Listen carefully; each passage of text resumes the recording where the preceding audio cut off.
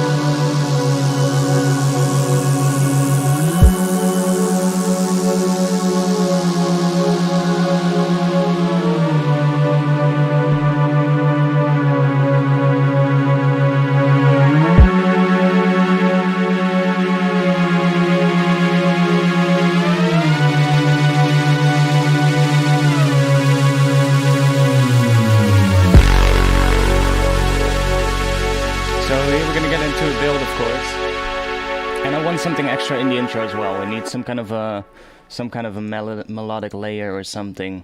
I'm not entirely sure what. I've been trying a couple of things down here. Like these are all turned off.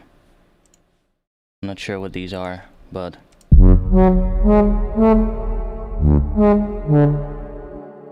something like that maybe.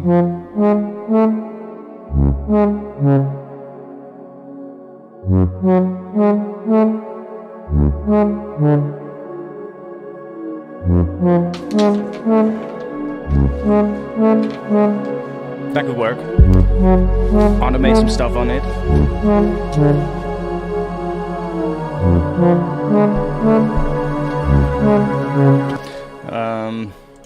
Yeah, there's just a whole bunch of random ideas down here. Stuff that I've been playing around with. That's not that interesting. This one. Not sure if... I think this one was in the preview that I posted yesterday on my channel.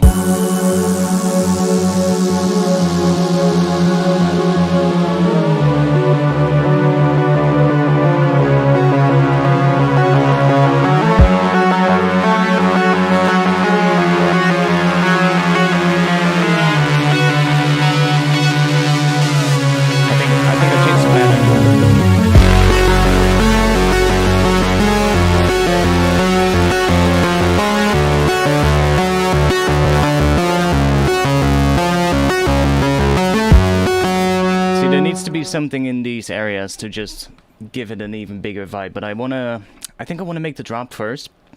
I have a bit of an idea now what I want to do for this drop as well. I can play the whole thing like this part, which is very empty, but then you can kind of get an idea of I guess the first part of the drop is going to have a really interesting sort of like a vibe on the snare drum.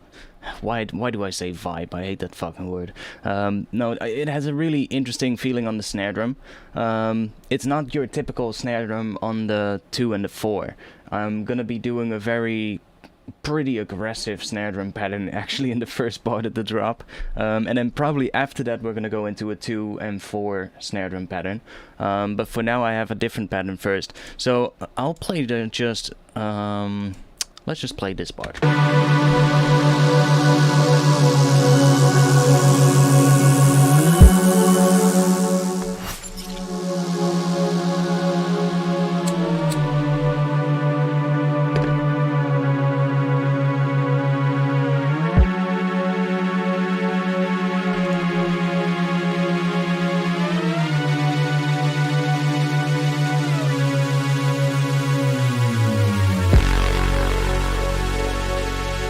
So here we're gonna start building.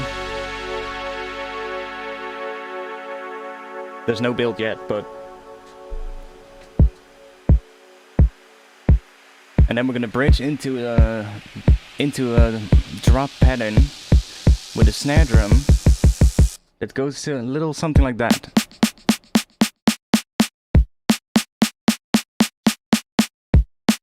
That pattern, which is gonna be pretty aggressive. I'm thinking a low res that is just re-triggered on every snare, and then making like some parts on the end where it just opens up more, and maybe even having like maybe even doing it in a way where the low notes have very little detuning, or maybe just a little bit of detuning, so that it gets a little bit of movement when it's low passed, and then when it goes up to the higher notes, it just gets way wider and way, how do you say it, more detuned basically, so more unison. I think that would be a really interesting thing to do.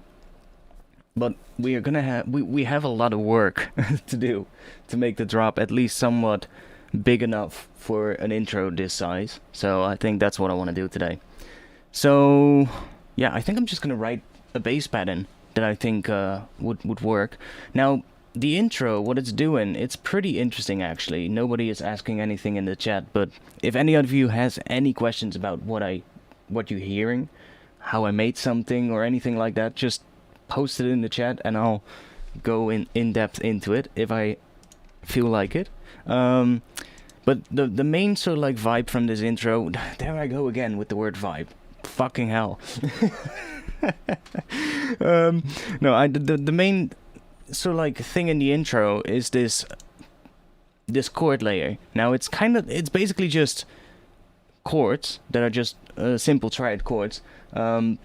But I'm using the MPE pitch bends, so I'm pitch bending the individual notes to different pitches, and that creates the actual chord progression, because without the pitch bends, it's literally just going to be two notes here, and then there's a third note coming in, which creates an F sharp minor chord. We are in F sharp minor, by the way, and not the regular F sharp minor, but we are in F sharp harmonic minor, so that we get F sharp to F, instead of, for instance, if we would use F sharp Phrygian, we would get F sharp to G. I'm feeling this one sounds nice in harmonic minor. So the main sort of like thing in the intro is this chord progression, and you can see what it's doing.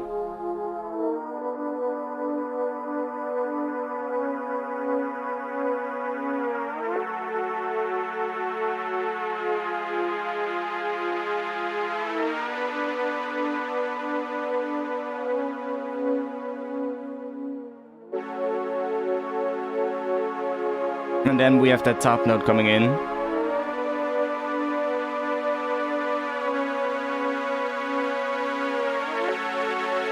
And then it goes up to the really high part.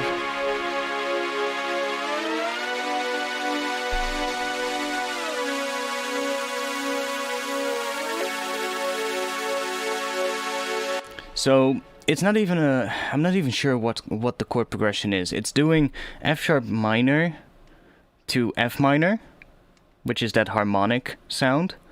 Then it goes to D, and it goes to B right here. So that would be, theoretically, it could be a B minor, because then we get B, D, F sharp, I think. That would be B minor, but it's inverted, so not sure what that's gonna do. And then we have C sharp and B again right here. So that would be a really weird one. But it sounds kind of interesting. So I'm just not even going to bother too much with that. I'm just going to go with the feeling. And that's what I've been doing so far for this intro. And it actually worked out pretty well. Actually, a couple of you might have remembered a couple of streams ago, we did a stream where we did some chord progression stuff. And I did some experimenting with chord progressions.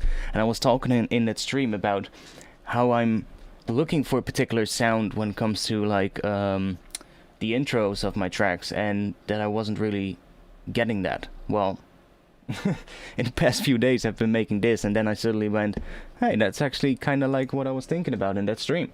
So if it sounds good, it is good. Yeah, basically the bass notes here of that res are playing a same thing, also doing MPE pitch bends, as you can see.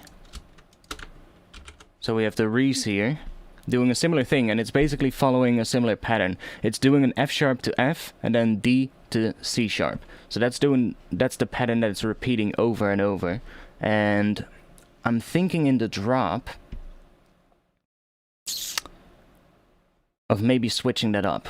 Going to F sharp, staying on F sharp maybe until here, and then going to F, and then doing a little D to C sharp thing at the end in a transition on a higher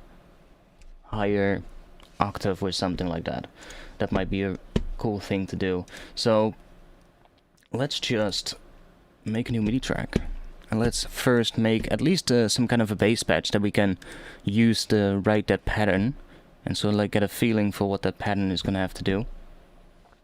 And I can figure out the transition between here. So like this area is still completely up for change maybe. Like, I'm not entirely sure how long I want the chords to go on. Like for now the chords basically drag on until here, and then they kind of fade out during this section. But I might actually take this part and bring it here, and then make them fade out in this section, depending on how much of a sort of like build and transition we're gonna need for this track, but we'll figure that out later.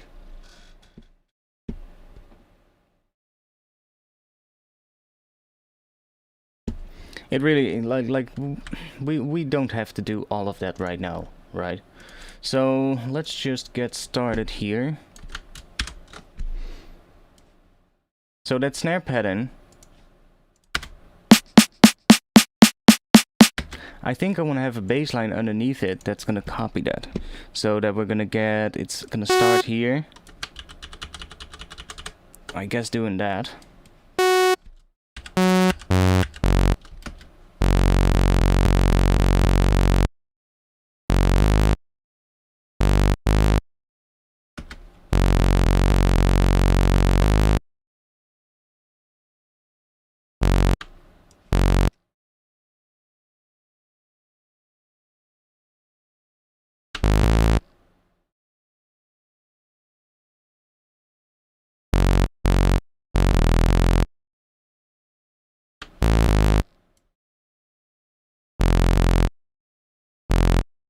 And then something else, but I'm not sure what yet.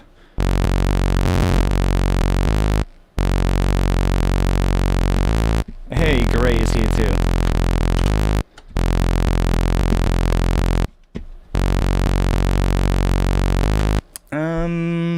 What type of a read should I do? I can go for the just two saw waves and then detuning those from each other. Let's try that first, so that we at least have a nice sort of like reese that works in mono, and then we might actually add like an extra layer to it to do the wider part of the reese that comes in when we go up to a higher octave. But I think we definitely need like a good reese first in the mono section of the track. Or I could just use the unison. Let's use unison. Fuck it. Let's just do this and then take a bunch of voices.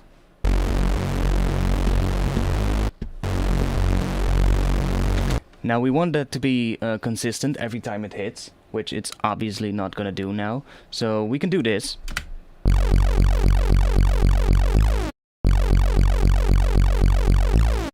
But I'm not always a big fan of that sound, because the voices all start at the exact same position. What we can do is bring that one all the way up, and then do this.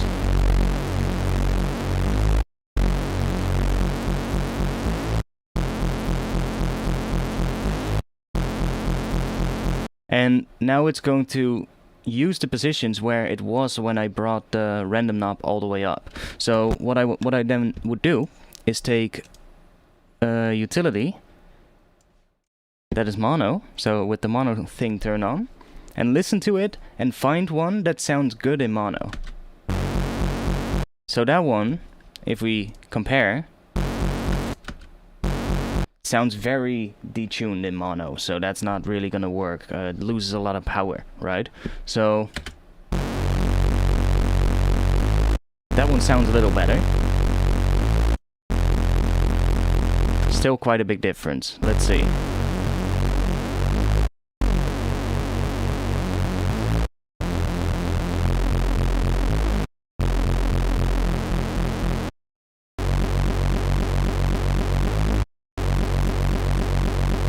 Sometimes you'll find one here.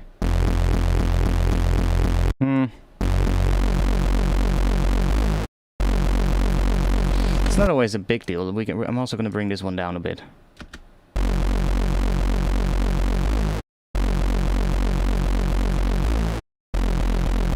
See, that's better. Okay, let's...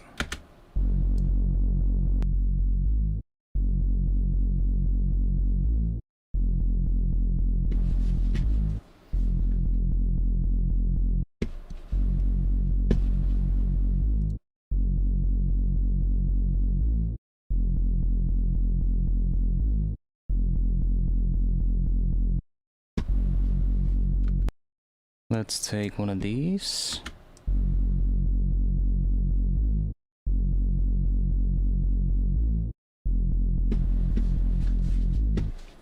We're making a bass line right now. We're just getting started with that. Let's use an LFO for that. It's quite a short part, so we can just do that.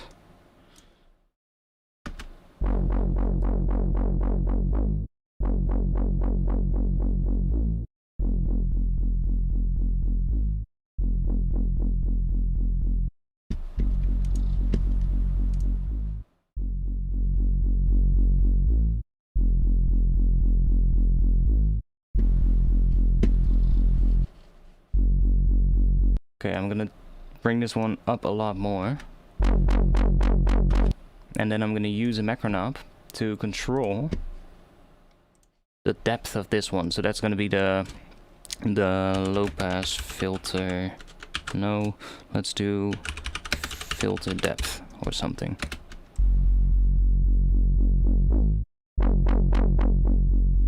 So we can do that.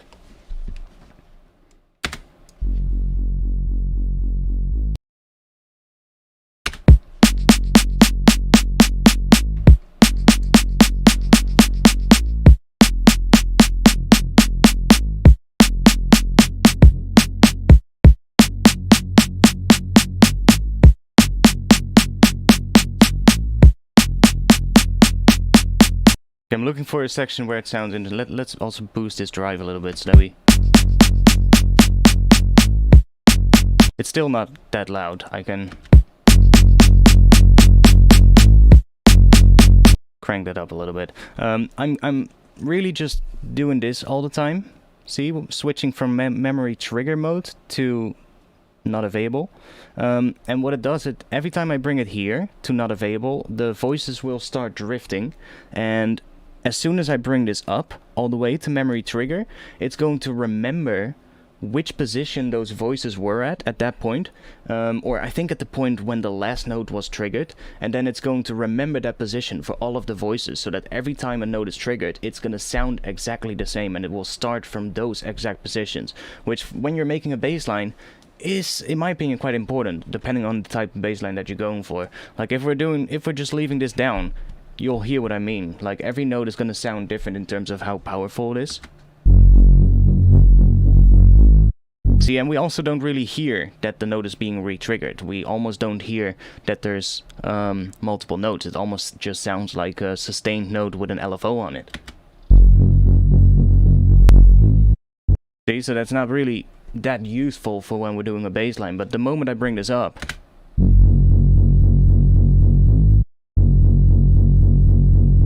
it re-triggers itself. Now this one isn't the best example, to be honest. This one sounds quite shit.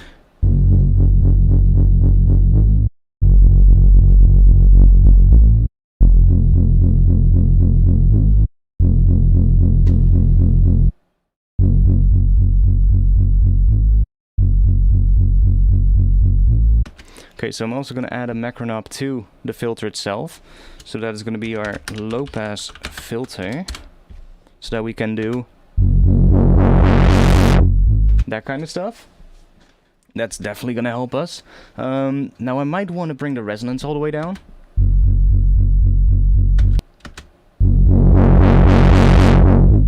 That's...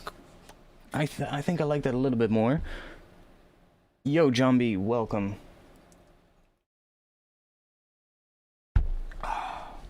Yeah, we're just doing some work on this track. I felt so inspired with this intro. I didn't want to wait until Friday. Basically, I didn't want to wait until Friday, and I don't have to work this week. I already worked the past 2 days, and I don't have to work until next week. So, plenty of time to stream. And I figured if we can get some good amount of work done tonight on this drop, or at least get started with a sketch for the drop, then upcoming Friday I can work on it more and sort of like start fine-tuning everything, which would be great. So hopefully get a tune done since a long time, because I'm really getting fed up with it, and I just want to get some music done.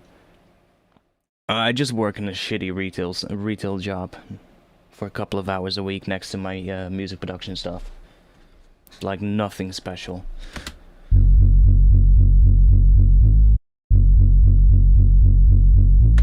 Now I think it might be better to do this with an envelope, and I'll explain why. Because if I do it with an envelope, I'll be able to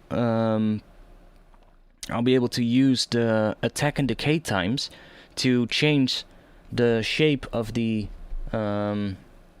I can do it with an LFO too, but then I'm gonna have to use that LFO morphing thing. Let's do it with an envelope instead. So let's just go to the matrix and take LFO1 and just change that to envelope 2. And then it's still going to be assigned to macro 1, so this is still controlling the depth of the filter now, but what we get now is just that. So we need to adjust this.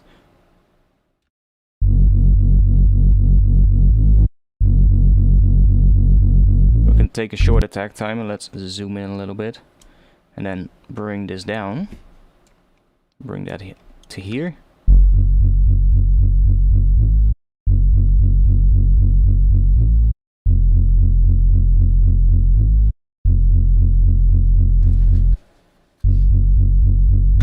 No, I don't even have like the whole album or EP thought in mind right now. I'm literally only focused on getting music done.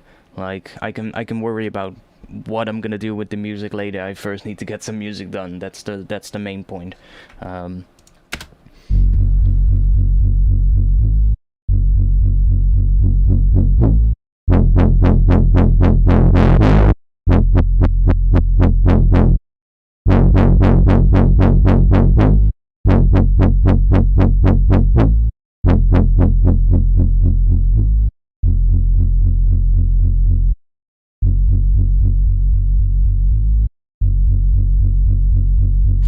Okay, that works. Let's do macro to the attack time and 1 to the decay time. I think that's what I'm gonna need, but I might have to change those later. I wish Serum had more macro knobs, like Vital does. That would be great, but decay.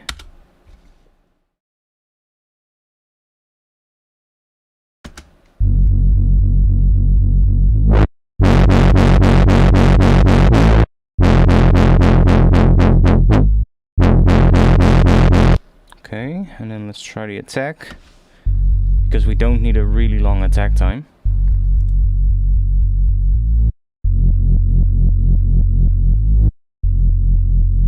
Just a bit.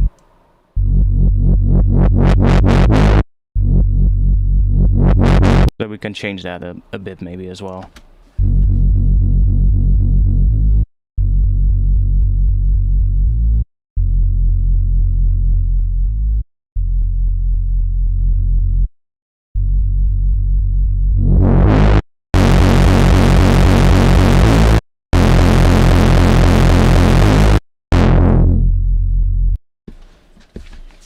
Okay,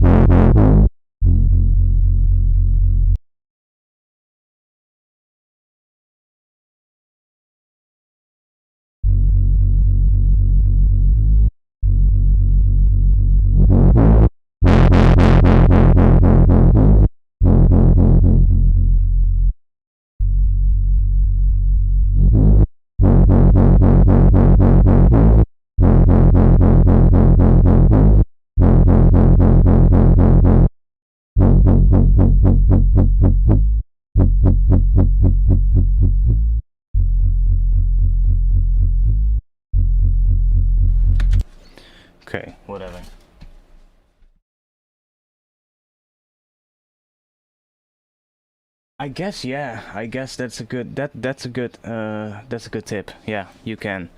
You can basically do an instrument rack and just assign those, and then you can do. Yeah, that's nice. Thanks. That's a good one. If we need more macros, then we can do that. So let's see. We have some distortion. That's gonna be fine for now. Now it's not completely mono, but that's fine.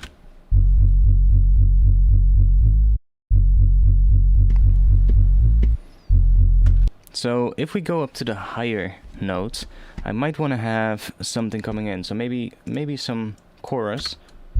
Like, we're not going to hear that right now. But the moment we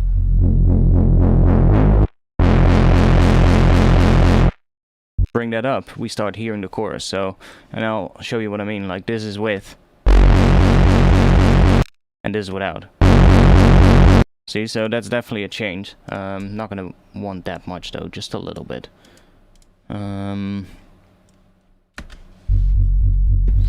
Let's just leave that for now. The best way to learn is not necessarily watching tutorials. You can watch as many tutorials and not get anywhere. The whole point of... I guess what I always say is... watching tutorials is step one. You're acquiring some new knowledge, basically. But you won't master using that knowledge by just watching a video, right? You can watch as many professional soccer matches and still suck at playing soccer yourself. Unless you start practicing, you're never gonna get good at it. So the same thing applies to music. Like, you can watch as many videos as you want, but unless you practice what you've learned, you're never really gonna master that. So yeah, the best thing to do basically is just watching videos, and then after you've learned something, just start using it, right? And just start practicing. Oh no, watching tutorials are definitely great. They're probably one of the easiest ways to acquire new information that you didn't know about. You just need to find the right tutorials, but if you know a couple of good channels, then you can find plenty of tutorials. But the point is not to watch as many tutorials as you can. The point is about understanding what the tutorial is about, and you don't just understand it by just watching the video. Like how good somebody might explain something. You think you understand, but you don't understand it until you really start using it and applying it to your own music and seeing how it works for your workflow. And the moment you start realizing how it works for you, that's how you really start using it. Oh, I'll bet you that I can walk on just one foot. I can jump on one foot and go forwards, mate. And I can do it on my left foot too.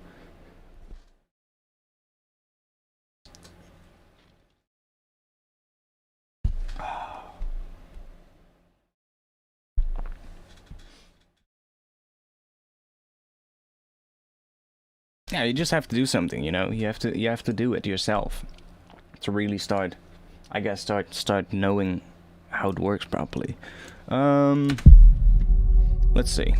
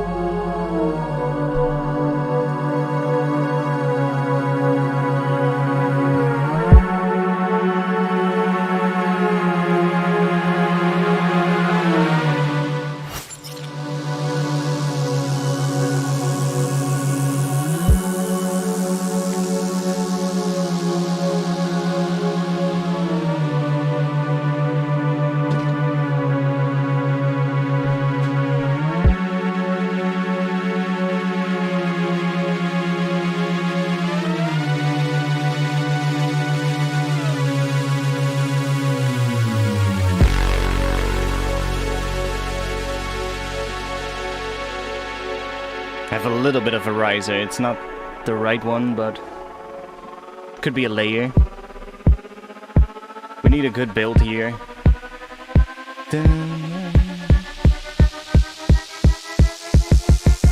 Okay, what are we gonna do with this drop? It's totally gonna work. Just needs a lot of work.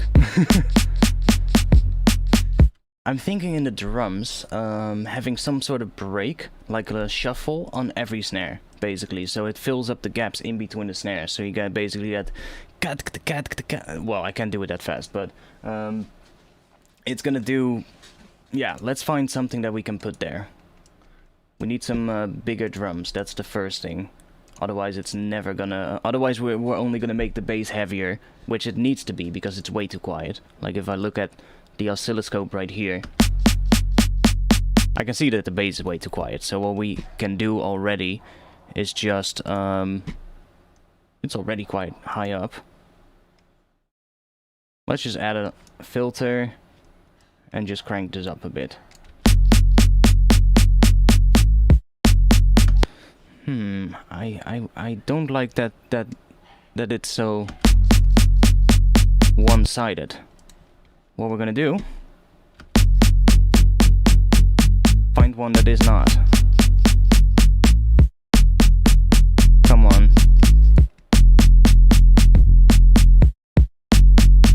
That one is not, but it sounds very... doesn't really have much. Oh, there we go. Now it's way too loud.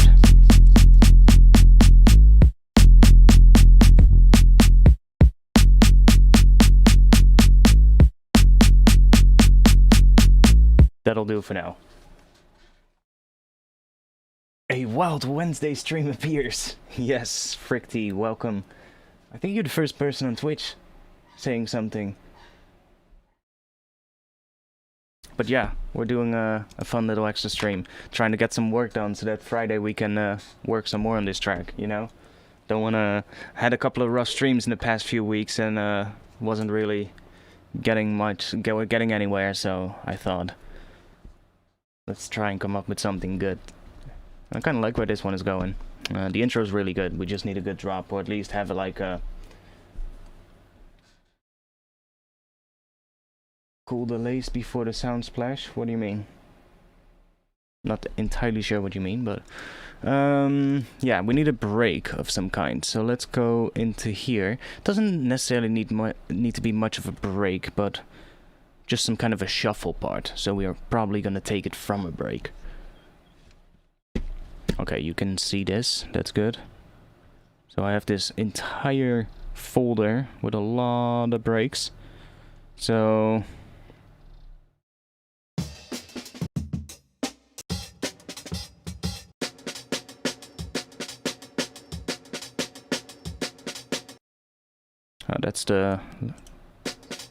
that's the Rex version. Let's take that one.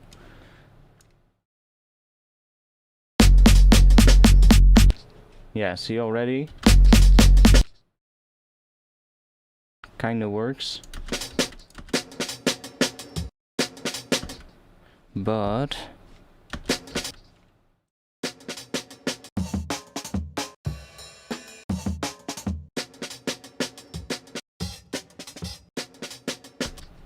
Okay, let's just chop this one to MIDI for now. Let's see what we can do with this one.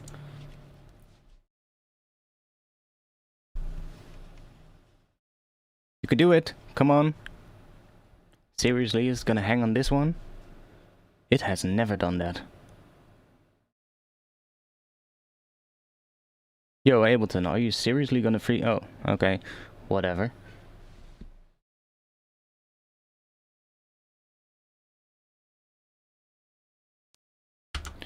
Okay, so we have that. Let's just quantize that.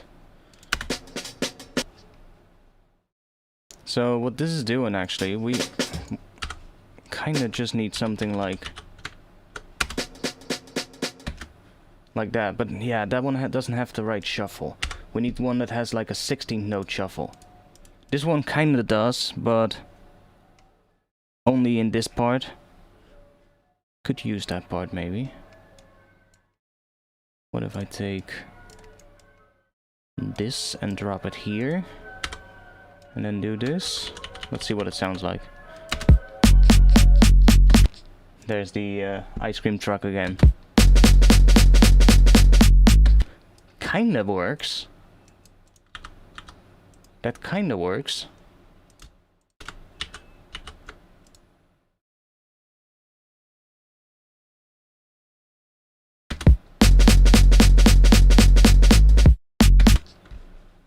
Kinda works. I'm gonna see if I can find a better one, but I'm gonna leave that one in there for now because it is kind of a good one.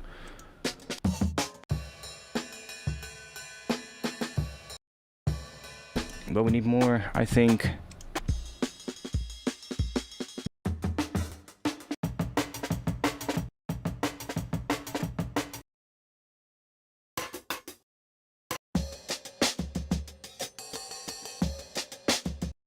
So many people tell me that I need to sample the ice cream truck, but I can't be bothered. That one has a 16-note shuffle, but it's way too busy.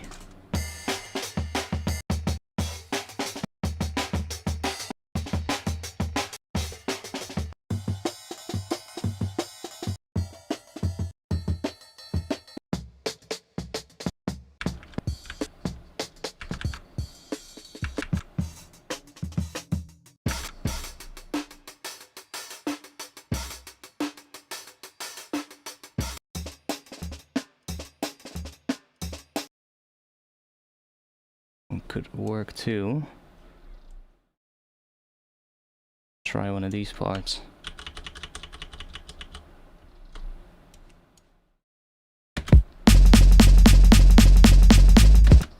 Ooh. What?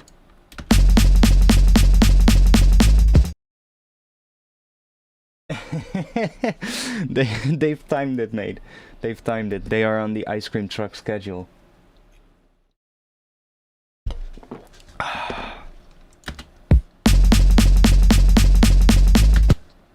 This one sounds kind of weird, but weird in a good way.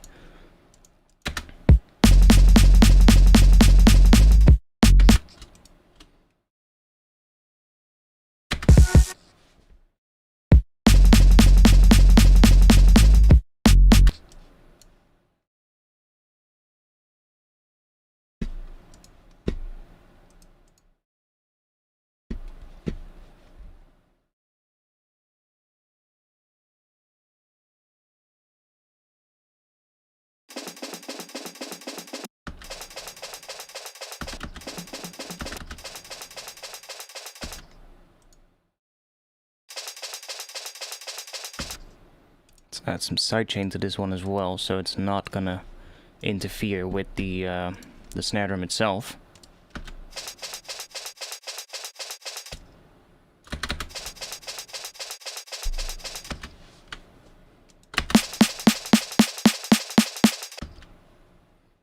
Yeah, it might actually work.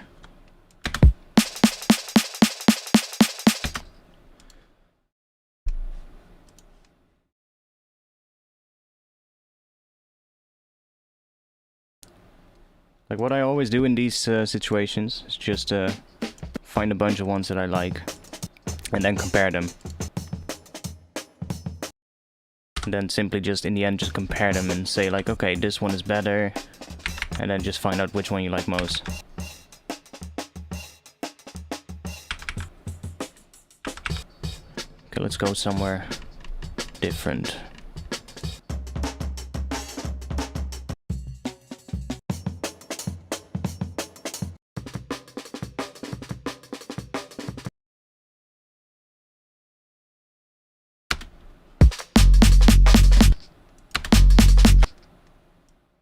I could also do that so that we have like a little bit of a longer pattern.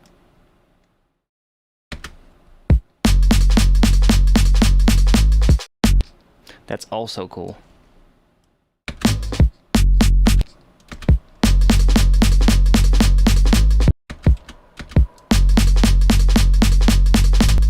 But I think going for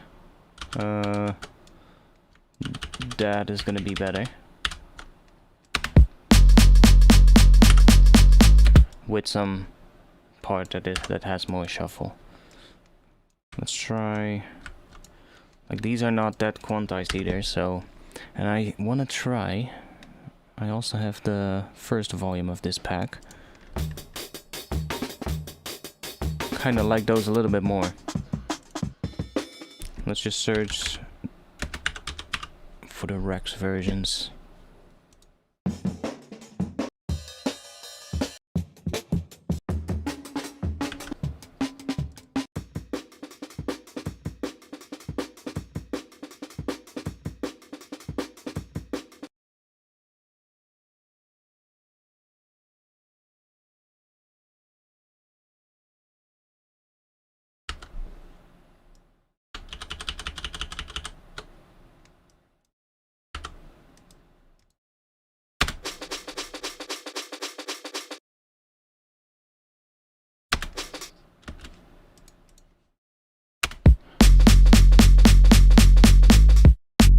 Yeah, that's also nice. Let's copy this over to here. Do the same with the other ones. This doll is Ableton Live. What you're seeing right now.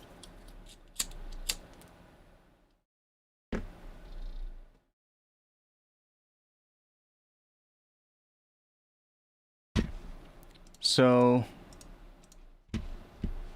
depending on which one we're gonna use, doesn't really matter much, but we're gonna probably also have a little bit of a head or a cymbal hitting on every snare. So let's just let's do a MIDI track. And let's just add a MIDI clip here. And I'm just gonna find something first. Let's just search for cymbal. Let's go to one shots here.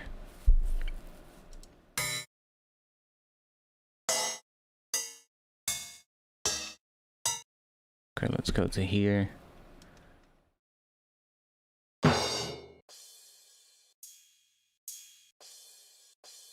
Those are pretty quiet, but they do sound decent.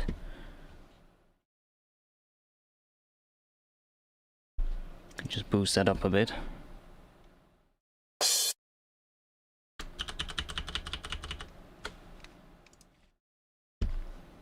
probably gonna be way too loud right now, but let's just back that down.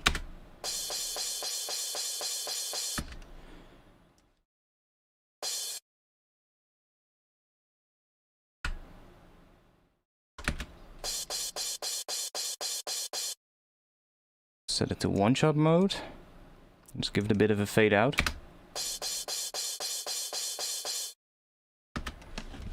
And we can find a good one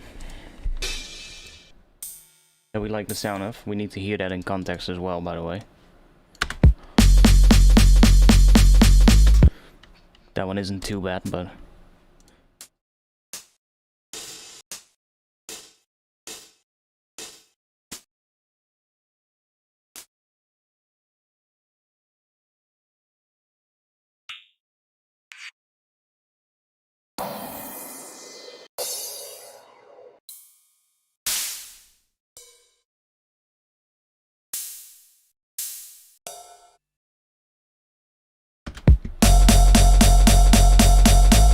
Ugh.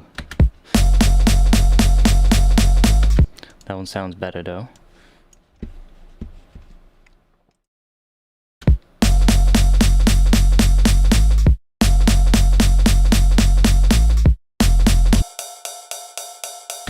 But I think we're gonna need a different one.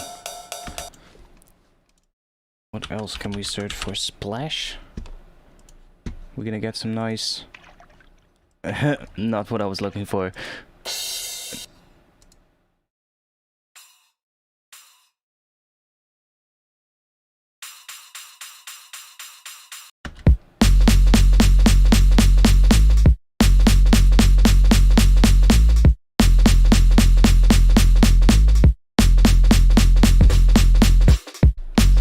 That last part, we need to fix that later.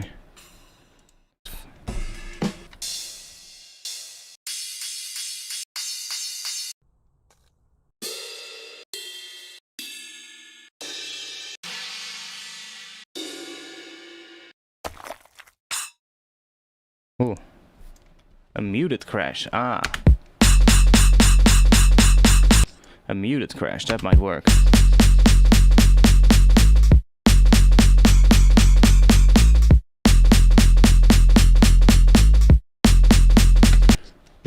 Okay. Let's just use that. Let's just put Sooth on there.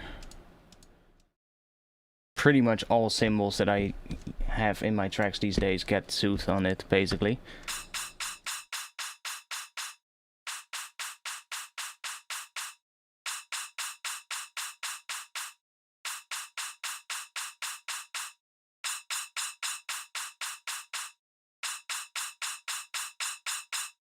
Just makes them all a little bit more soothing, I guess.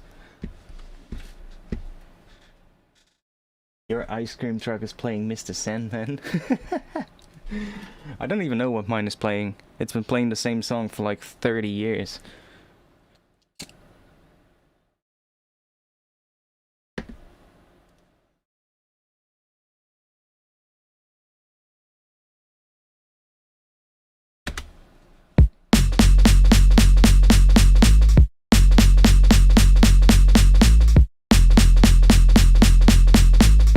I'm not too sure about the cymbal, but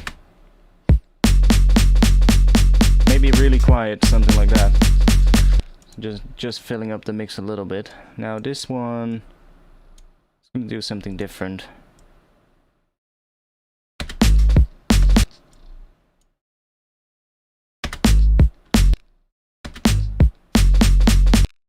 Probably that. The bass is gonna have to do something different as well at the end here, but don't worry, we're gonna fix that. First need to get the whole thing structured out, because otherwise it's gonna, or at least it's sounding a bit better and fuller, otherwise it's never gonna work. I haven't done too much sound design for the drop yet, so that's what we're doing right now. And every now and then, I just go back to the intro and just listen to it again, so that I can kinda recalibrate my brain. And just listen to it again so I don't lose the feeling that the intro has.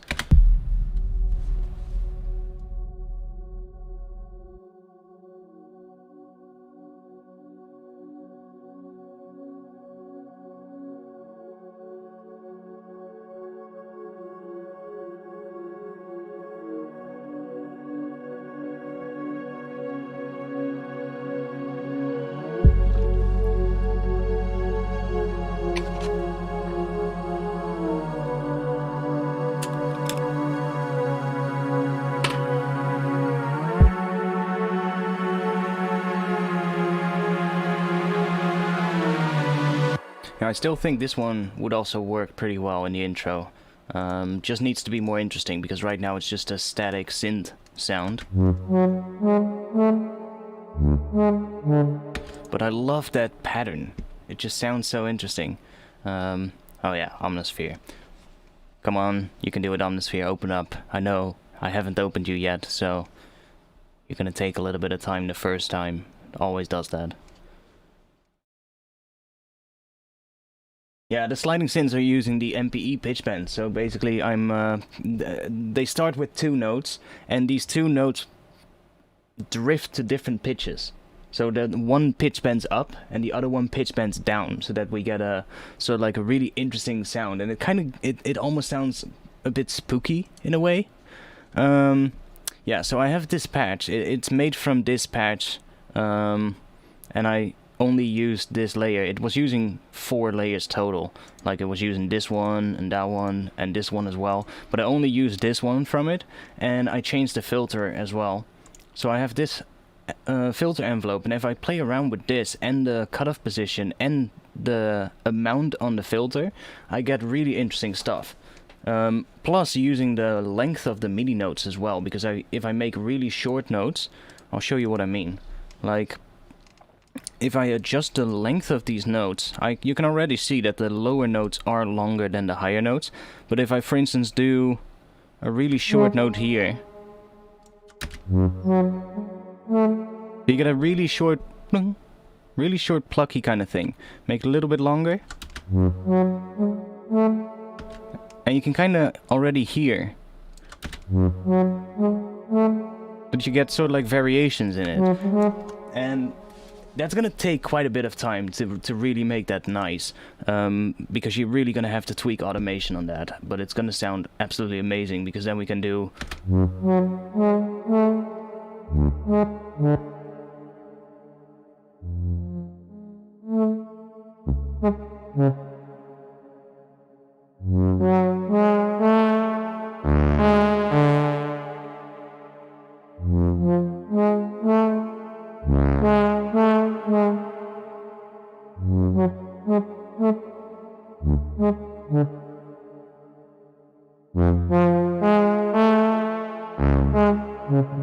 So by automating that, we're gonna get a lot of interesting sort of like results.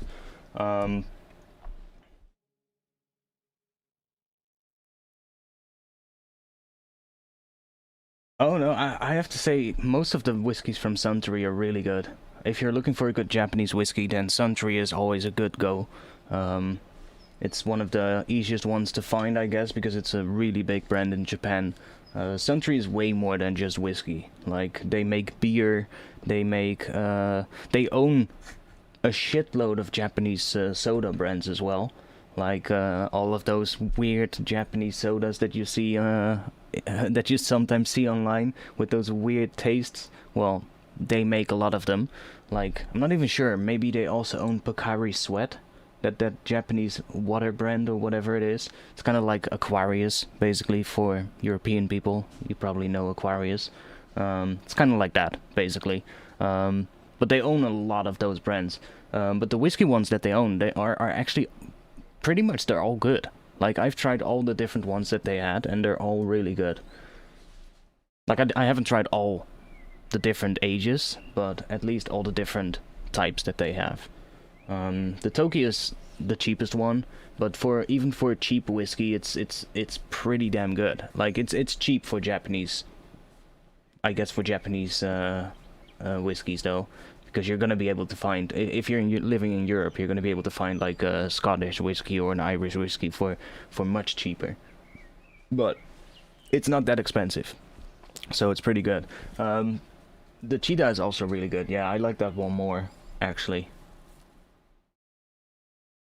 The Cheetah is like the Toki is a blend, but it's blended from it's not blended from just some random imported Scottish whiskey or something like that.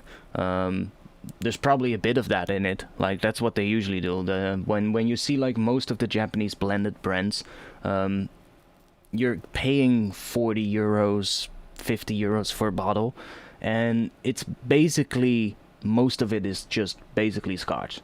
It's just a cheap imported Scottish whiskey that they then blend with a little bit of Japanese whiskey that was distilled somewhere in a local distillery that doesn't make that much.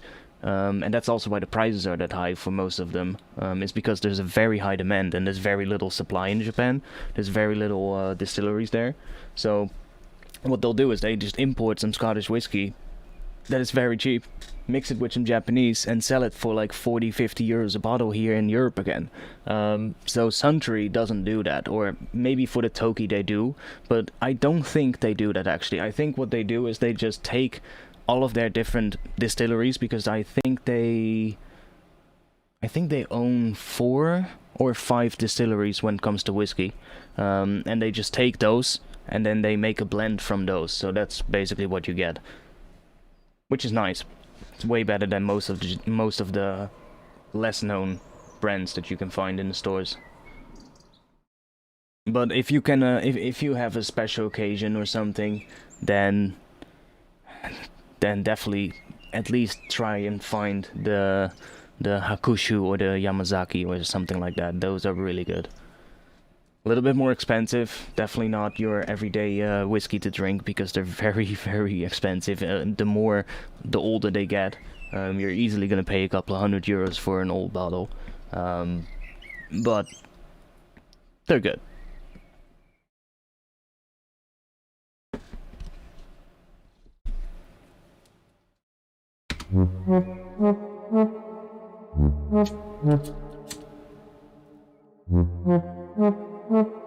Yeah, the Hibiki is good too. I had the 18-year-old Hibiki, which is amazing. And such a sick bottle.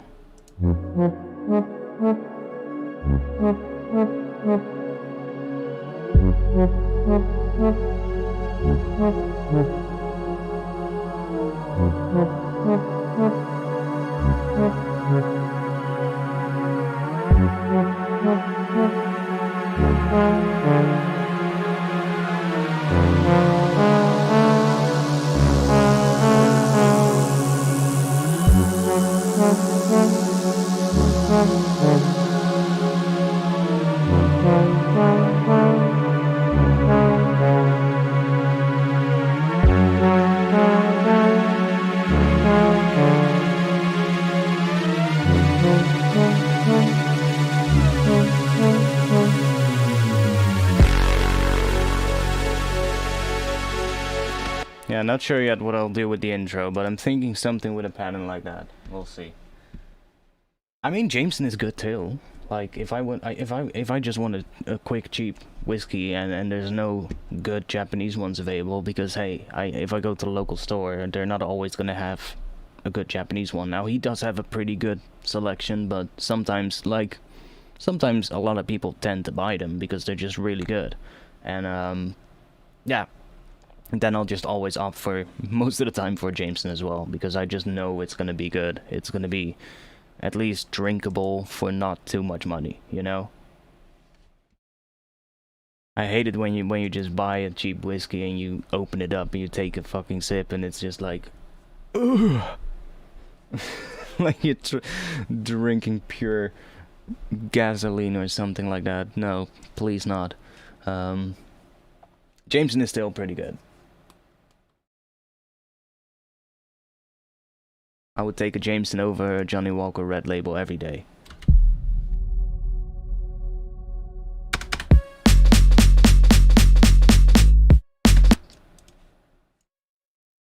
Okay, so I'm also gonna need a bass sound at the start here. So I can basically just duplicate this one.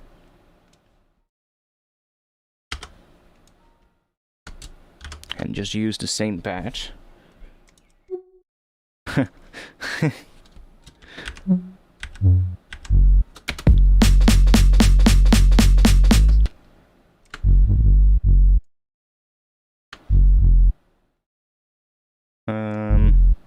Yeah, I'm thinking I could also just make that follow the... Then it's gonna go really low pitch though. But I'm gonna make this one a bit more of a different sound, so, or a different, let's do this, bring this one up, make the decay longer.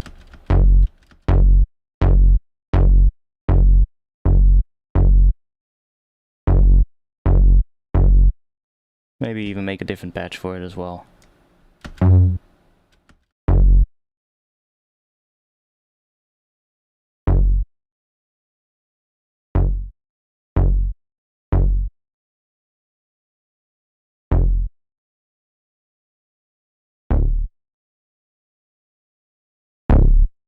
That's gonna get it really low pitched. But it might work, It's only for a very short moment, but I could also try making those an octave higher. Because that might actually work too.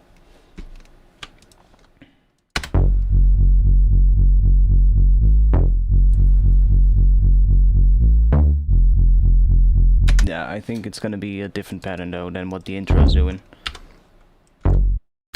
So this would just be F sharp to F.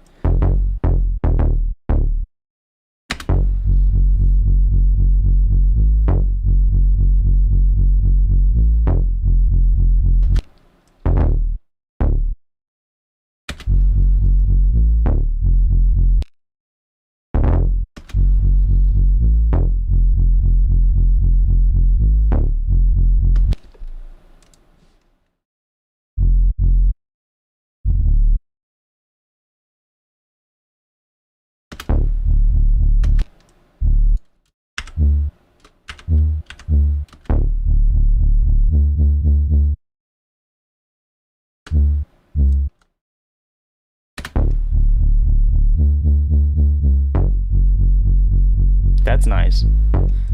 I can already hear that. With the filter depth? No. With the decay here? No. What is it? Low pass filter, my bad. Do this at the end here.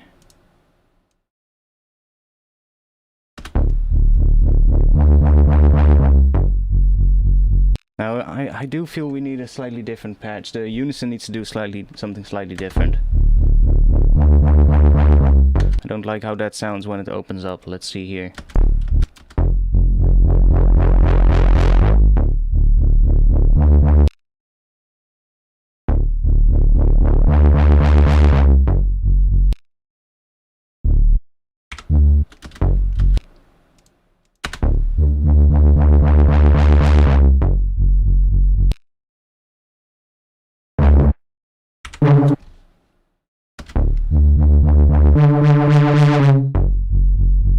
We can do that later in the drop maybe, but I want to have a good one that sounds good on this low D note as well. And that sounds a bit... doesn't sound too good. Let's go back into here, and now we're gonna go back here.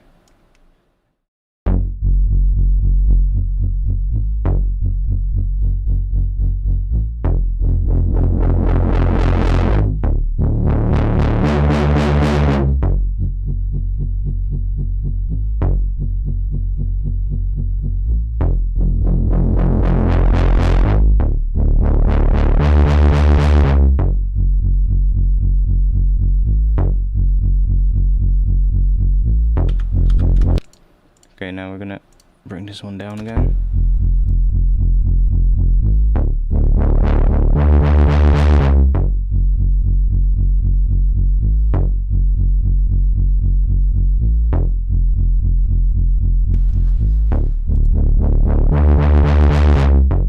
That one sounds better, at least. It's not the best one probably, but it sounds better, so that's gonna be good for now.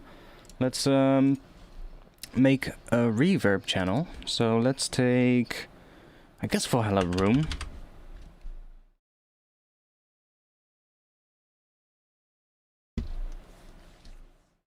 So that we can add some reverb to the bass as well, but only to the higher frequencies, I think. So what we're gonna do is just send this a bit to the bass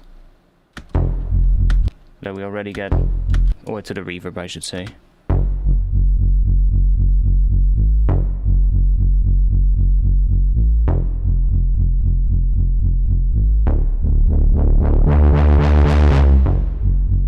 That's way too much, but that's also because we have all that low end in the reverb right now. So let's just add an EQ.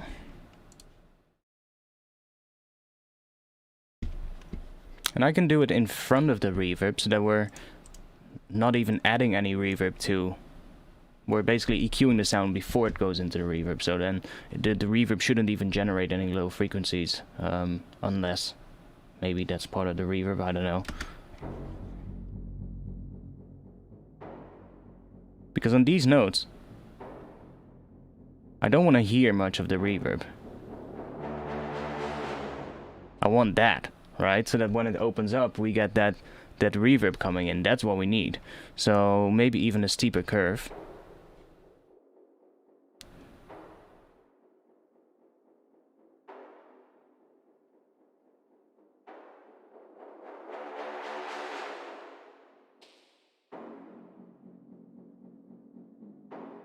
Maybe a little bit of that.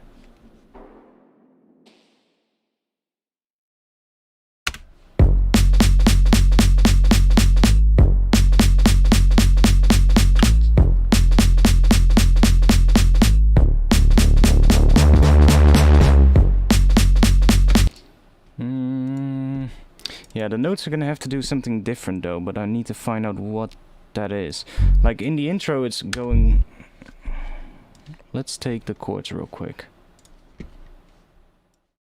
So... yeah, that's exactly... okay, it's doing F sharp, F... but remember it was doing... what was that? B minor thing or something as well, somewhere. But this just doing this.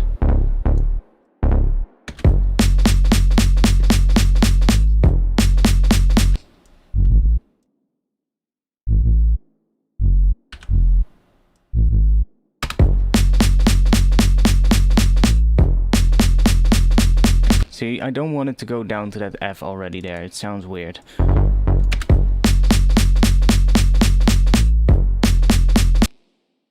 So this one is gonna go...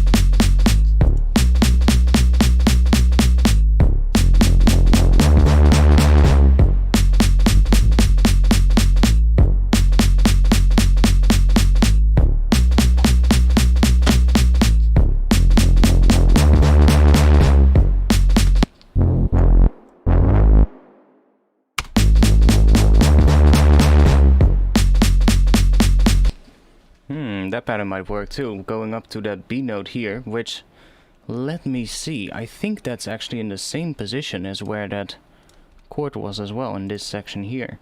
Right here, we get D, B, and another D. So that is B and D, those two together, could be part of a B minor chord. So that's in the same position as where the intro also goes to that chord, even though the low note is a D, and the Re's underneath it is also playing a D, but that Re's is quite high pitched, so it's not necessarily a bass note. So this section right here, during this section here, could theoretically be B minor. Or something else. Could also be a G sharp diminished, I think. But let's say B minor, because that actually sounds nice in the drop as well, for the pattern of the bass. So then, this is going to D, which also works, because that chord in the intro was also playing a D in this section. So that works. Now it just needs to sound bigger.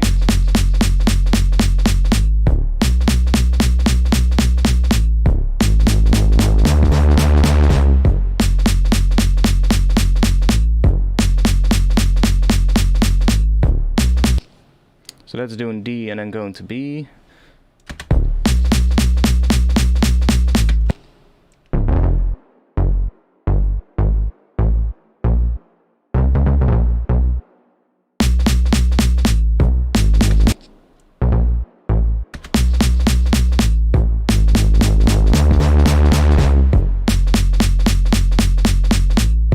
Because I think that C sharp is a little bit too low, so let's try a different note there. What else can we do on this? I'm thinking maybe, ooh. Let's do that real quick. I have an idea. What if we add a vocal in here? Another element that is going to be repeated. A vocal chop. And then we can introduce that in the build or in the intro as well to kind of bridge the two sections.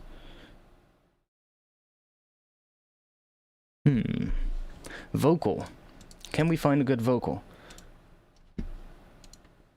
Well, it doesn't really matter what vocal I use, to be honest.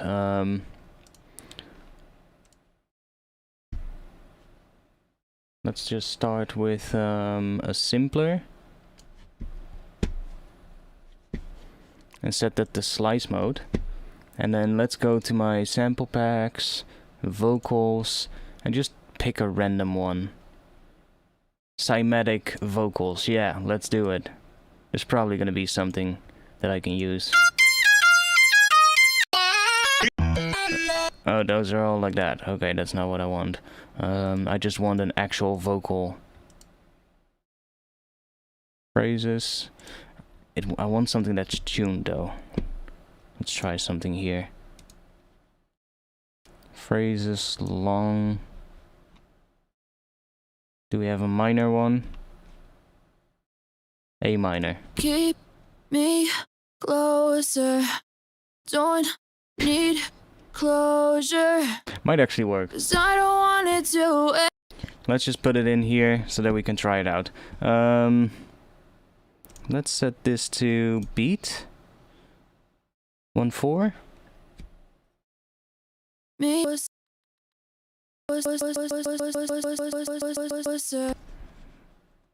Or 1/8.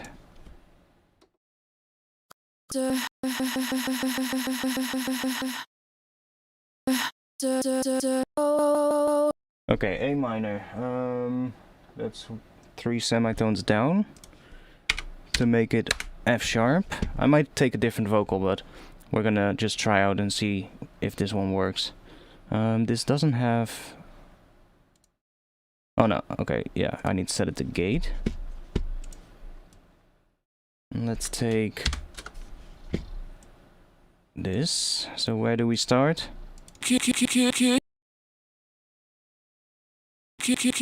Okay, there.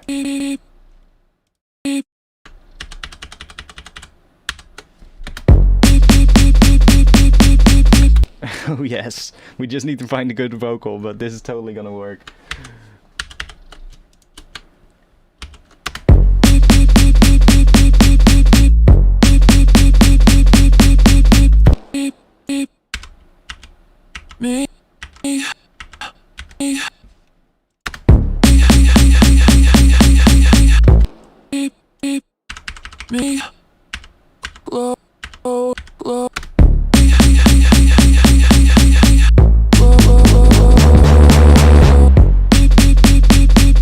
That's totally gonna work.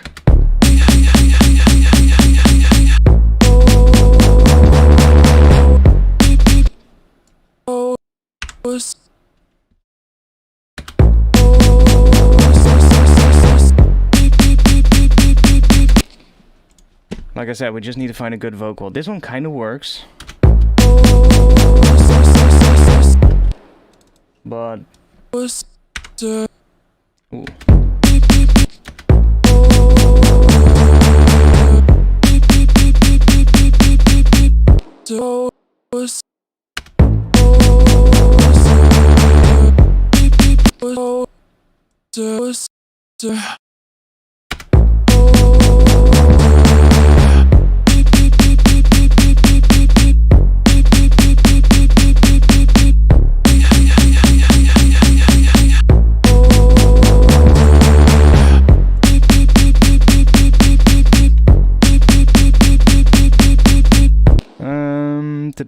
Where is that? Isotope vocal synth.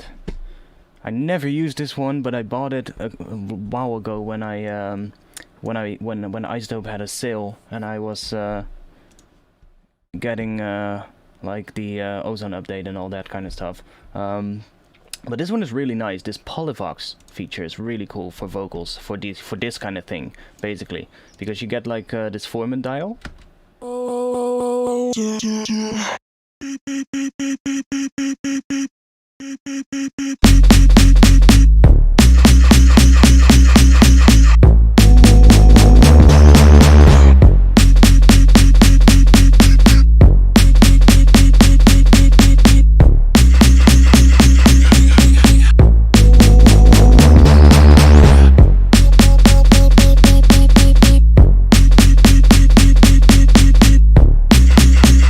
It sounds really nice, actually. So let's... Oh, we can actually set this here as well. Let's do minor F sharp.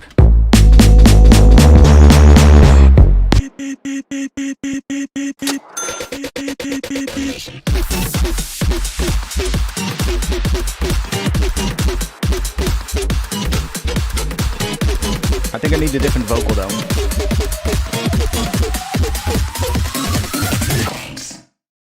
Thank you, Asako, for the €5.75. Thanks a lot. Yeah, I think I want to try out a couple of different vocals. Maybe one that has a bit more accent or a bit more character on the vocal part itself. This one has a bit of a, how do you say it? The words aren't as pronounced in this vocal.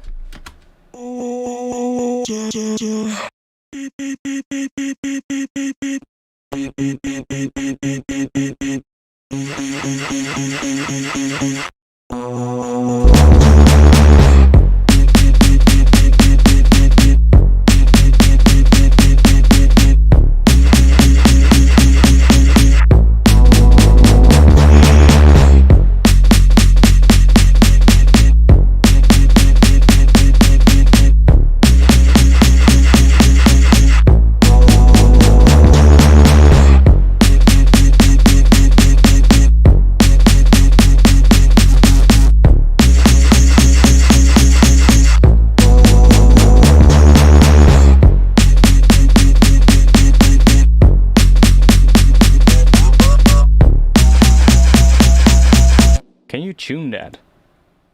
What does that do? Host tempo sync. Ah, okay. That's weird. But can you MIDI sync the ring mod? That is the question. I don't see a way, but maybe there's an input. That would be sick if you can send MIDI notes into this so that the ring mod actually tunes to the MIDI notes. That would be sick, but I'm not sure if you can do that.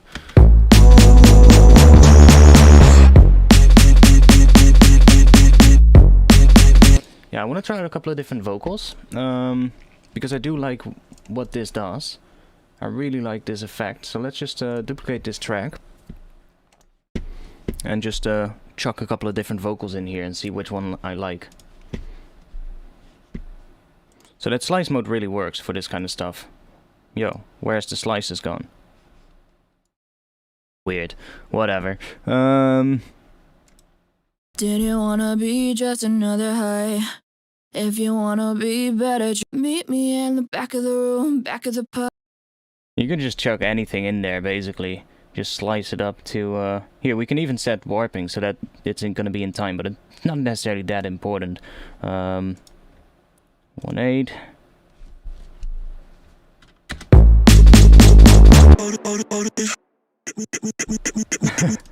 And now we gotta find the right one.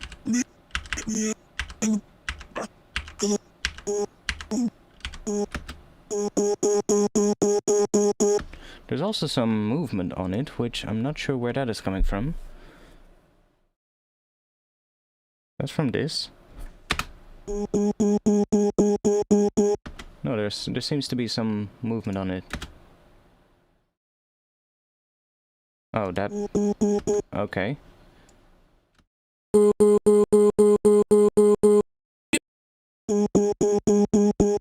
Not sure where that is coming from. It's coming from this, probably, but...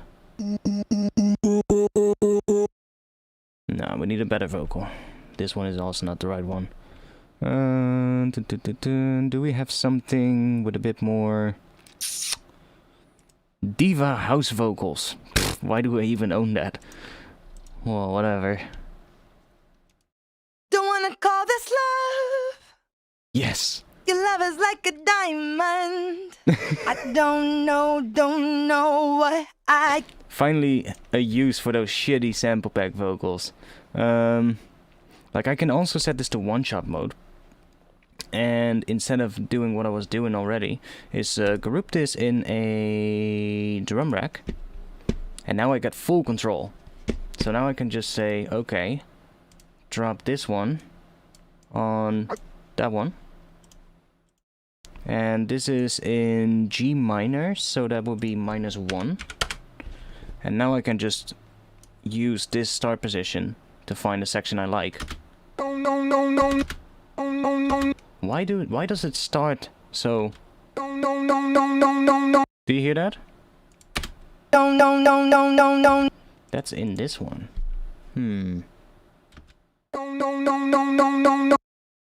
Where's that coming from? Do we have control over that? Is it the character? It's not. It's just part of this Polyvox module. That's annoying.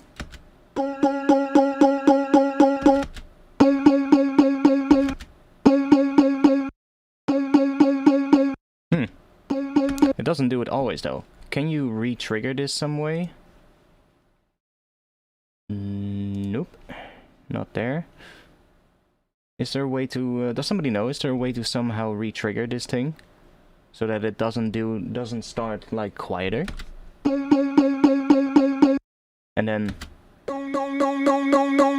See, that's not nice. I don't like that. So, okay, let's just get rid of it for now. We can also use something else to shift the formants around. We can use the Melda thing or something. I also have that one. That one's pretty good too. Melda... Where was it again? Filter? No. Pitch shift probably. Transformer. That one was pretty cool too. Going to edit mode. It also has a formant shift right here.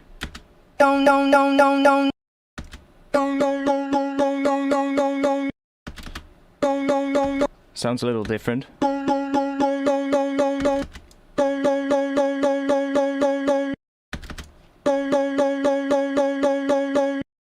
But still pretty good.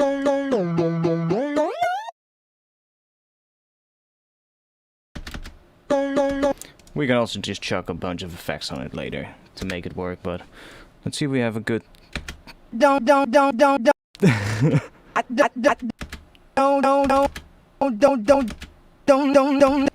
Let's just unwarp it. Don't. And then can I... Let's just add a bit of...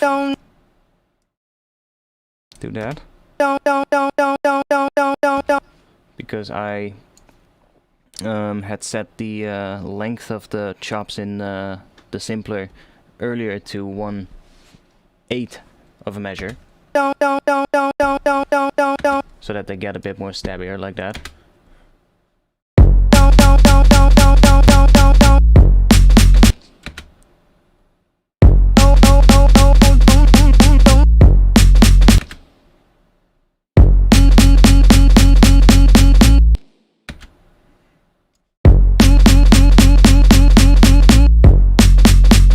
Let's just put them all on that one for now, so I can...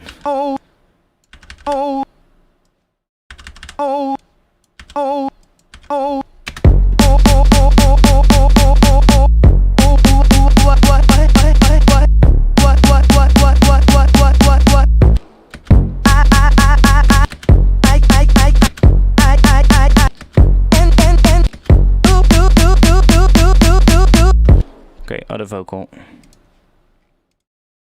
I'm falling. Let's take this. Sample pack vocals are so shit. Let's take it higher. Move your body, move your baby. Elevate your love. Like seriously. Elevate. I can't help it when you put your hands on me. I would seriously not be able to find use for these samples otherwise. But hey, this works. Getting a bit loud, but...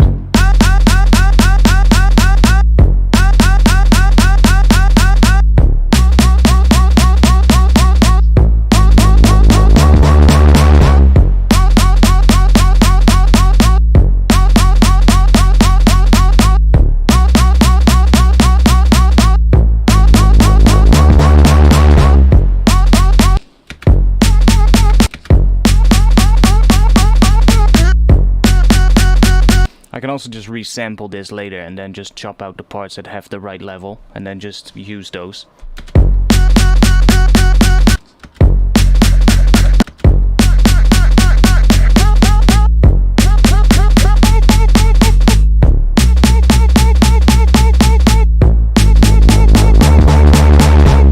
That one works for this section actually really good, so let's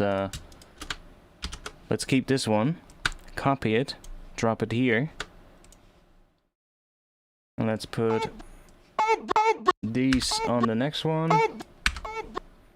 And see if we can find another one that sounds good.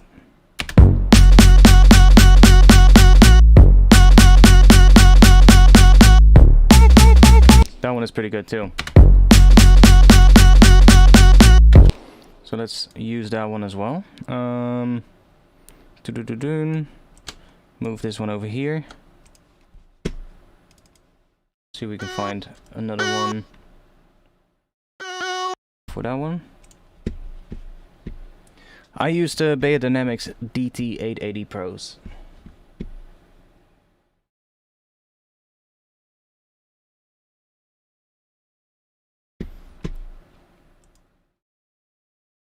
What do you mean pitch? Which pitch?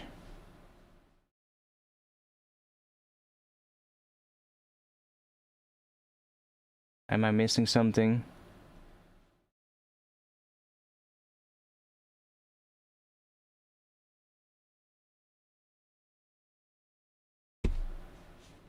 I see pitch here, but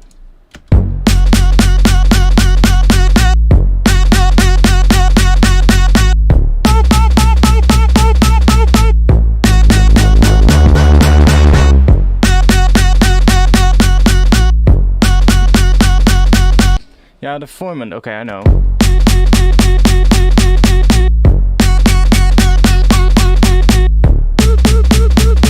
That's definitely one that I would use and would automate for the different sections. Like one of them might be in a lower formant and the other one might be in a higher one, depending on the sound of the vocal. But on the low one it does sound cool on the first part.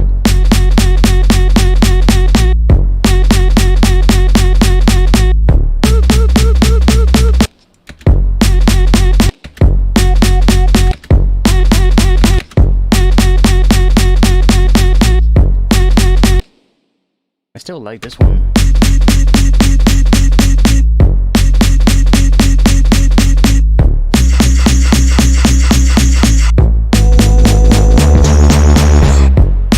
That one sounds nice though. I can use that vocal and do the same thing, so I have more control over where the hits fall and I can just make only good ones. Because right here we're gonna have a lot of ones that are just like shit. Or just empty ones, like that. And if I do it on... And if I just do it the same way that I was doing it here, then I can really dive in and find the best parts. Let's do that. Because I like the sound of this one quite a bit, actually. So let's just group this in a drum rack. Just put you right there.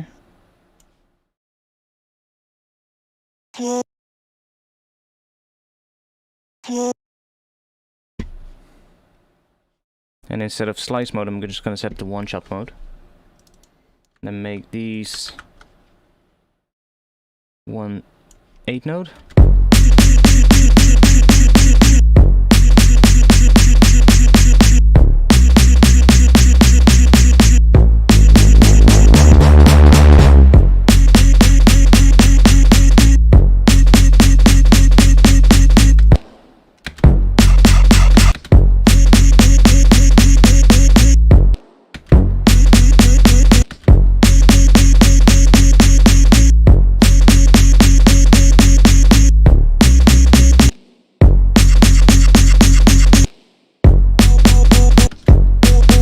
Yeah, but listen, Nikita, I appreciate the thoughts in the chat, but you're getting into stuff that I shouldn't be doing right now, you know? You're getting into the finer details of the sound, which is fine when you've got the rest of the arrangement done and when you've got everything done and you don't want to get lost in doing that, you know? And that's usually what happens if you start doing that too early on. So, especially now, I don't even have the vocal yet. Right, I'm still looking for the right parts of the vocal, so it would be pointless to start doing that right now. That's just my opinion, though.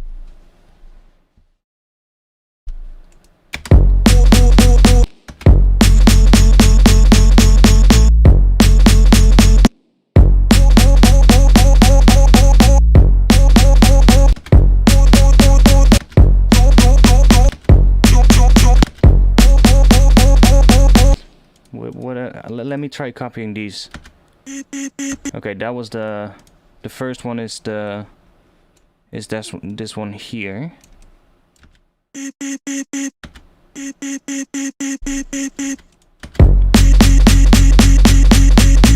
That one sounds good, and then we have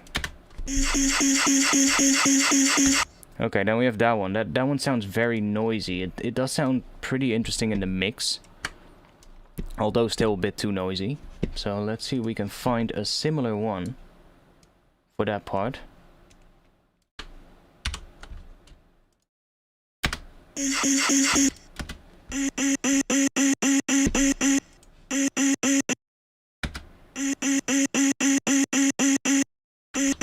Oh, my bad.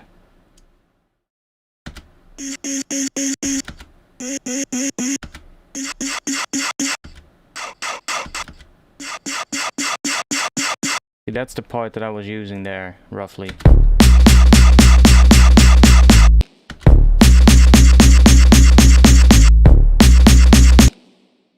See what else we get.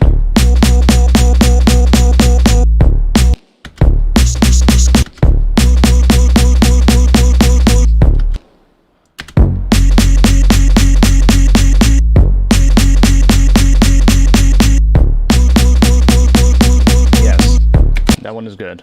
Right after that one. So then we get another one. And that's gonna be this section here.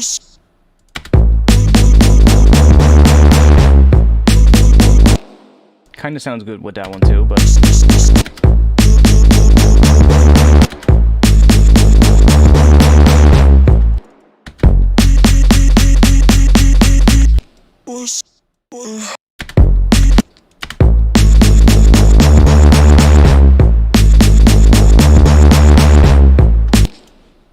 Okay, let's make another one.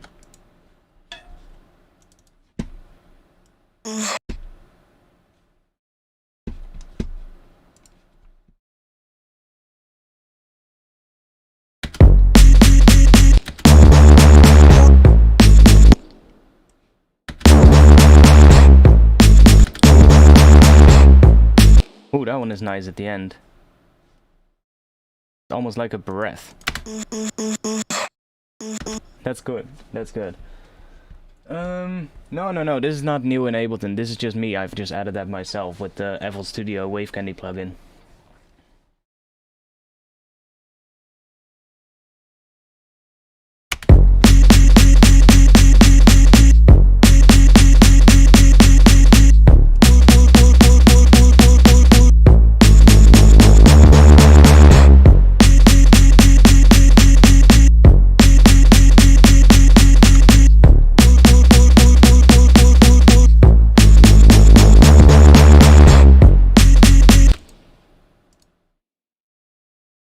I could even use this one at the start. Ooh.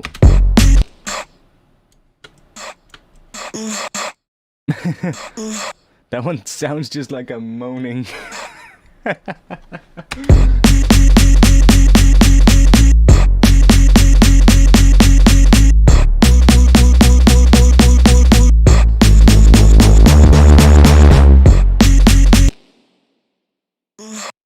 That one just sounds a little... Oh, that's the wrong one. Sounds a little out of tune with the bass as well. It's almost like it's one semitone higher or lower than the bass.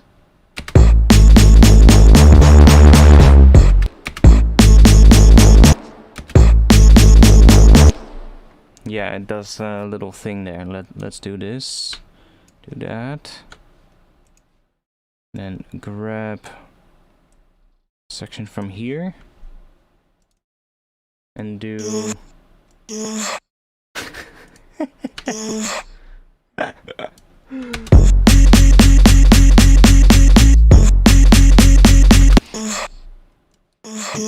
rid of these first ones. We're just gonna have something else happening there.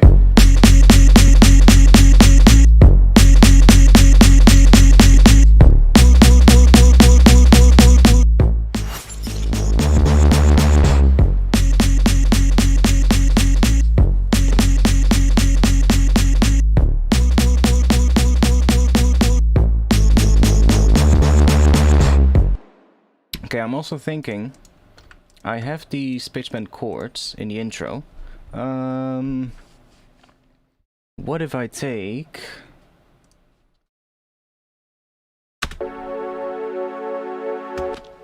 what if I take a section with these chords?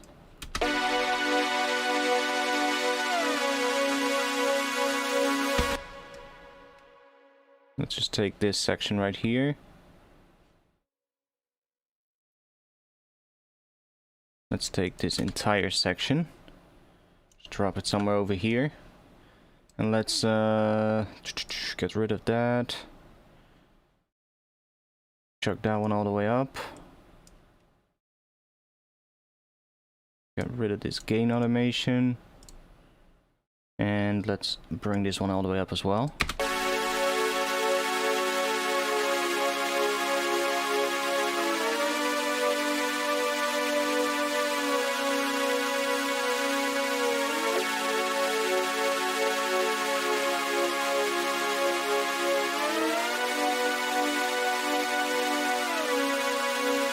Okay, let's freeze that.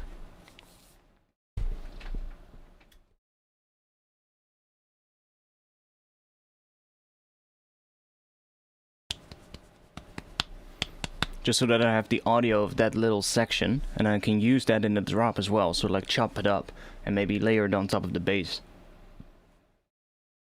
Or like a little extra layer on top. But then maybe with like some volume movement on it, just add some fades or some elevato or something.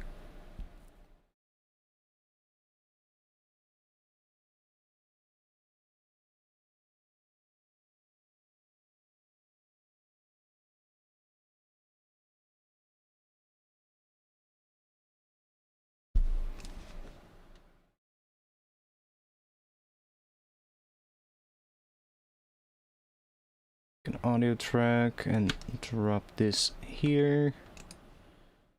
Unfreeze, and let's turn that one off. Now we just have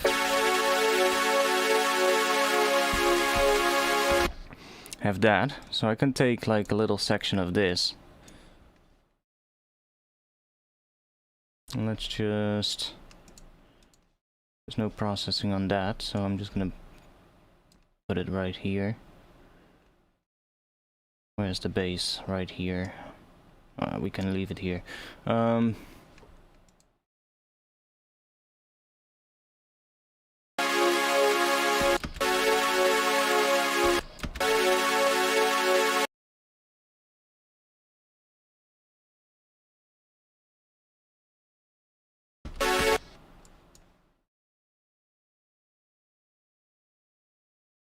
So in here we have the clip gain. We can just do this and give it some volume movement. Then we get that. And let's loop this section so that I can just do that.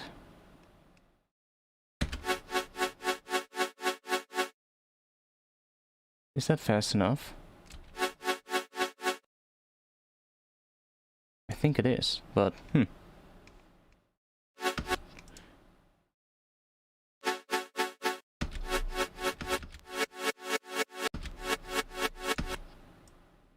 Can we... Oh yeah, if I do linked loop and do unlinked, then now this automation is not linked to the position in the loop itself, so we can just do this. And the automation is still there, so it's not linked now, which is quite nice. Not sure why it's all the way over here, but doesn't matter too much.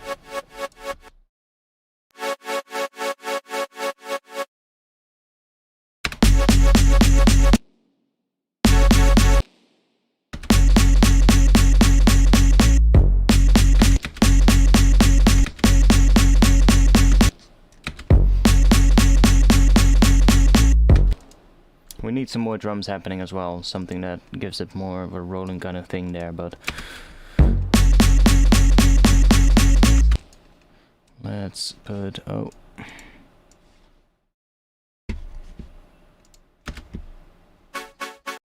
there's no low end in it, but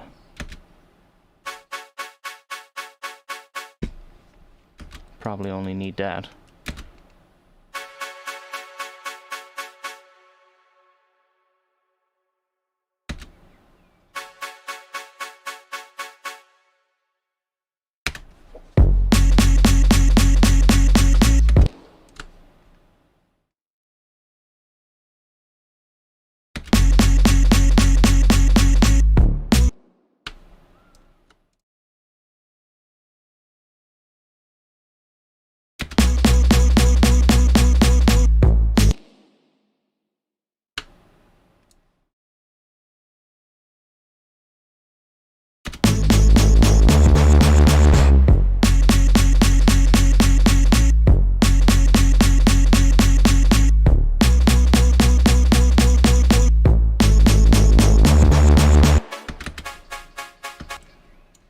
That one sounds like it should be here.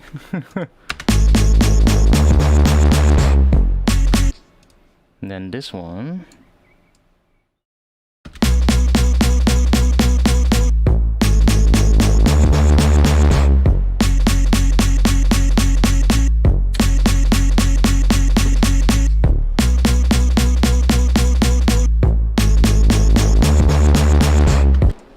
Yeah, we could do something like that here, but goddamn mosquito. Get out of here.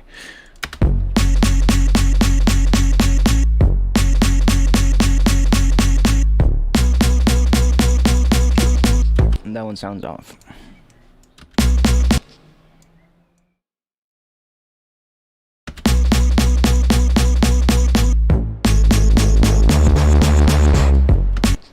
That one sounds off too. Whoa.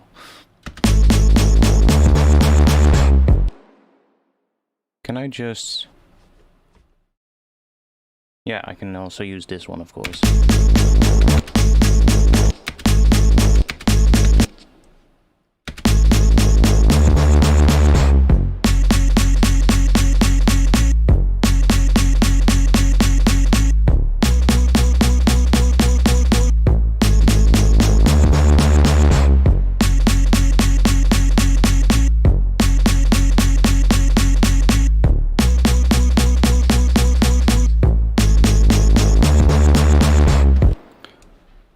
I might actually do it with before I do that, let's just mute this and not remove it completely.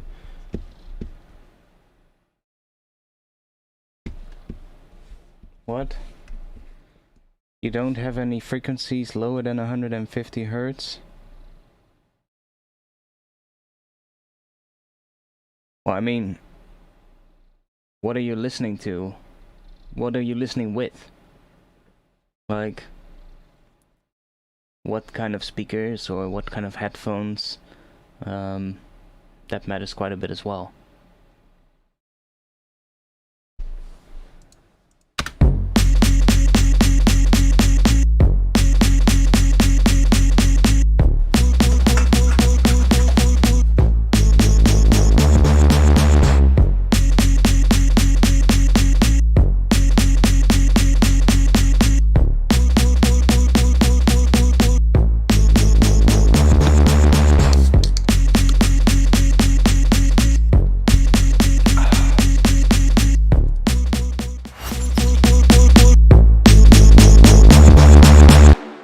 Okay, that's gonna be a nice sort of like sketch for the drop.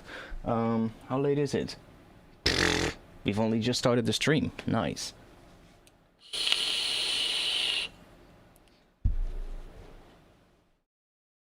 Okay. Let's see. Good moment to just play it one more time for the entire thing. Let's just recap a little bit. Let's rename some of these things. So these are the vocal chops. This is the pitch bend pad. LFO amp thing.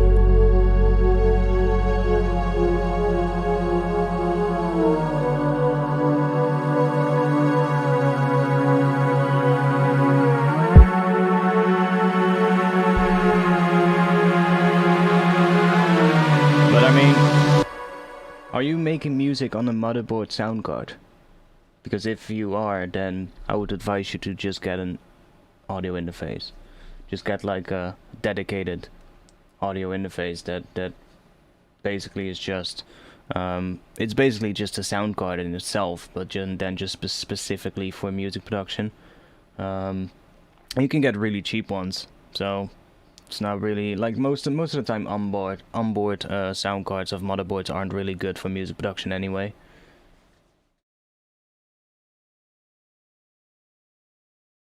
And you can get pretty cheap audio interfaces these days, like especially if you're not doing anything than just producing, and all you need is just like a dedicated box or a card that is your connection to your speakers and your headphones, and maybe like one microphone or something like that, in case you do want to record a sound or record a vocal or anything.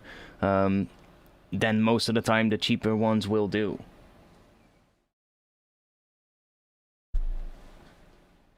Yeah, like I'm using a Scarlett 2i4 right now. I would like a bigger one, to be honest. But this one does fine, and a 2i2, for instance, is or even the Solo, which is like even cheaper, I think.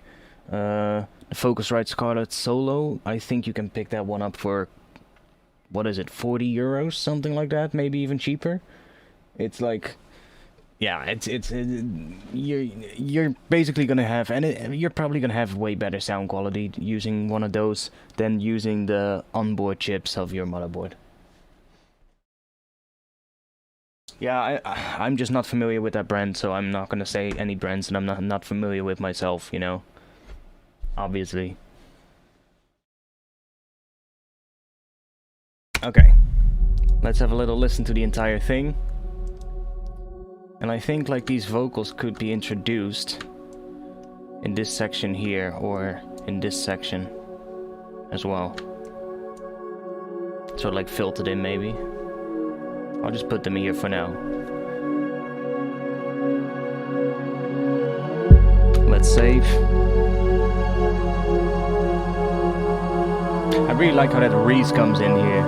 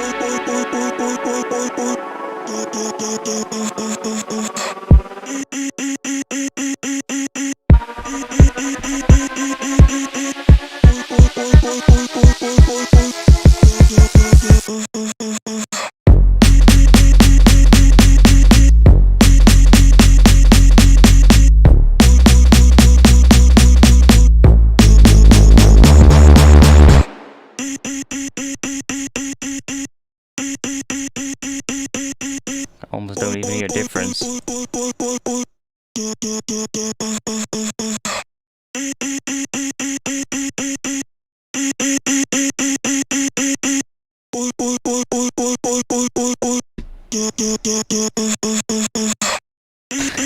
Such a weird vocal.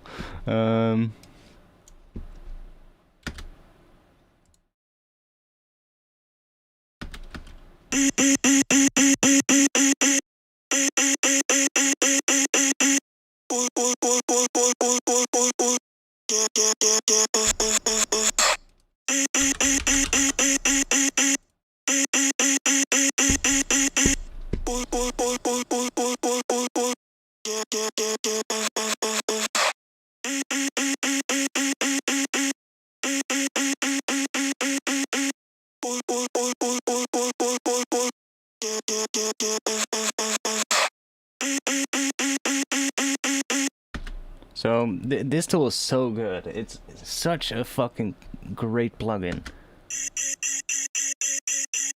That is what it's removing.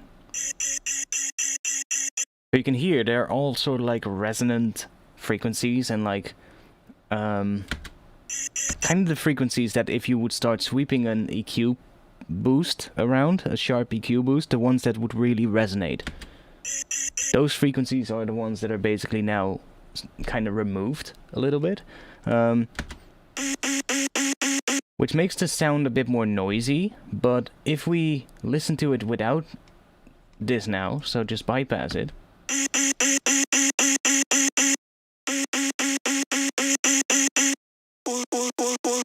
So like all the hits will become more, I guess more similar in sound and in tone, even though that there might be, they are from completely different words and vowels in the vocal. They still sort of like retain the same sound a little bit.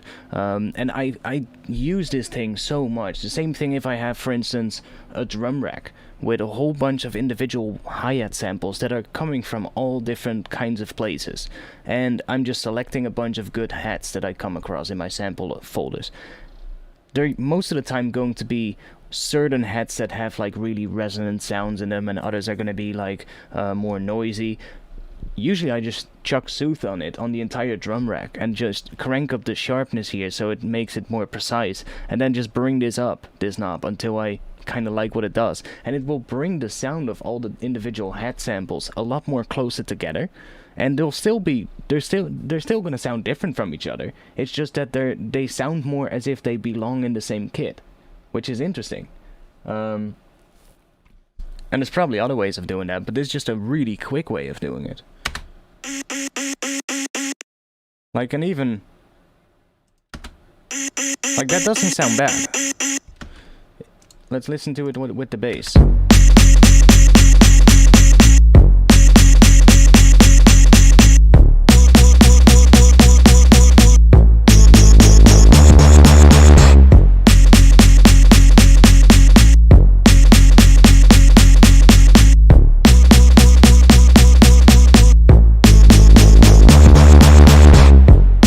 The individual hits that I made now sound a lot more cohesive, like when you compare them to each other. And maybe it's a little bit much right now, so we can back it down a bit.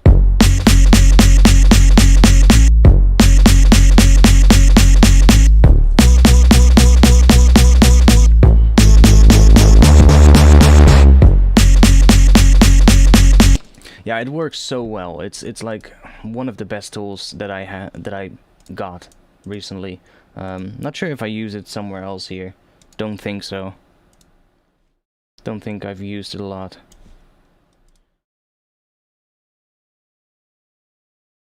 But it's great for like cymbals and such as well.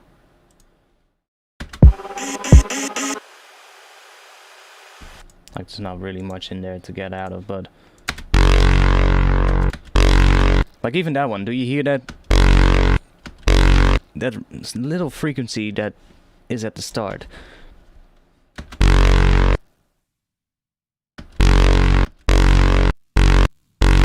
We can probably even remove that as well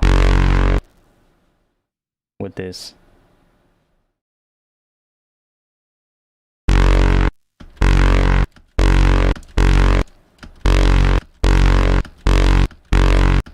Maybe not.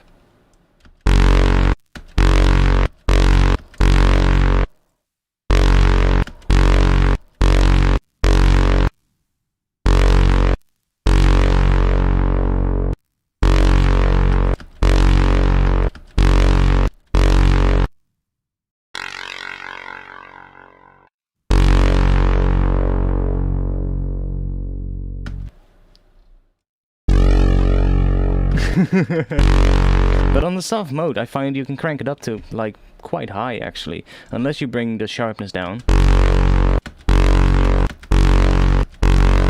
Actually still sounds pretty good.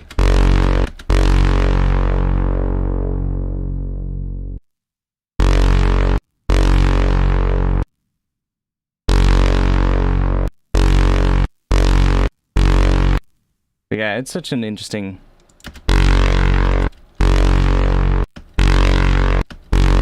Like, it's pretty subtle, but it does a pretty good job, actually, at cleaning up sounds.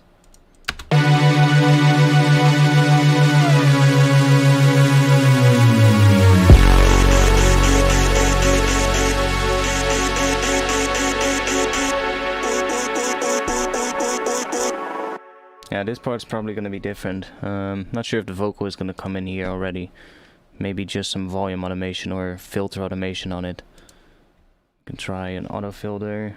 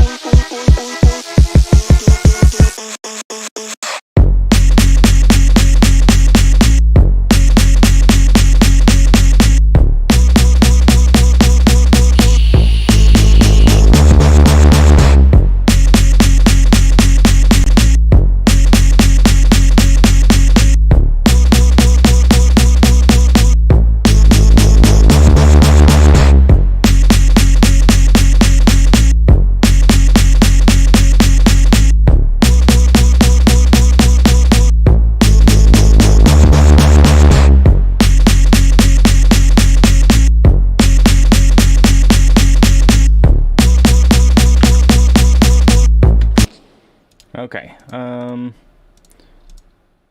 now we have, at least we have elements enough to start bridging this gap.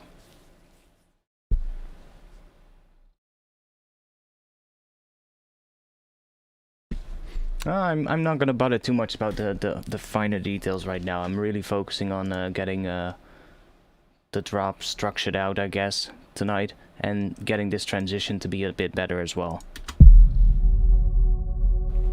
So I think we are gonna have to bring the chords out a little bit earlier, so just fade them out a bit quicker at the end here.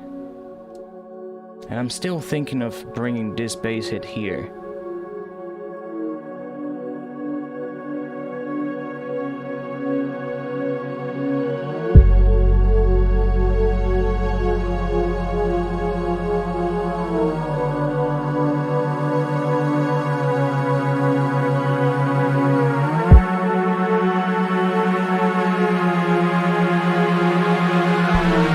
Comes in after this part.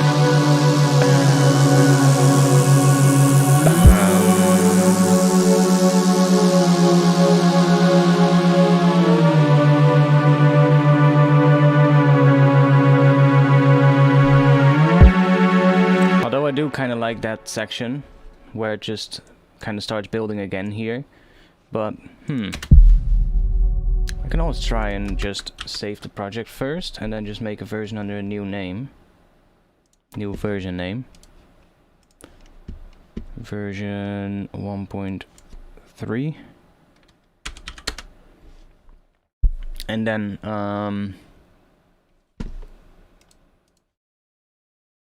just try that real quick.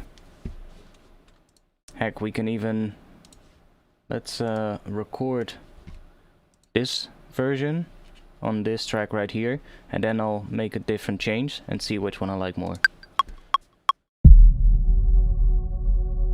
Yeah, I'm not sure. I don't want to do too much drums in the intro for this track. I actually like it without a lot of drums here. It's gonna add more contrast when the drop hits.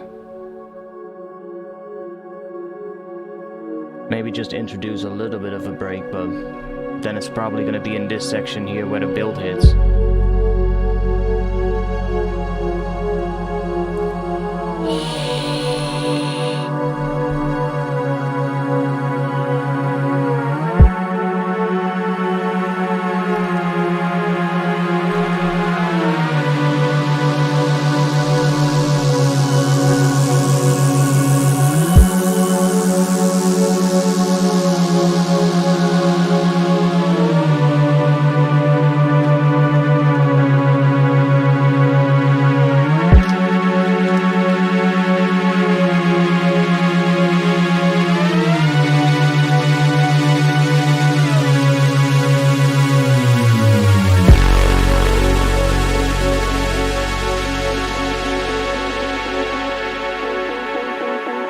Okay, that already works way better actually. With the vocal coming in like that.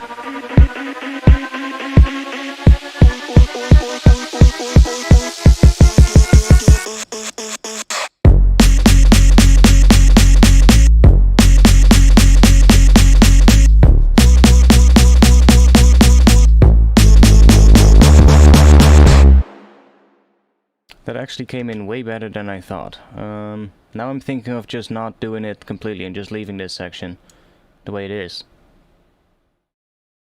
What do you guys think?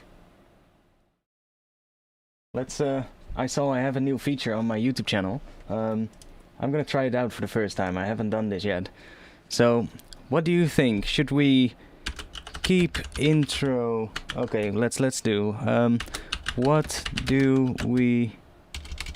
What do you think? And then the first answer is gonna be keep intro length the same.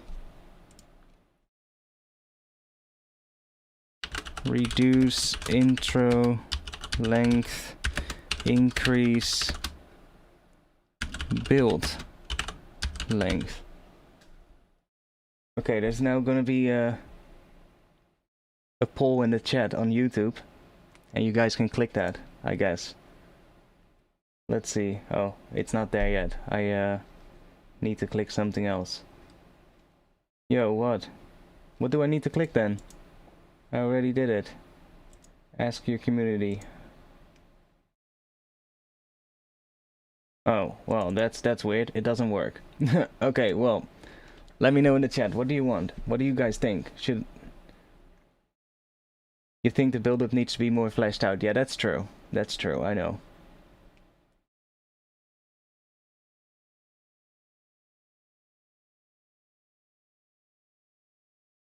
Yeah, YouTube gave me a notification when I started streaming. Yo, you've got a new feature, dude. It's now, there's a whole new button for that I can make a poll. And it should be posting that poll in the chat. But I can fill in the question and the answers, and then the button that I need to submit it is grayed out. Okay, whatever. Classic YouTube moment there. That's like YouTube is so weird with that stuff.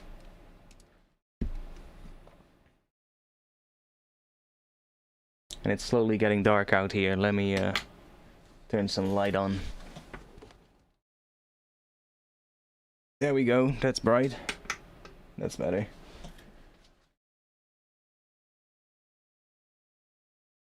Yeah, like we can figure, you know, we can worry about the real like details of everything later. Like that's not something to worry about now, because always when I do that I get completely stuck and lost, and that's just because I get too caught up in making everything sound really good, and then you start working on the section after it, and because you've already put so much work into, let's say, the intro, and then even though the intro is then maybe how it should be, then I get to the next section, start working on that, and everything is just gonna sound way worse and way less big than what the intro sounds like. And that's just because there's already so much work put into that intro. It's already completely polished, so then everything you're gonna put after that is gonna sound way too weak until you polish that as well. If you don't fully polish your intro right away and just start working on a drop and start working on at least getting the idea down and getting the idea that you need to write the full arrangement, and then start worrying about all the finer details, then you won't have that issue. So it's definitely something that I've been trying out a lot more recently, and I've already put too much time into this intro, to be quite honest. Yeah, well, it's like things right now that everything right now that is going to make the intro itself sound, or the elements that are in the intro now sound better, that is stuff that I won't even bother doing right now, unless it's something that's really quick and that's just something that at that moment makes me go, okay, this really needs to happen right now. But you know, most things like that I won't even bother with right now. I would only bother about, like, let's say this section here, it's too empty, here we need something, so that's something where we still need to put an element. That's something that we can work on. But stuff like, let's say, making the intro pads sound better, that's not what we're gonna do now.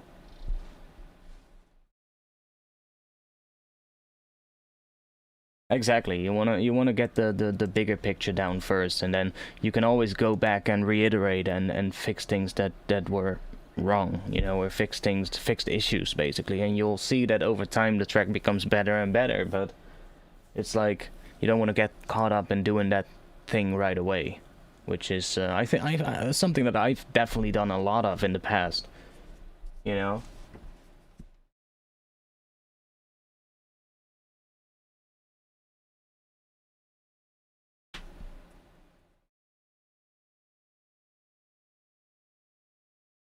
I almost never use compressors unless it's for sidechaining.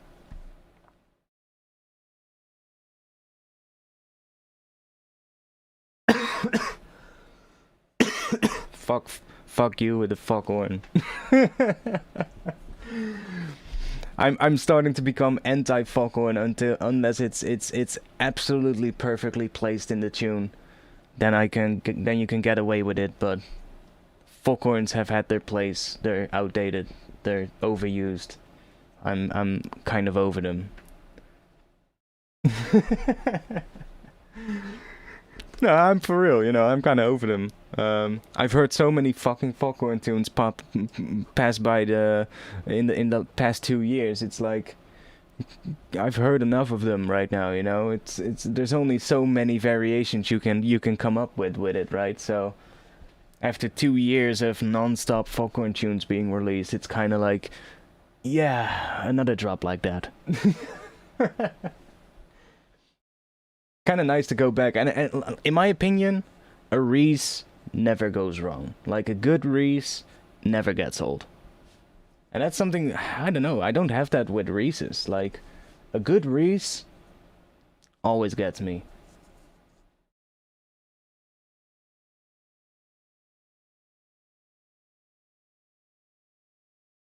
I mean, you shouldn't worry too much if something doesn't, like right now. I know that this drop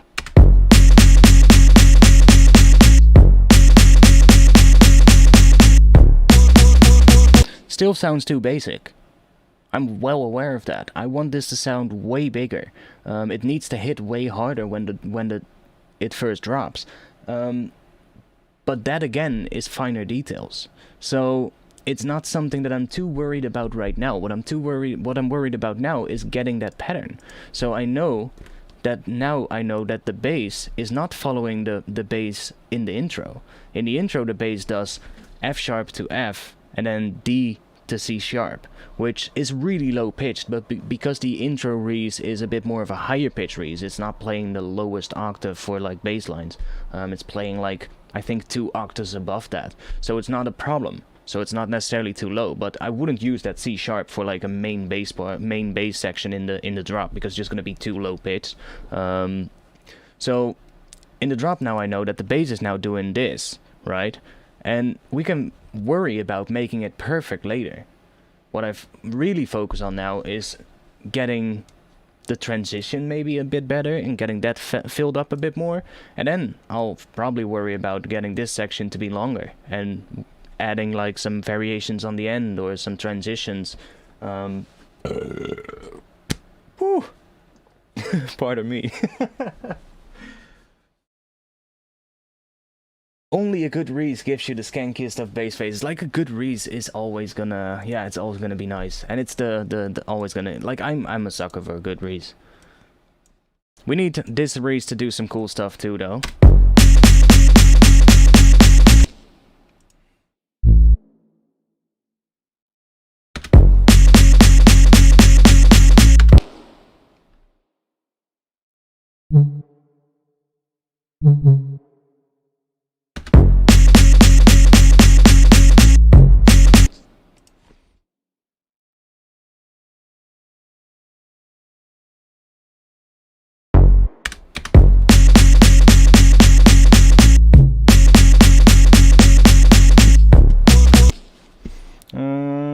Can we do this? Ah, that's fucked.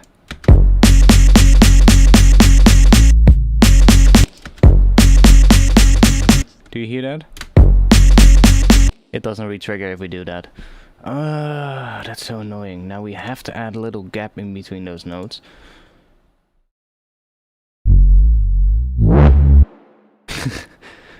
And we have to be really careful with this, because we have to remember that we always need a little gap there. And that's still not big enough.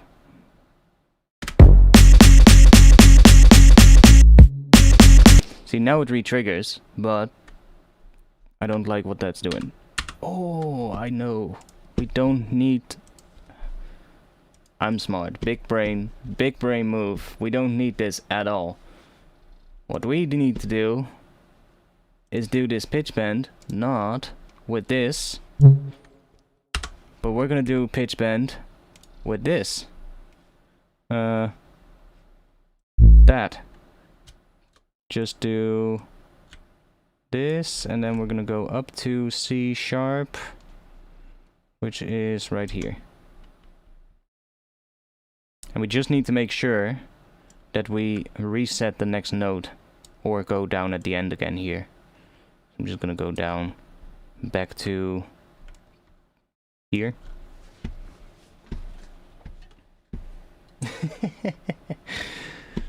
I just let them out if I have to.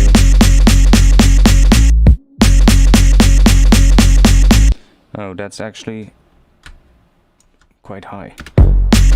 Now, you might be thinking, why is he doing that? Because it's not doing much. We have this macro. And we can...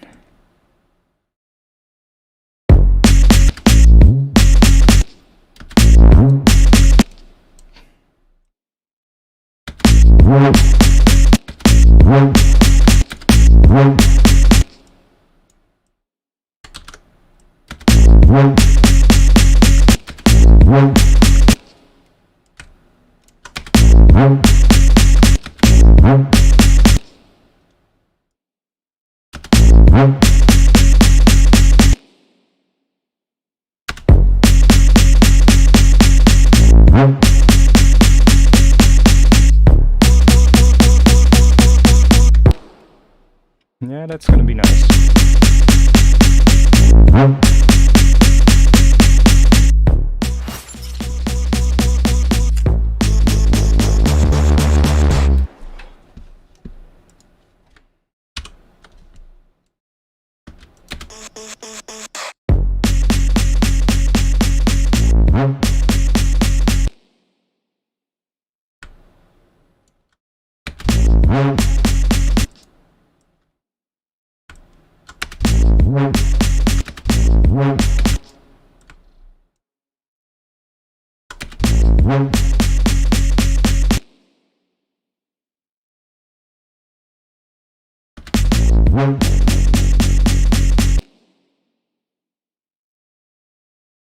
Do a little bit, and maybe a bit more on this last thing.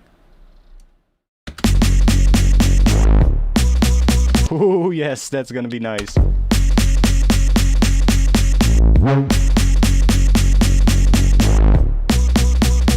Yes, and then maybe a bit more here.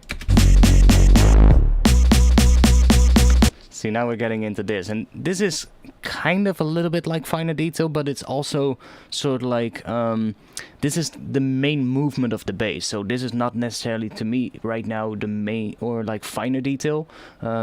This is sort of like getting the movement of the bass to be somewhat close to what I want it to be, and then later I would actually go back in here probably and add like even more automation or even finer details in the automation just to make it perfect. But for now, this would be, I guess, just getting the rough movement of the bass right.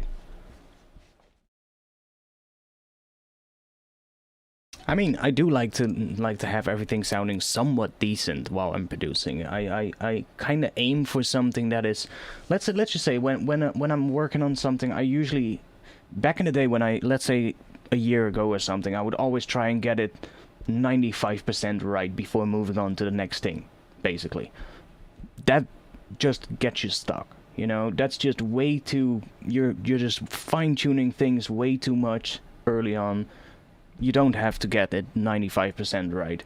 If you only get it 50% right, that's already good enough. Move on.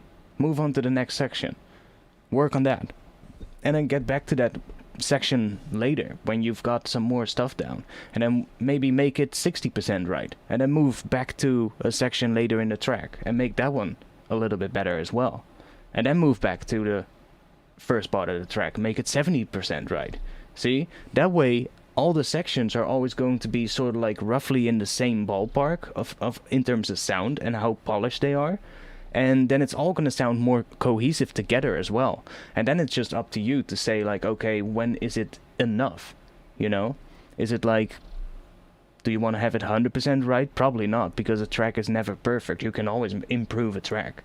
But when are you going to stop? 90%? 95%? Whatever you think, right? Is whatever you think is good enough. But I wouldn't try and aim for something that sounds too good right away.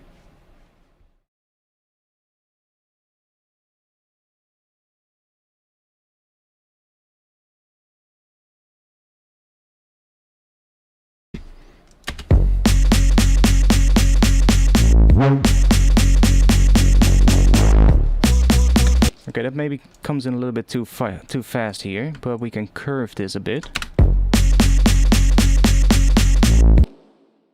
Maybe a little bit here as well. So it's not too static.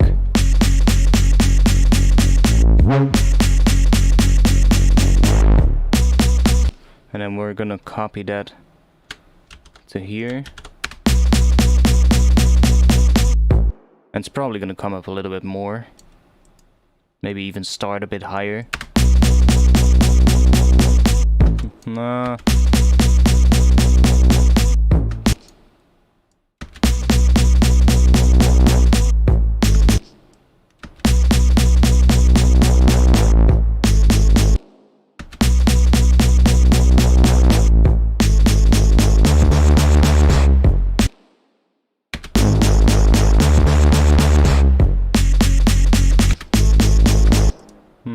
This one's probably gonna not come up that much, actually. And I'm not gonna have this Reese thing coming in again here, I think, because I do want to have that higher note there. Or we could do that note with the Reese. Hey! What is that? A. Let's go to the Reese. It's already playing A, so let's do A here. And then we can just do another thing there. Heck, I can just copy this section. And just paste that. Come on. Come on. You can do it. Right there.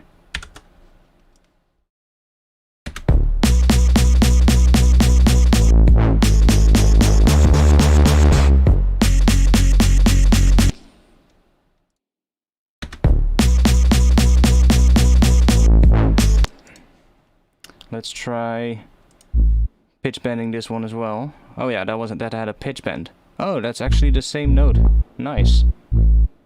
Nice. Perfect. Oh, why is that set to off? That's weird.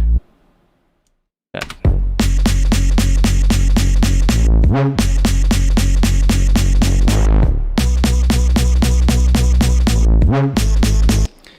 Let's try going up to D.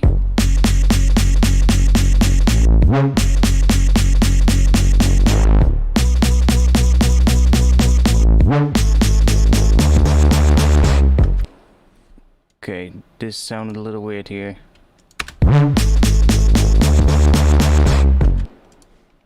Do we have sidechain on this? No. Ah, that's why.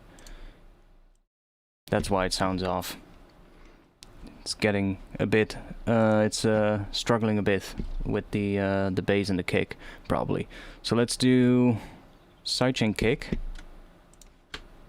Actually, I can group the basses in one group. Let's just cut this from here.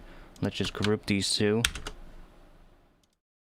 And on here, I'm just gonna do the sidechain. Let's call this bass. Bass.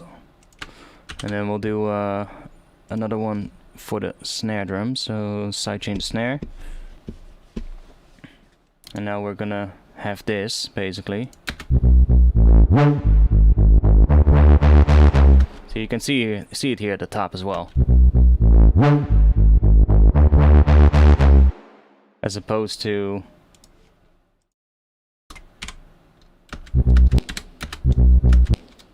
yo.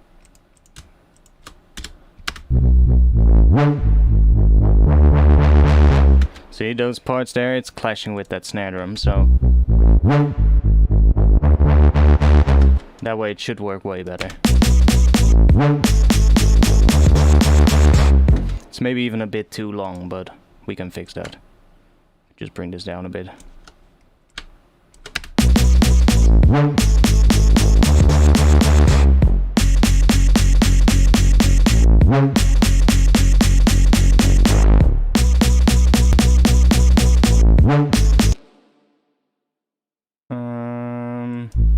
I'm thinking of doing something else here.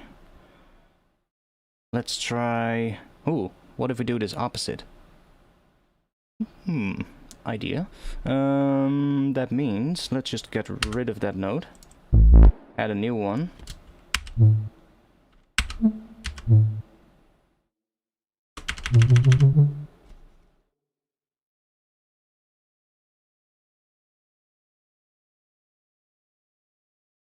And go to A.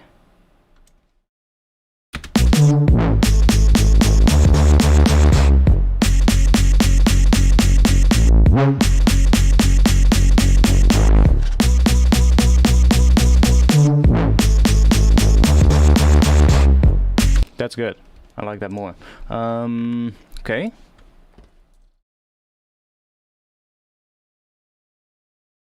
Oh, I sometimes do that actually.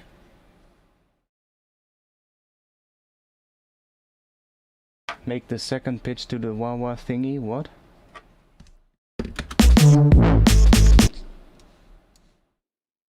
Ooh, what if we do another bend there? Dun, dun, dun, dun. What is that gonna be? This. No, it's gonna be F then. Dun, dun. Oh, that's weird.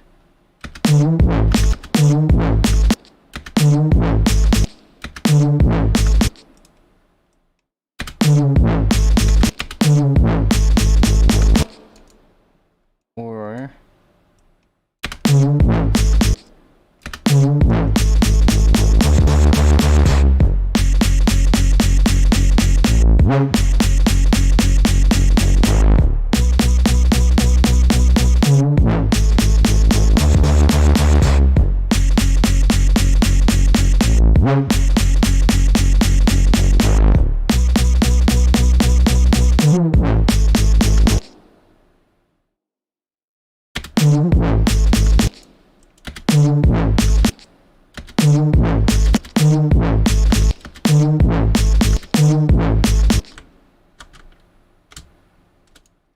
can we also not have snapping? Ah, yeah.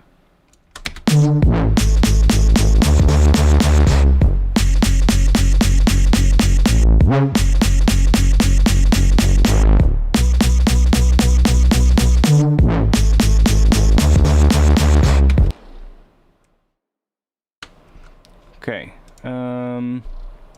Let's copy this section, or no, let's make this last section better first, because this one is a bit off.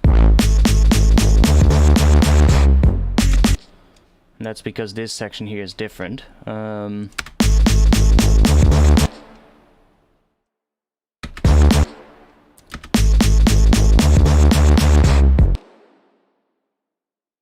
We have this. Also, we also need a more there. In terms of percussion, but that's gonna be fine for now.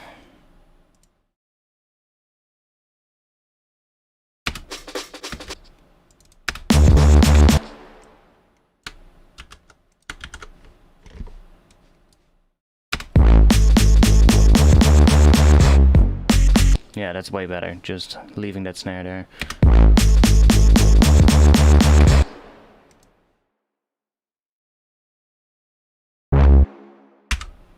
What if we do that one an octave up?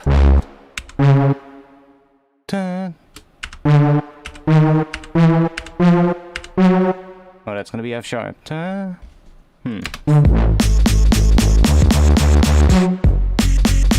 Ooh, that sounded spicy. Even though that's the root note of the track, it shouldn't sound spicy, but it sounds kind of cool. Oh yeah, and we also have only used the low pass filter here, and I have these other ones as well, like the filter depth. Like I can also do something like this.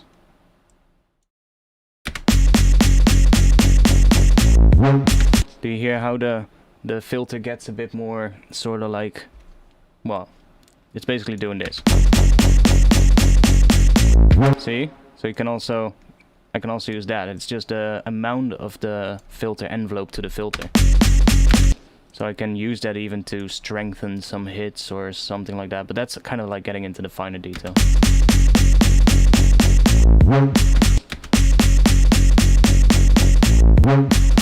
But it does add a bit more variety.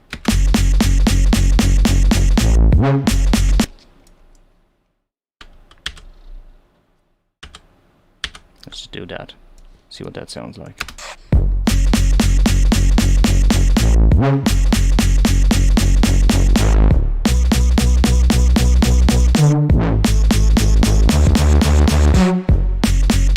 Ooh, that last one was nice with that. Okay, that's definitely better. Let's copy this section and let's duplicate it.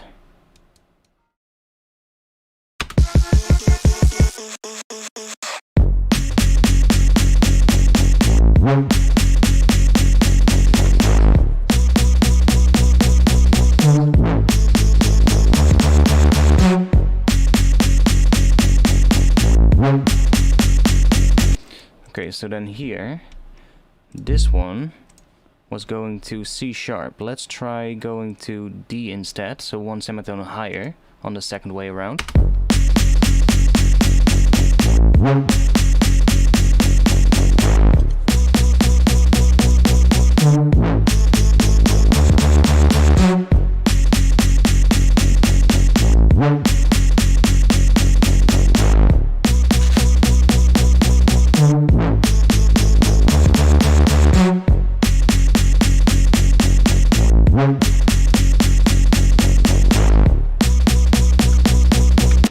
Okay, we need some extra percussion in the in this section of the drop as well. Something more,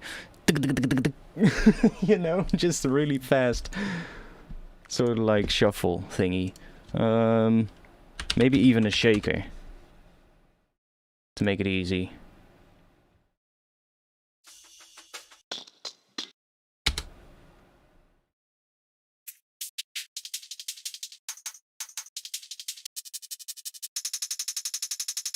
I mean, that is pretty static, but might just work.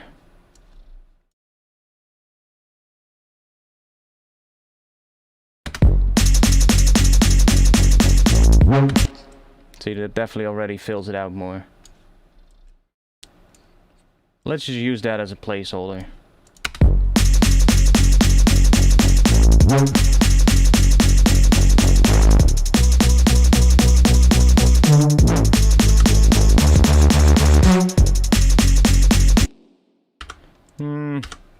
Actually, let's find something else.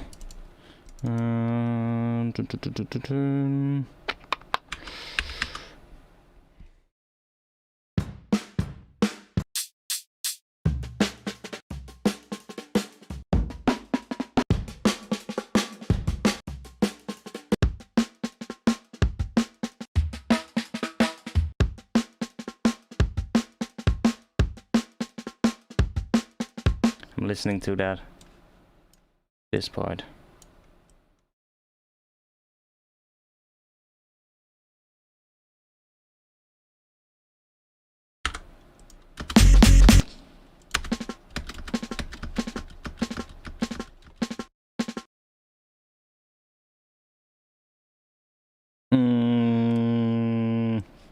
Bit of overdrive maybe?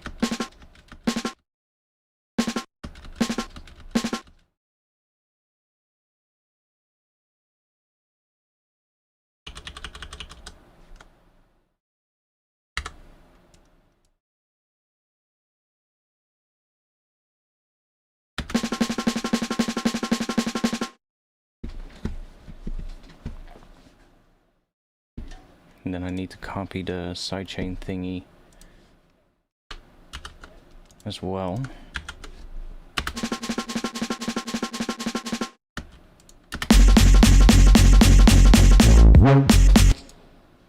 So you listen to the difference, even though this one is, it's not exactly right, but it's kind of in the right direction. That was before, and this is, okay, that one is not too good actually. It's not the right pitch. Da.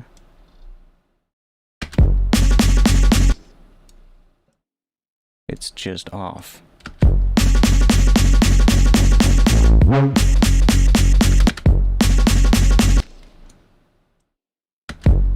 Okay, other break. When it's that much of an issue, then it's just time for a different break.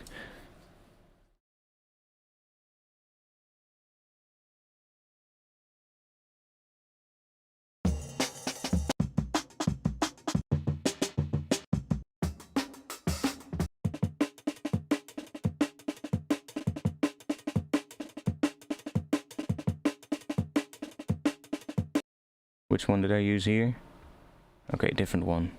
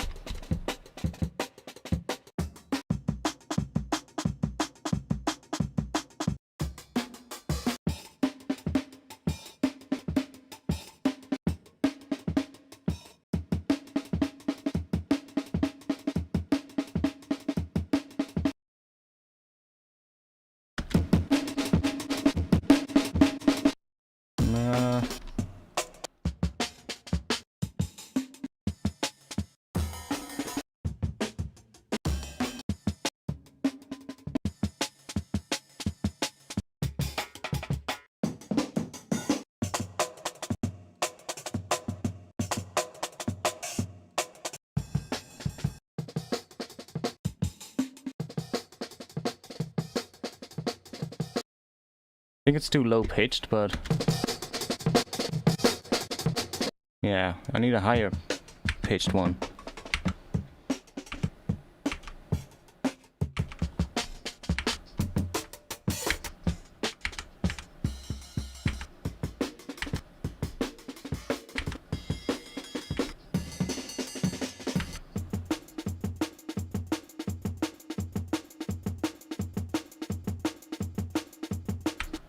Doesn't have too much shuffle either, that's a bit.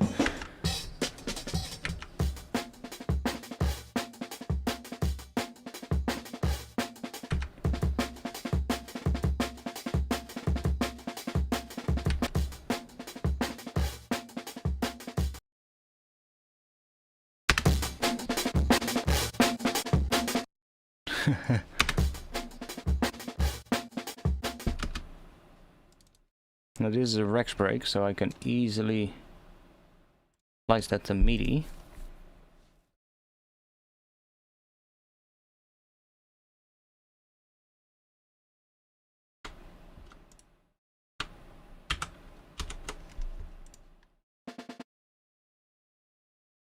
Oh, I didn't use my slicing preset. That's annoying. Slice the new MIDI.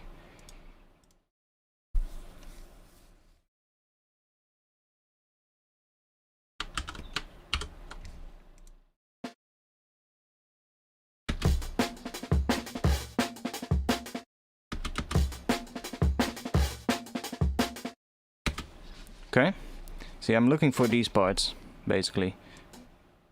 I might even just do that and repeat this.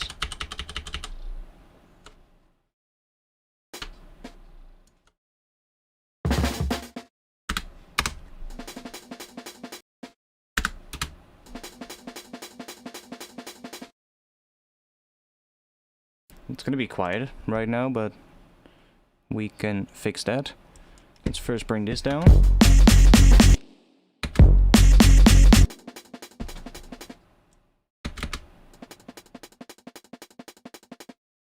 Let's bring this one up and then do copy value to all siblings.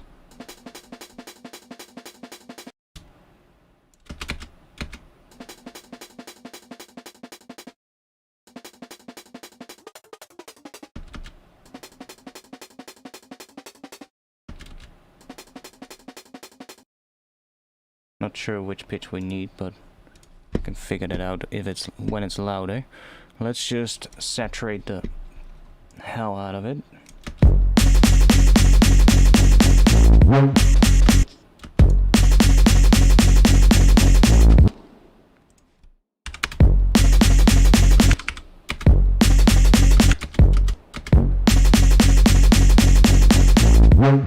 Actually, the first one was actually right, +1.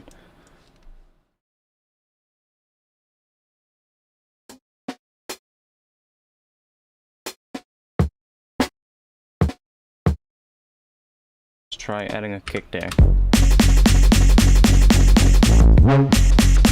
Ah, that worked pretty well actually.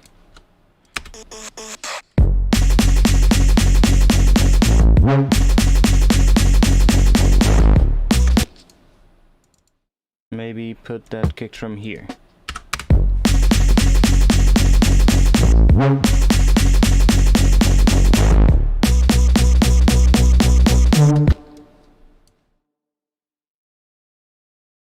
Or do something else.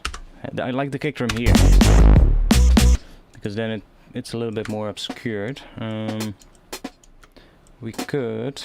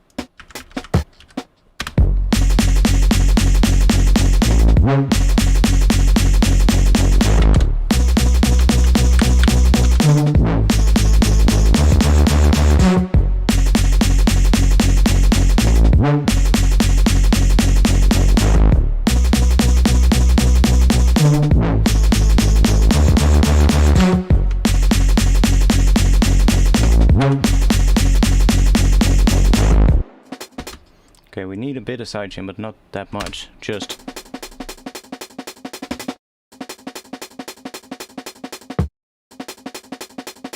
something like that. And then I probably do want to have a heavier sidechain for the kick drum. So let's just make this one sidechain kick.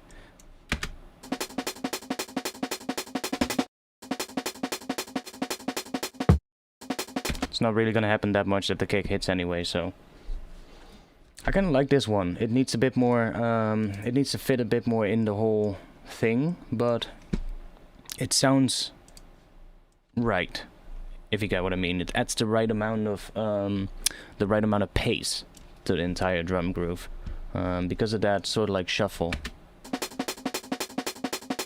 It's basically every 16th note there is a little hit, and that will fill out the entire groove of the drum. Even though we already had this one,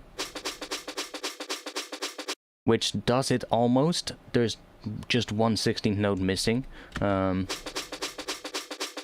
then there's this. So it fills it out already, but like if we listen to...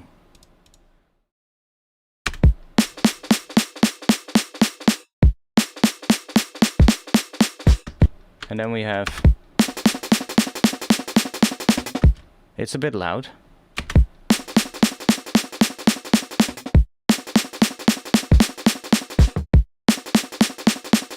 See, that's way better.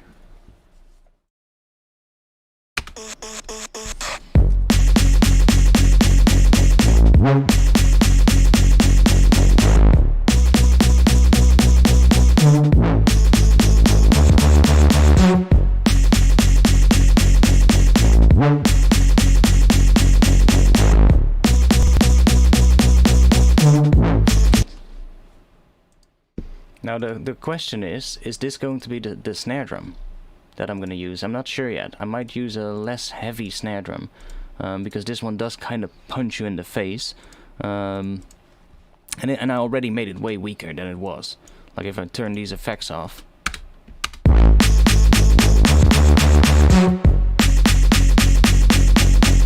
It's a really heavy snare drum.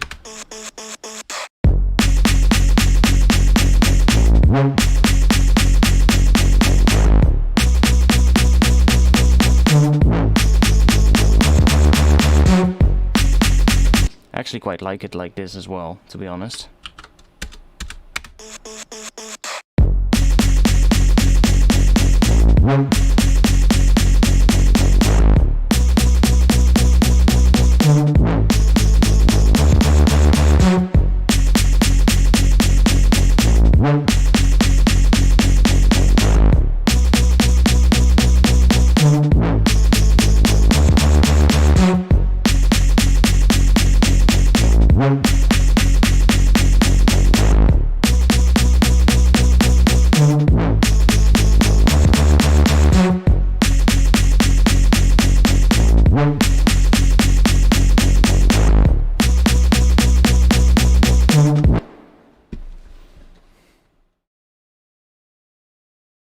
Because I'm thinking a snare drum that is...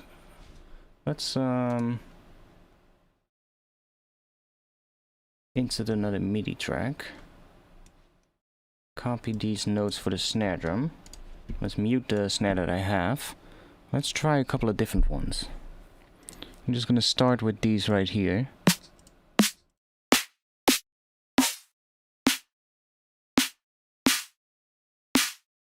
I think this is the one that I'm using now. Or that one. Number 6. That one.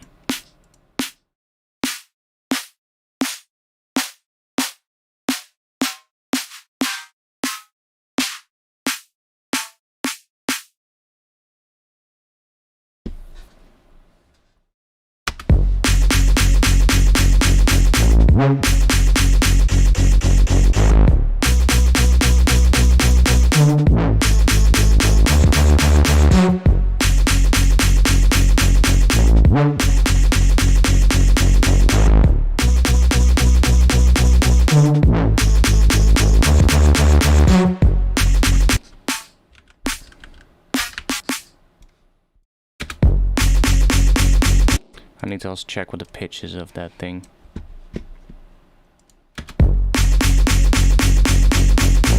C. Let's 1, 2, 4.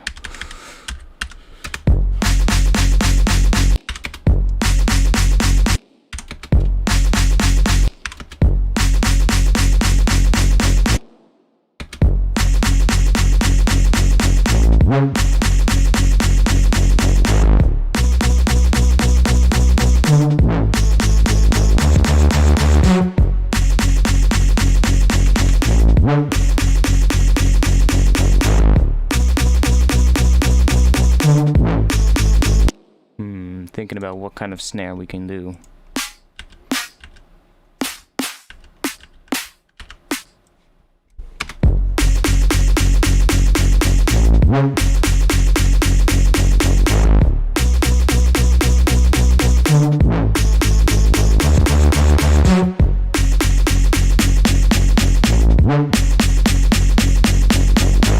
See, that one is really heavy, the one that I had.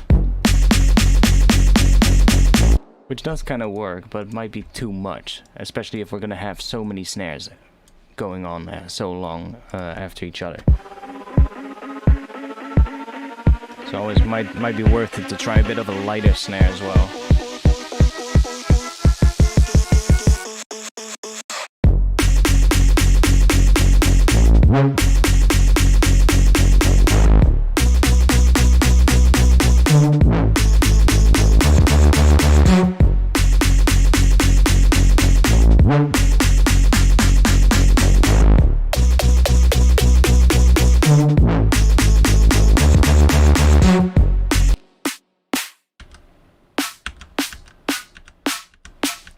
We're gonna get into higher pitched snares now.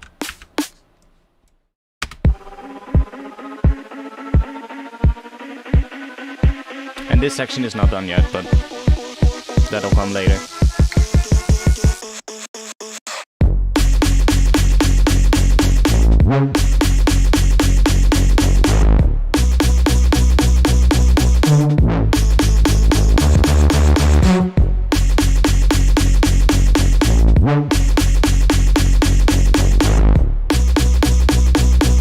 Okay, that's hitting on D.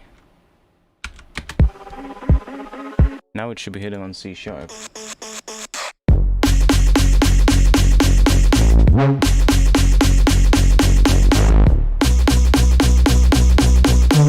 Quite like this one as well.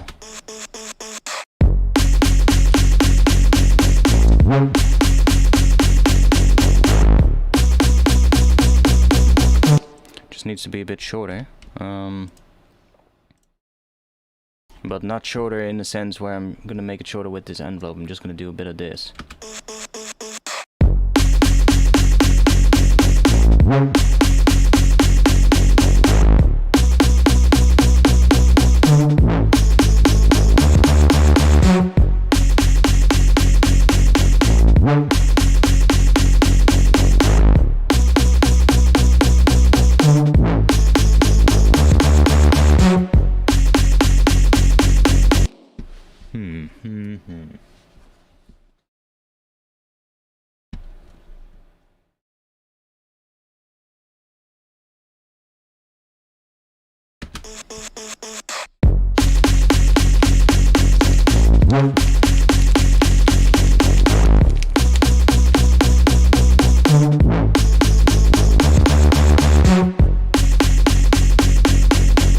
Yeah, I'm thinking it might have to be a really short snare.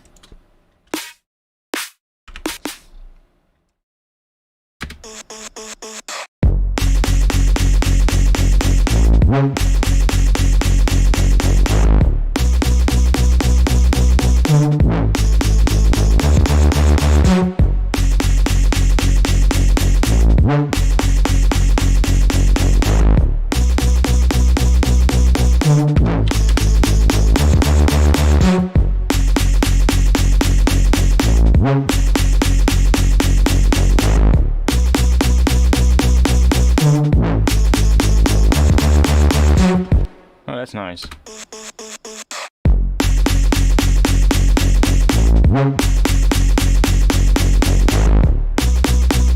That's quite a good one too. Ooh, one like that might work. Let's I'm just gonna do this. See, same thing as what I said earlier.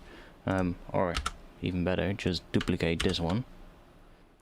Just make a couple of different versions and see which one you like most at the end.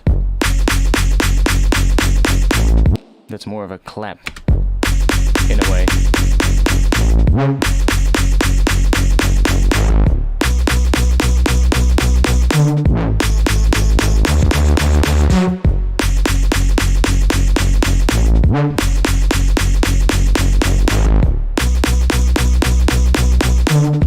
See, that one might be nice.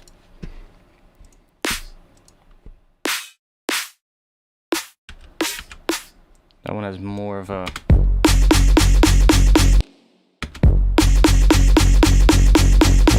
That's gonna be a heavier one. Hitting on D sharp, so...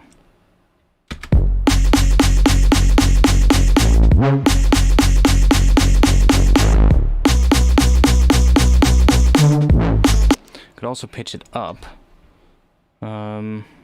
It's now C sharp, so then it's D, D sharp, E, F, F sharp.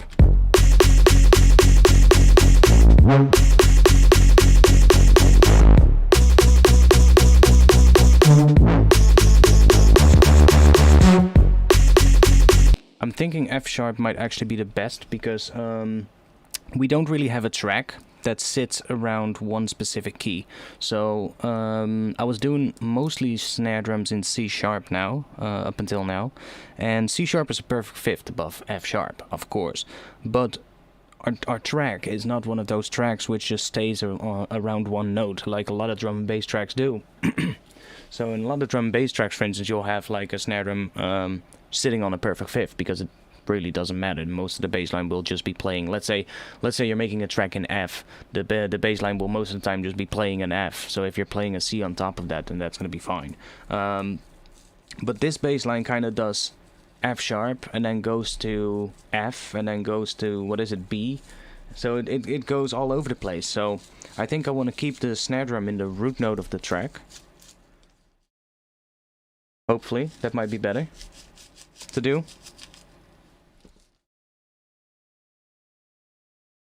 Oh, that's done with the Image Line Wave Candy plugin.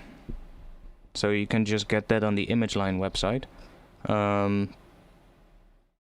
It's basically just Wave Candy from FL Studio.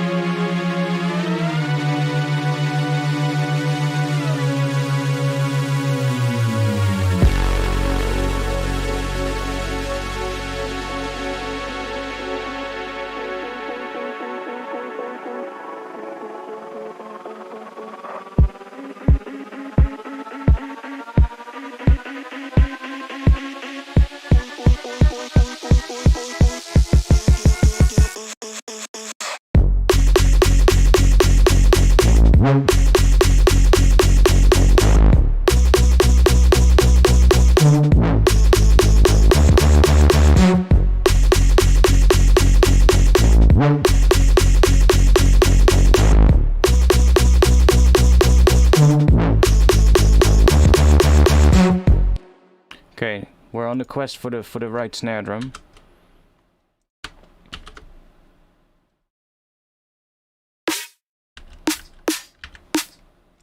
Ooh, like that one as well.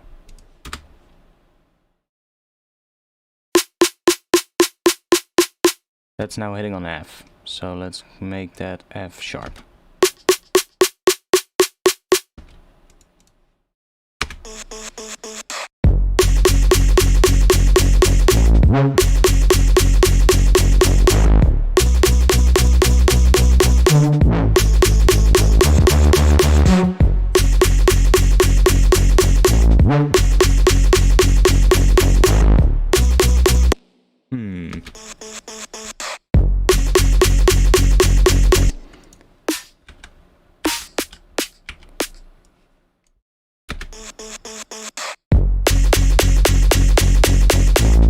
Like such a snare might also be really interesting.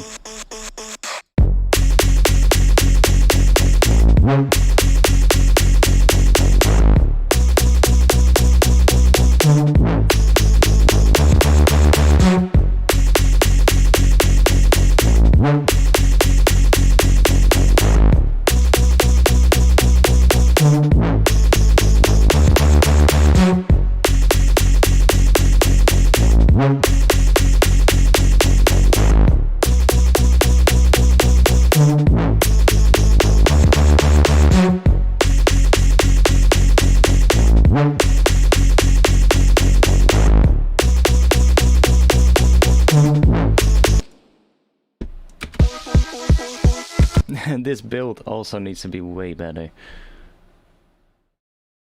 Oh, I moved the riser around. Let's not do that. Can I make this better quick? Do I have some kind of a riser that I might be able to use? Just to fill it up real quick. Effects loops, no. Might have some in my older sample folders. Atmosphere, no. Risers.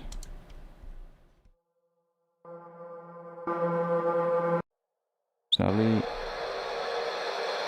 Okay, yeah, that does the job, I think, something like that.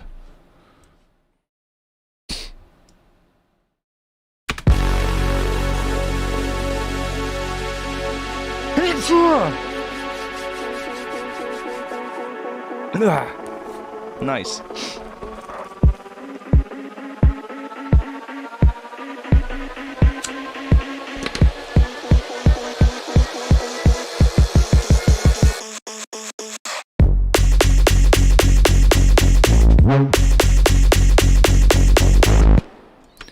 Dude, I'm fine.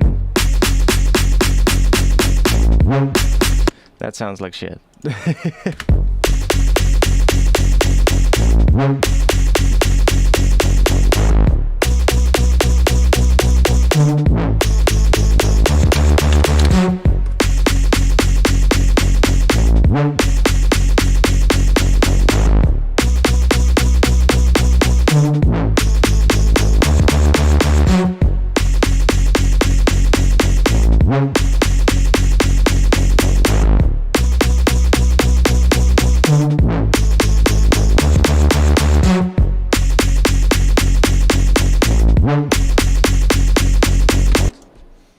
I'm thinking between, what was it, +3 or -2.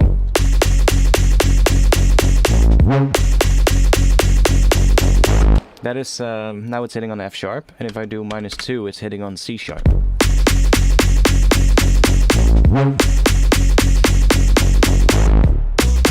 I think C sharp is going to be a little bit better. It's going to be a bit lower. It has a bit more weight. Damn it, now everybody knows.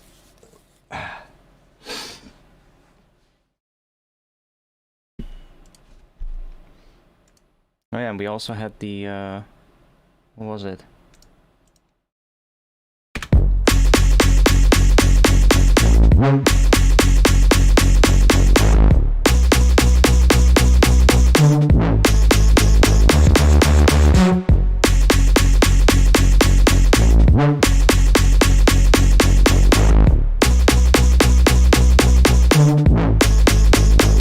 I might actually be able to do this better if I just make another version of these pitch bend chords, just a new track, so that I have one that's dry without reverb or something like that, and then just put the chords underneath here, just write the chords in MIDI, so I can do like longer versions at the end maybe, or something like that, because I do like the sound of it.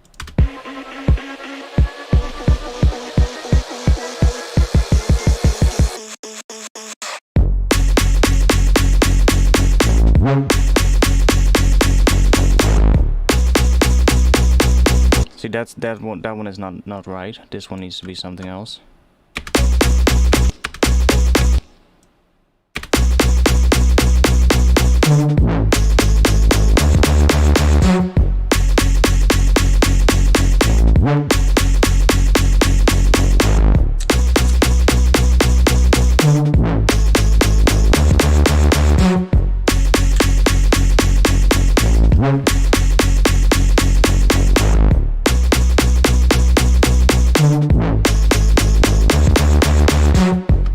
Okay, let's try that. Let's actually try that. I'm just gonna duplicate the pitch bend chords channel. I'm just gonna get rid of this. I'm just gonna have a little look. Okay, all the automation is gone. That's good. Let's get rid of everything.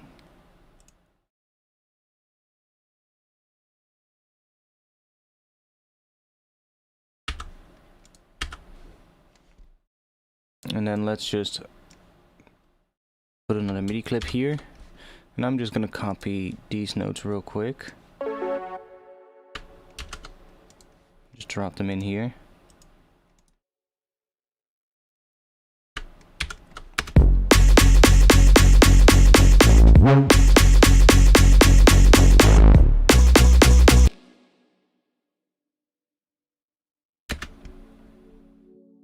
Okay, now we have to change some stuff here.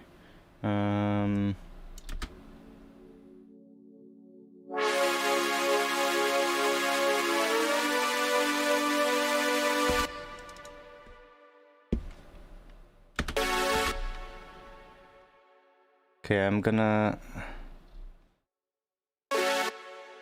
Let's just do the notes again. Oh, let's get out of here.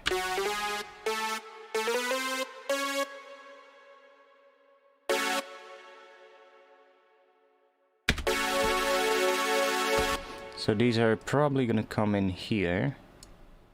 Or, here.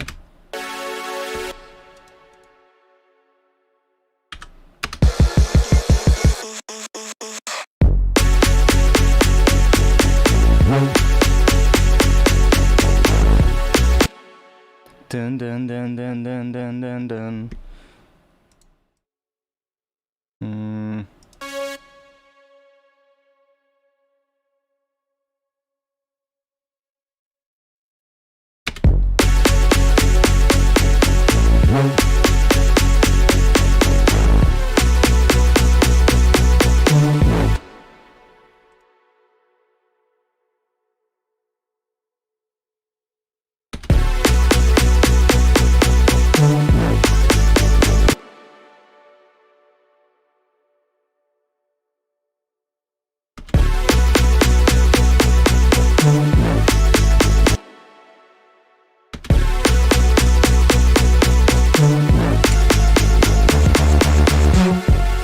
Not that one.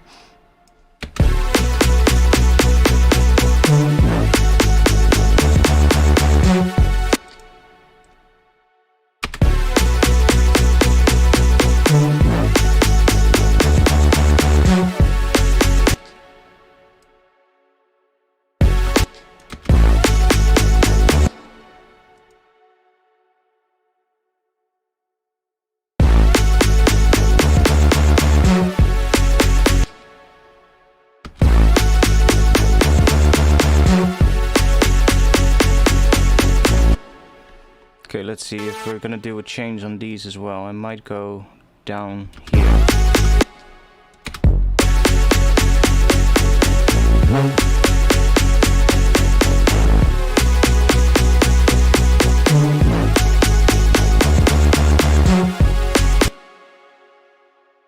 And we're gonna go back up here. And it sounds a little weird right now because it's sustained, but we need to add like the same sort of like pattern on it later.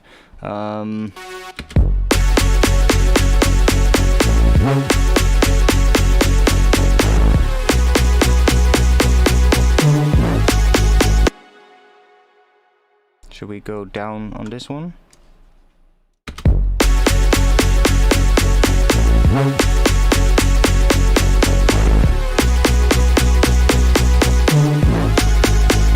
No. No. Or down more. That's also an option, of course.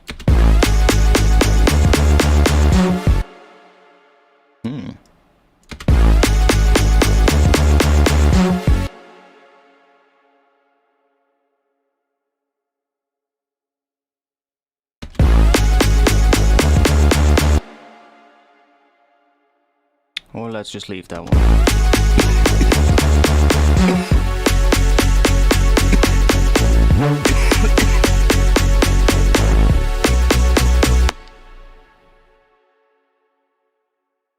Okay, let's...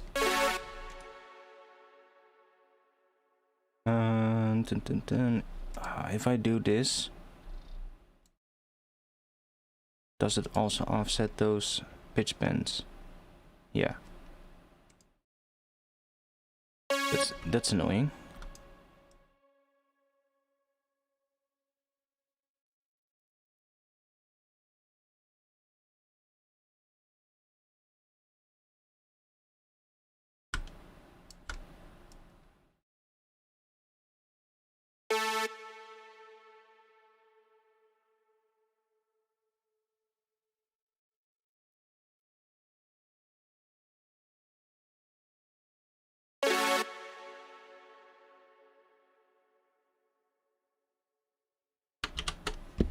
Let's do that.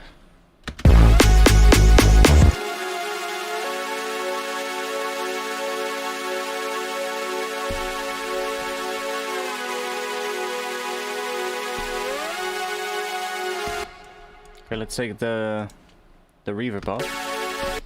And now I am going, well, I already have a utility here. I can use that one, of course. And there's already an LFO2 here as well. Let's get rid of that one actually. Let's just add another utility at the end.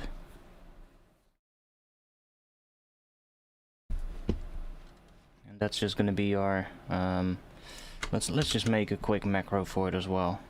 It's gonna make the automation a little bit easier. Let's just map this to macro 1.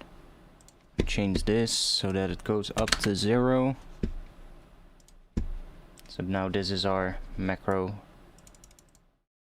basically for the gain. So we can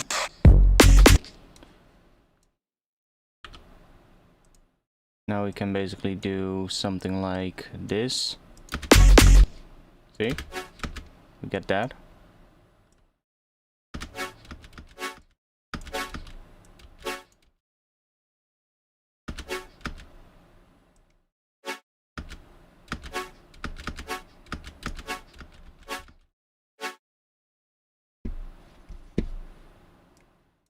Then if I do this,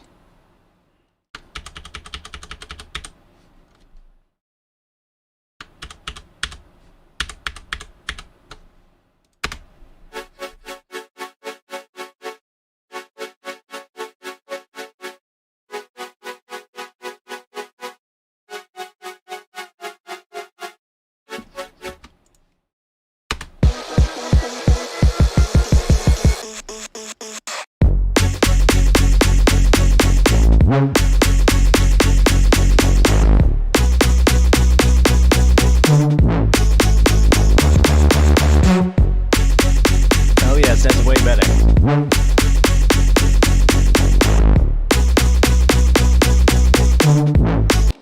Because now I can also say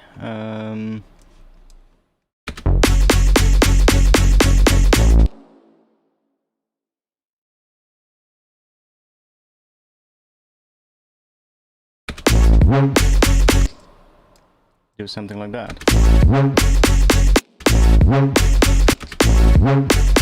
See, so now we get way more control than with this, what we had earlier. And this is also a pain because we had to search for the right parts where the right part of the chord was playing so it sounded in tune with the bass notes underneath. Now I just have this chord MIDI and I can, if I need a different note, I can just go in here and pitch bend it to whatever note I need it to be. So I can now do it in the exact spot where I want it to be. And for instance this as well, like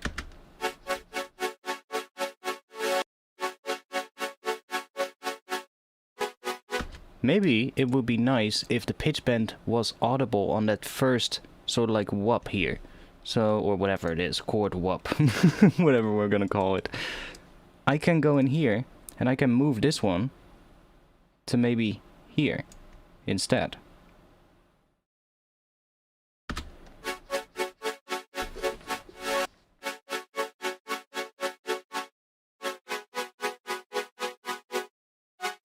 See, so now we're actually able to hear that pitch bend.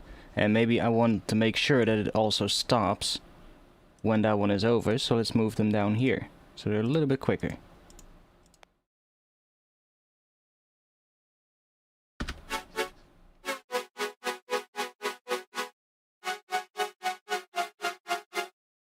And then maybe we want to do the same thing here. Let's move this one. Move it down here. Do that.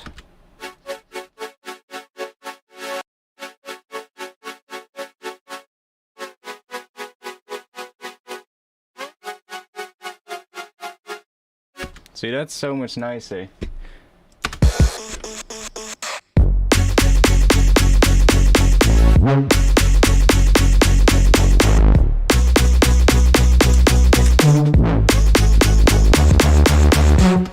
This one might be too much, the one that happens right here. So let's move this one back to here. I don't like that one that much. And this one is too much as well, so what I'm gonna do here is let's try something like this maybe.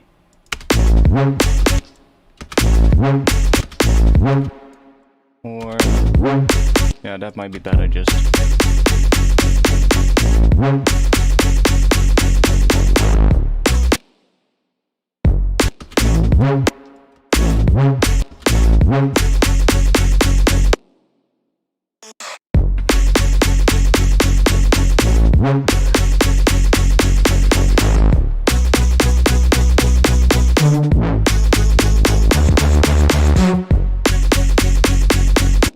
So you can hear the difference already with the part after it. Let's just, do I want to have it here as well?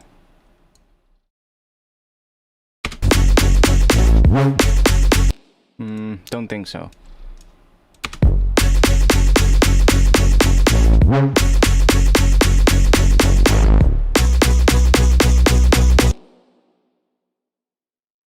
Do we want to change this one? We can also do... ooh, that's sick.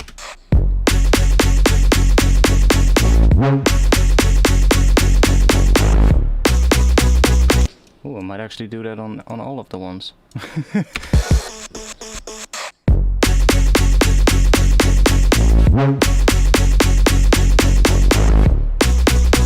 Maybe not all. That might be too much. Let's copy that and just do this.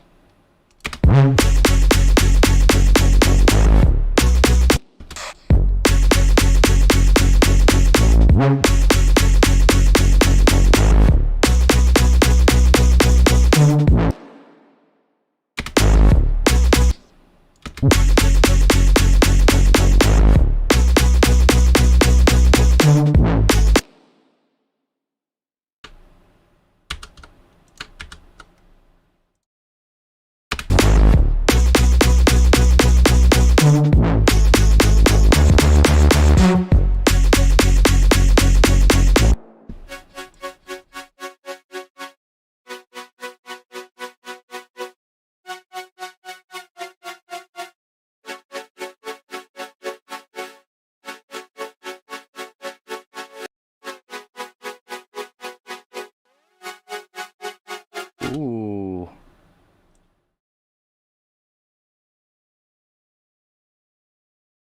Ah, moment. Oh, that's one too much.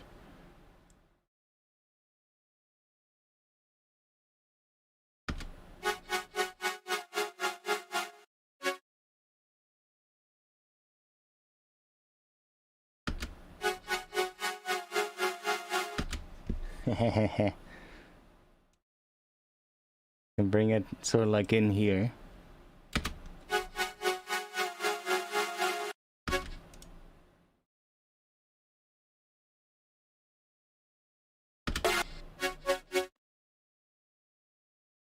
See what that sounds like.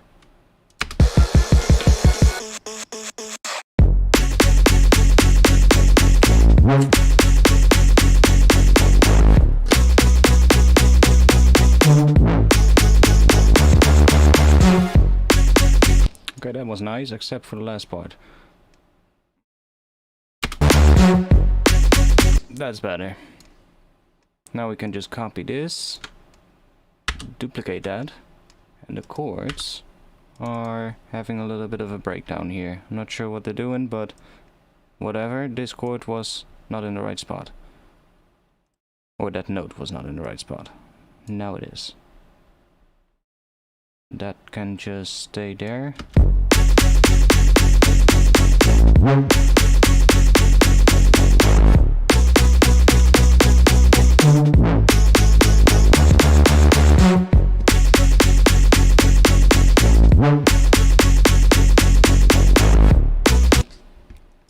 Should we go to one different note here?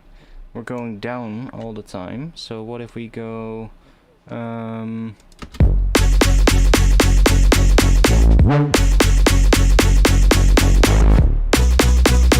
okay, this one is not in the right spot for some reason.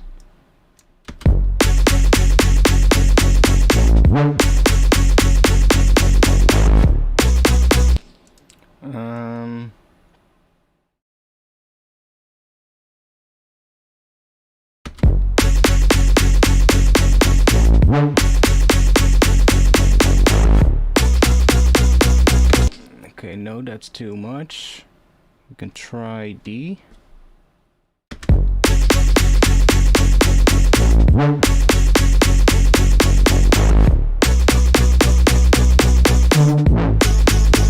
That's gonna be nice.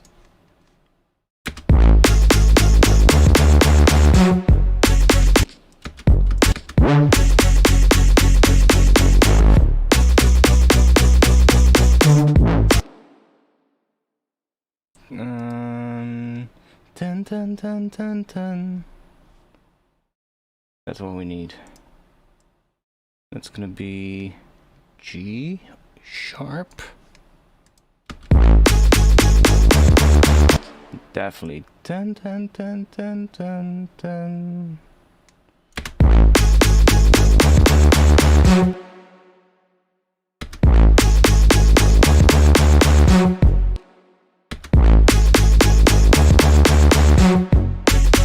Ooh, why not? Let's do...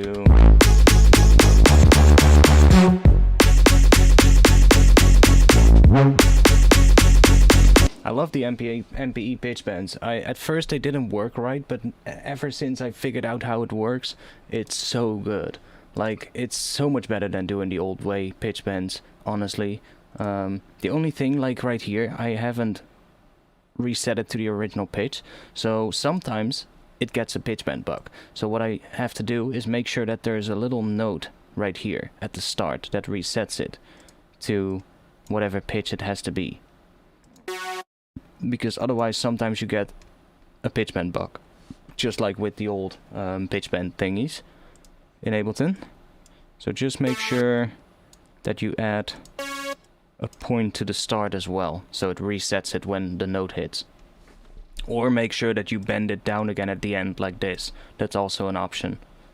Like, sometimes it actually sounds really cool.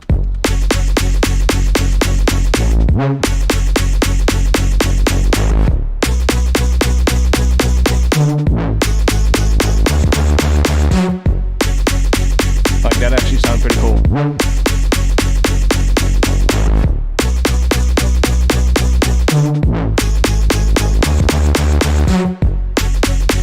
Yeah, I like that.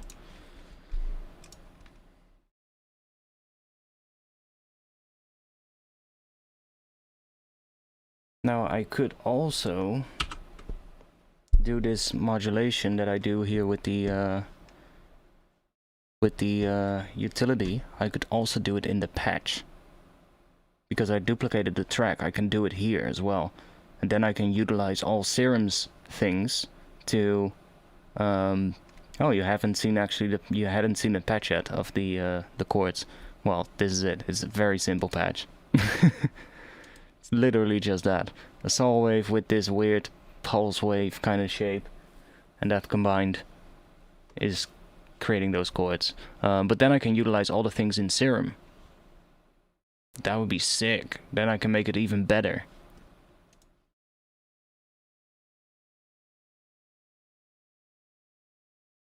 Ooh. Choices. I mean, we are getting somewhere now. It's actually, this drop is turning out pretty interesting, and because we're using the chords in the drop, even though they're like modulated on the volume and they don't sound as sustained as in the intro, it will tie the whole thing together. It will tie the entire thing together, because I was getting a little worried though, like how am I going to bridge this? But this is going to work with this as a layer in the bass. It's going to be so much easier to bridge this intro with the drop, especially because the drop's doing a very similar thing to what the intro does. It just goes to a slightly different chord progression, but I am still thinking about that one layer in the intro though, that Omnisphere one, doing something like this. I just love that pattern. Dun dun dun dun dun. Dun dun dun dun dun dun dun dun dun dun dun.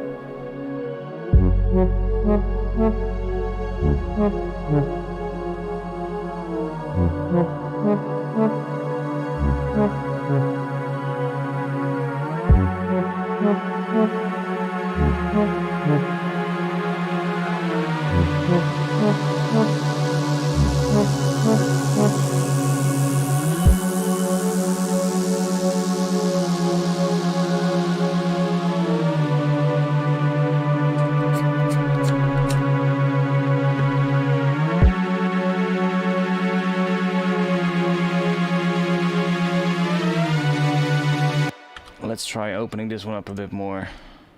Why? It should be opening up more. But it's not. What? That's the filter cutoff. That's this one. Ah. Okay, I know. I know why.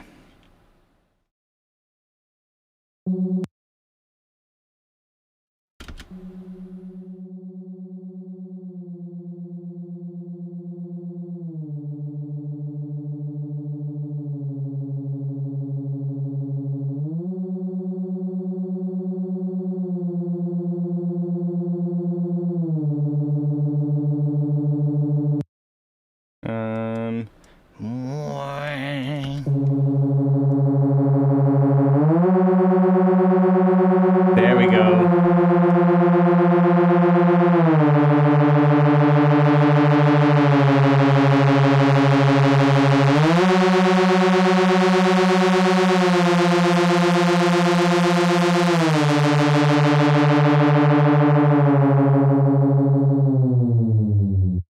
That's what we need, probably. I do like the pattern, man, with the serum patch. Just needs a more interesting patch itself. Like, the sound of the patch is nice. It just needs to move around more. Like, certain notes need to be slower with the envelope on the filter.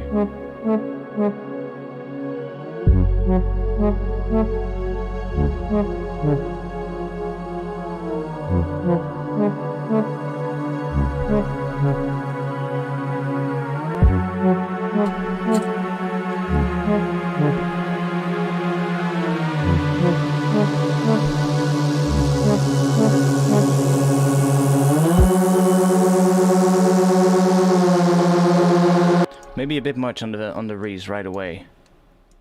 Let's start it a bit lower, and then it's gonna go up to that.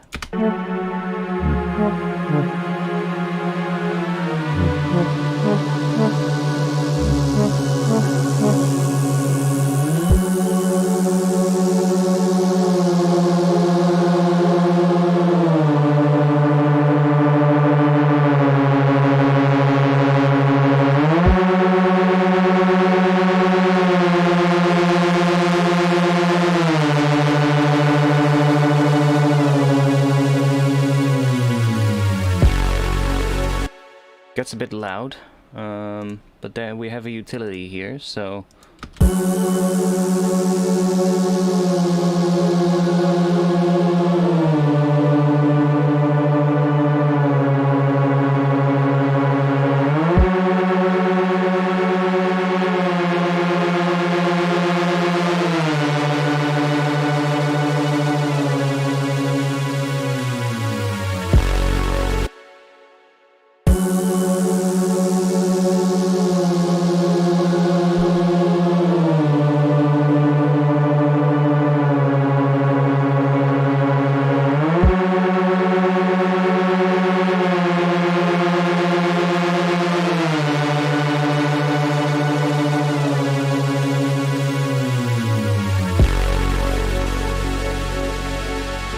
Yeah, I think I didn't open it up that much because then the big bass hit after it sounds less big, if you get what I mean. I could try high passing this towards the end, this rees. That might work. Let's leave the volume up and let's try doing a high pass filter. I already have a high pass here, but I don't want to fuck that position up, so I'm just gonna add an auto filter at the end. And just do this. Let's group and let's assign this to macro 1, and let's also assign the on-off switch to macro 1 as well. This is going to be our high pass filter. And then let's go into the mapping and let's change the on off switch to go from 1 to 127 instead of 0 to 127. So now what that means is when this knob is all the way down, this auto filter is turned off and it's not affecting this at all. And then when we start using the actual high pass filter, it turns it on. So that's, especially with high pass filters, I always do that, because like this one is not necessarily a big issue, but if you have a bass line, for instance, or your drums, and you want to do some high pass filtering in a certain section of the track, and you put this on your, like a high pass like this, that is just turned on, and you put that on your drums or your bass line, this point here at 26 Hertz, even though it's all the way down, it's going to affect the sub of your bass or the sub of your drums, and it might throw everything off. So that's why I always do this when I do a high pass filter. With a low pass filter it's not that big of a deal, because then the change in phase happens at like 20,000 Hertz, which, you know, if there's phasing going on up there, you're not even gonna hear that, so then it's not a problem.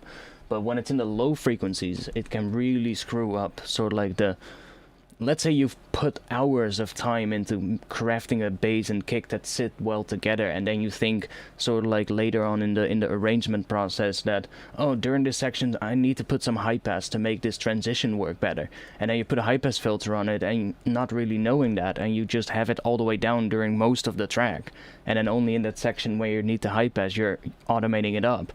But that, while it's sitting here, it's actually affecting the phase of whatever it's being put on it, especially if there is something in the low frequencies going on that sound. So always wise to do this and just map that on off switch to the same macro knob, and you don't hear it turning on, so it's a perfect way of doing this. So now we have this. Yeah, if I high pass it, then we also get rid of that pitch bend at the end, though.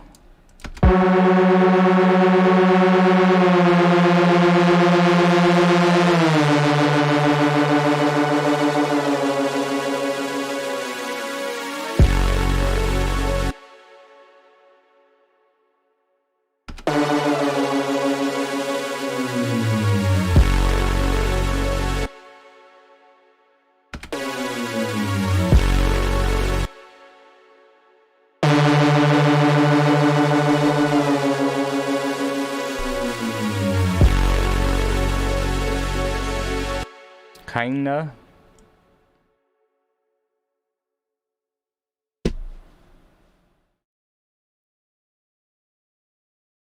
We have this one. This is opening up the filter. So let's just back this down a little bit.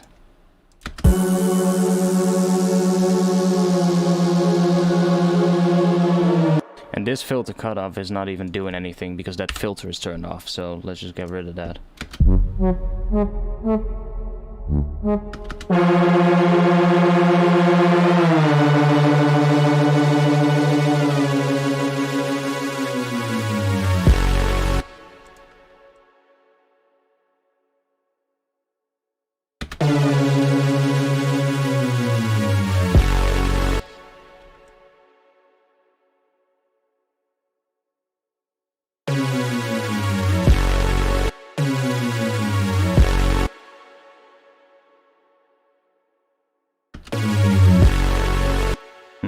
I'll figure that section out. Might even. Ooh, what if I also do it on the chords?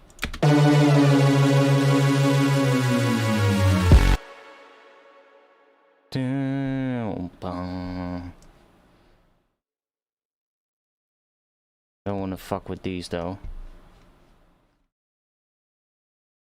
but I can. Let's try something real quick. Let's try using a tape stop on the chords. And then how long is that? That is 600 and let's say 700 milliseconds. Something like this. And then let's do that. Click this. And now, why am I not seeing? Oh yeah, here it is. Tape stop. So I can do this and basically just automate this to be off here and then back on here.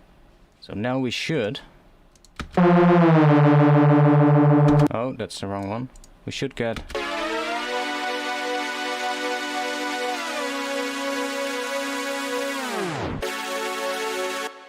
We get that.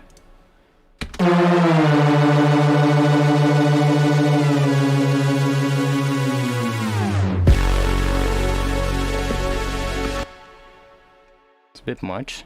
Let's try making it a bit longer.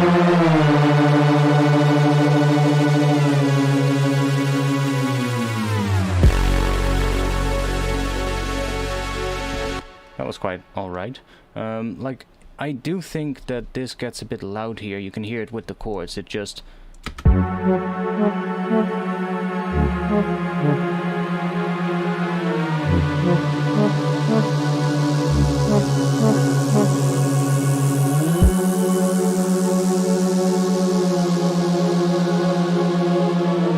Let's do a little counter automation.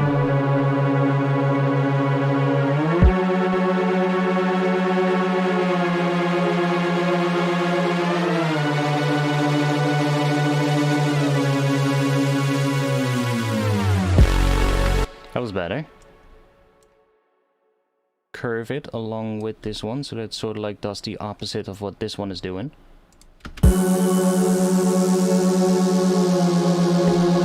Because while this one opens up the filter, the sound also gets louder, because we get more frequencies. So to counteract that, I'm making this gain right here, this utility gain, that one is just backing it down, maybe even less. Let's do in 7 decibels. Let's do like about 5.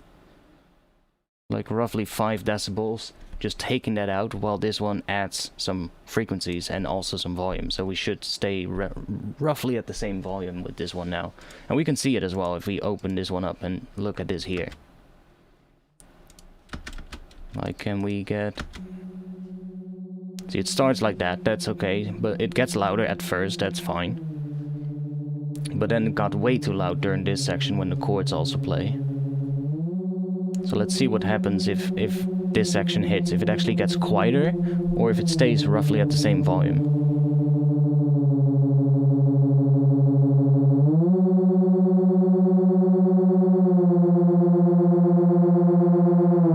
It gets a little louder here, still.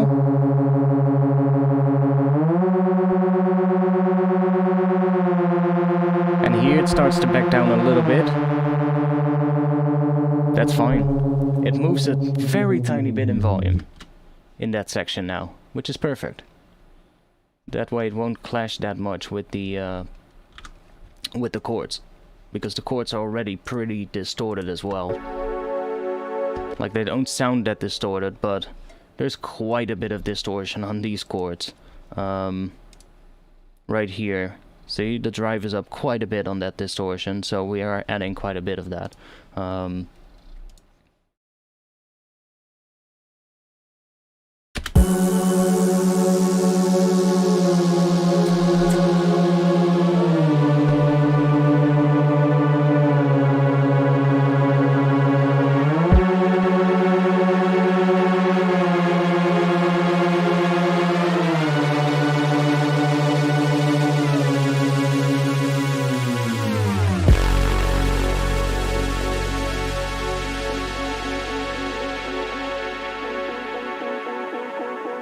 We're gonna need more stuff happening here, but that's gonna be fine details. I'm not gonna worry about it now. I know I need to worry about what is gonna come after this.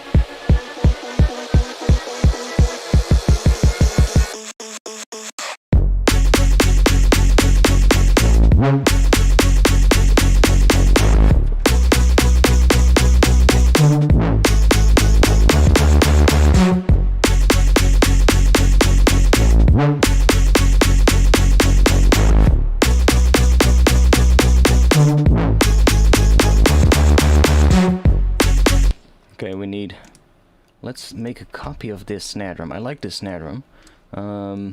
Because it's not as heavy as most of the other ones, but it's still pretty heavy, if you get what I mean. It has a good amount of weight, but it's not a snare drum like this one, for instance. Or all of those. It's more, I don't know, it has a bit of a clappish kind of vibe. But it does have a good transient, even though the transient is like, it's not necessarily a one frequency, it's more like a cluster of frequencies really close to each other. There's probably a pitch bend on it. Yeah. See, there's a pitch bend on this transient. So it's not like a sustained frequency, but it's more like a kick drum transient, but with the click cut out. And then lay it with a clap, basically.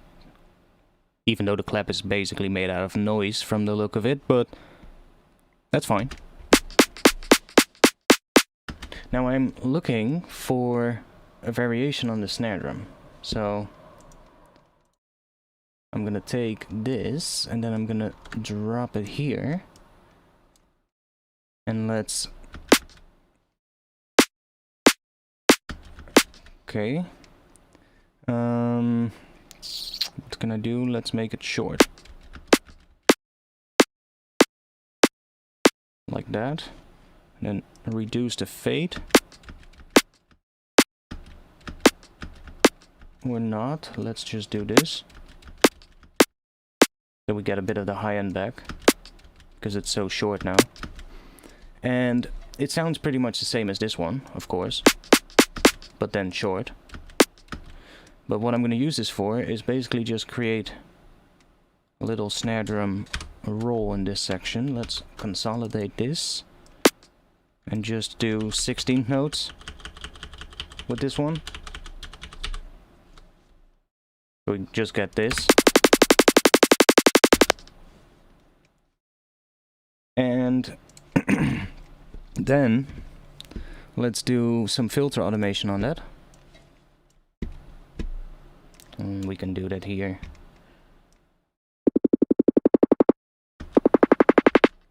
Let's try doing that. Not too much down, because then we're gonna get that really... We don't need it all the way down there. We can just do something like that. And then take a utility, and this one we should put after the transient shaping. Actually this one as well. And then we're gonna take this gain and just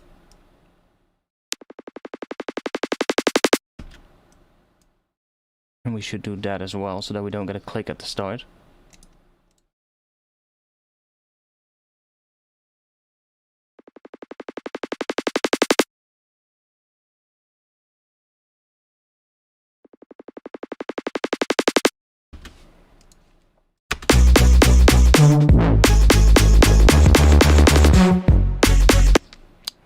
We can have more gain.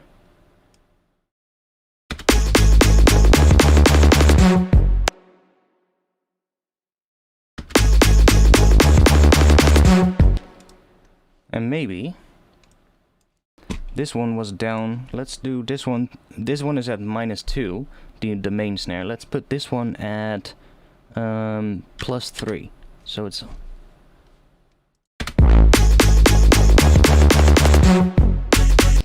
maybe make it a little longer.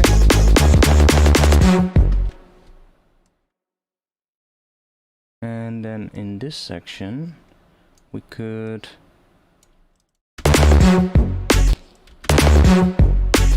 make it go down.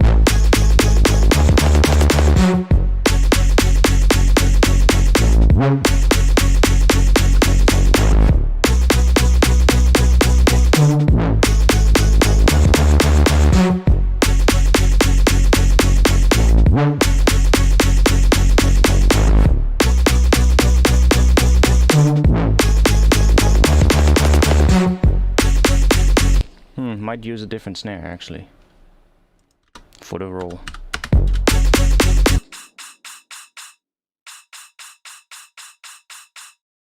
I literally have a mosquito buzzing in front of my face the entire time.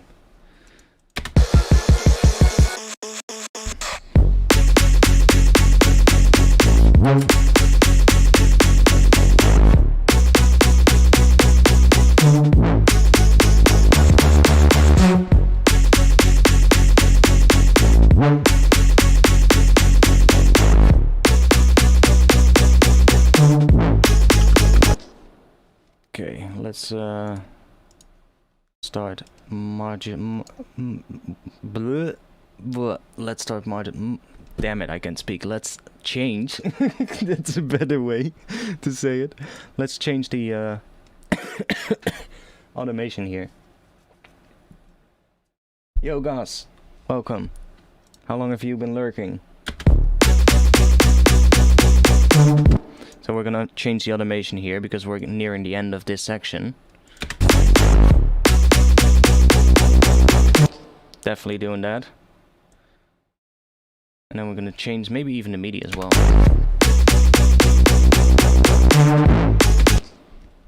Boom, boom.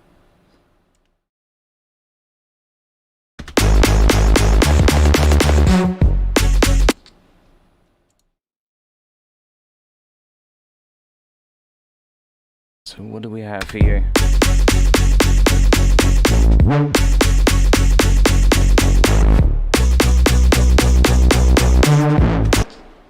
Dun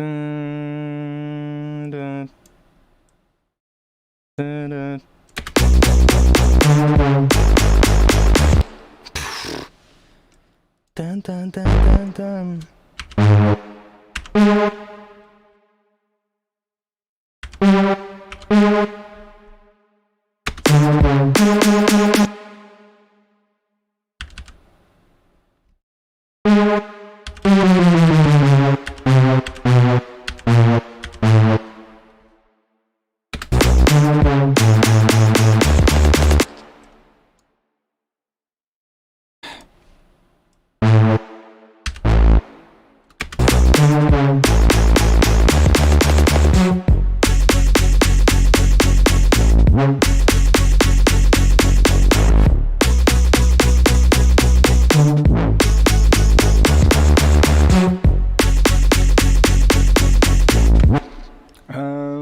Luca is asking, hey, quick question, is it true that my kick should be the loudest element in the mix?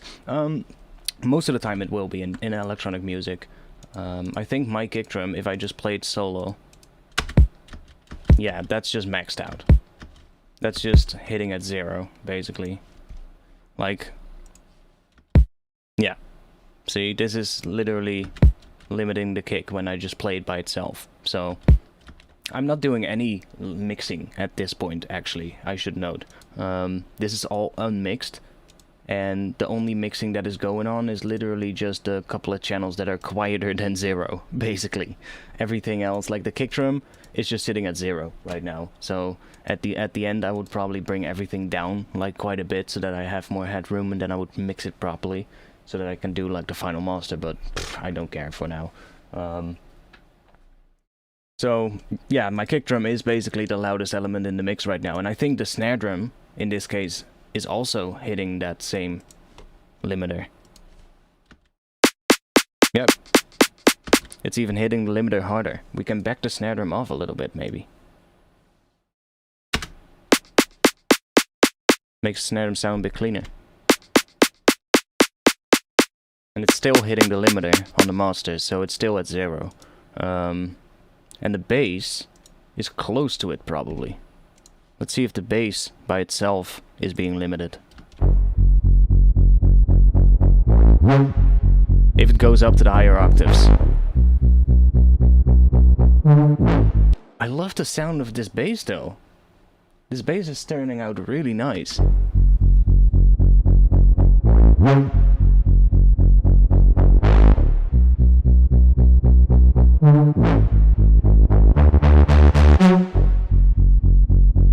Really like what this bass is turning into.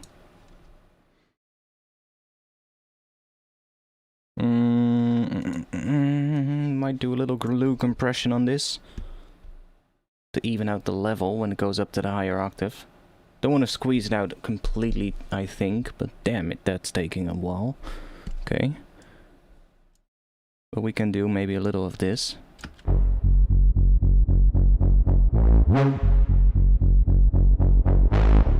See, now it stays at an even level.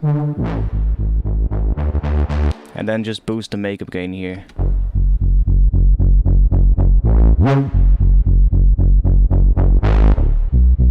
So now we can make sure that the low notes, when the filter is closed, are the same level as the higher notes when the filter opens up. The only difference now is that the harmonics change. There's more frequencies happening because the filter opens, but the level doesn't change anymore now, whereas before, if I play it without this glue compressor, look at what happens with the low notes. They're quieter than the high notes. See?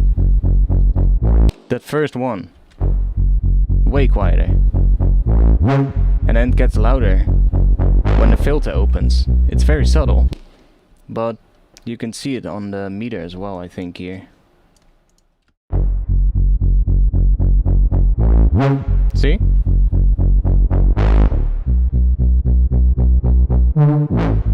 The lower the note, the lower the volume, because that filter closes along with it.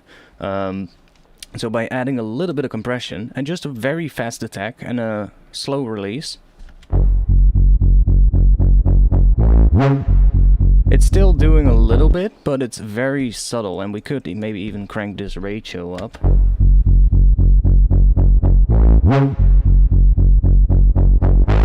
Now it's very subtle. And then let's turn soft clipping on.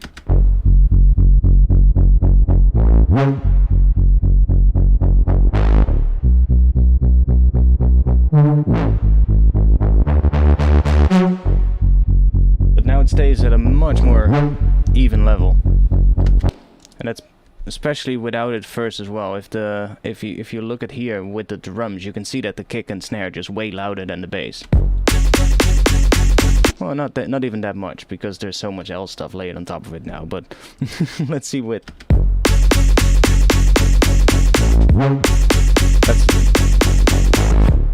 Sounds good.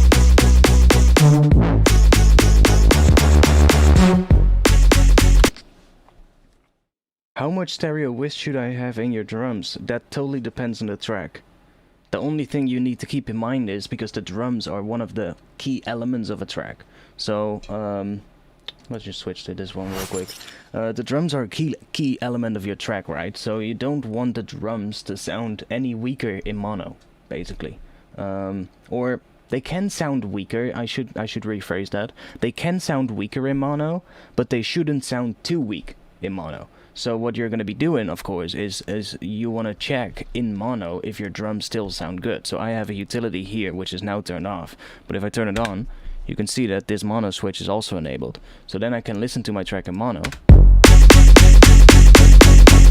And I can hear that the drums are powerful as fuck in mono. So that's good, you know?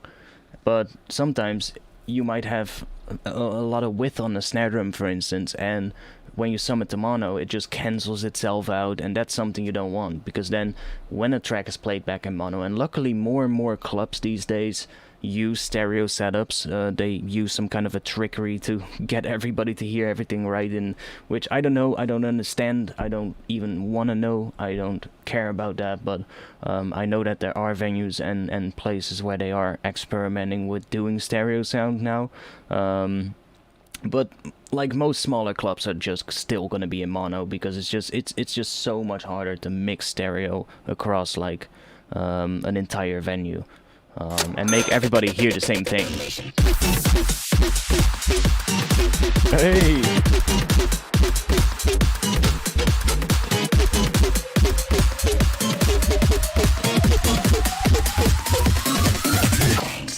Thanks, Angelite. Just arrived from Turkey 舌を出したウインク顔 What? Just arrived from Turkey, but what did you do with the rest? Okay, thanks, Vanessa. I know, Angelite, I didn't call you Vanessa. I said Vanessa to my voice that was speaking that. thanks for the $2 US. You just came back from Turkey. How was the weather there? It's probably hot as fuck. I've been there a couple of times actually. And in the summer, holy shit, I had one summer there which was absolutely crazy. It was like 50 degrees in the shade.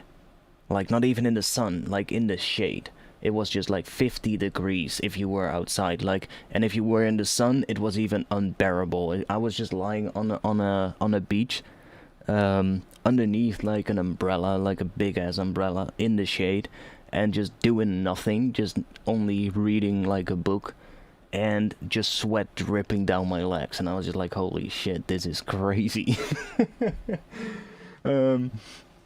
And that was the only time I went there that it was like so crazy hot. I went there a couple of times, but that time it was absolutely nuts. Like some spots you could literally see, like in front of our hotel or in front of our apartment, like literally the asphalt was melting. Like just patches of molten asphalt here and there. It was like, what?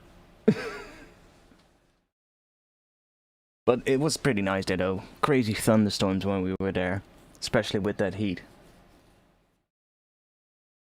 I don't know, I haven't been there in a really long time, actually.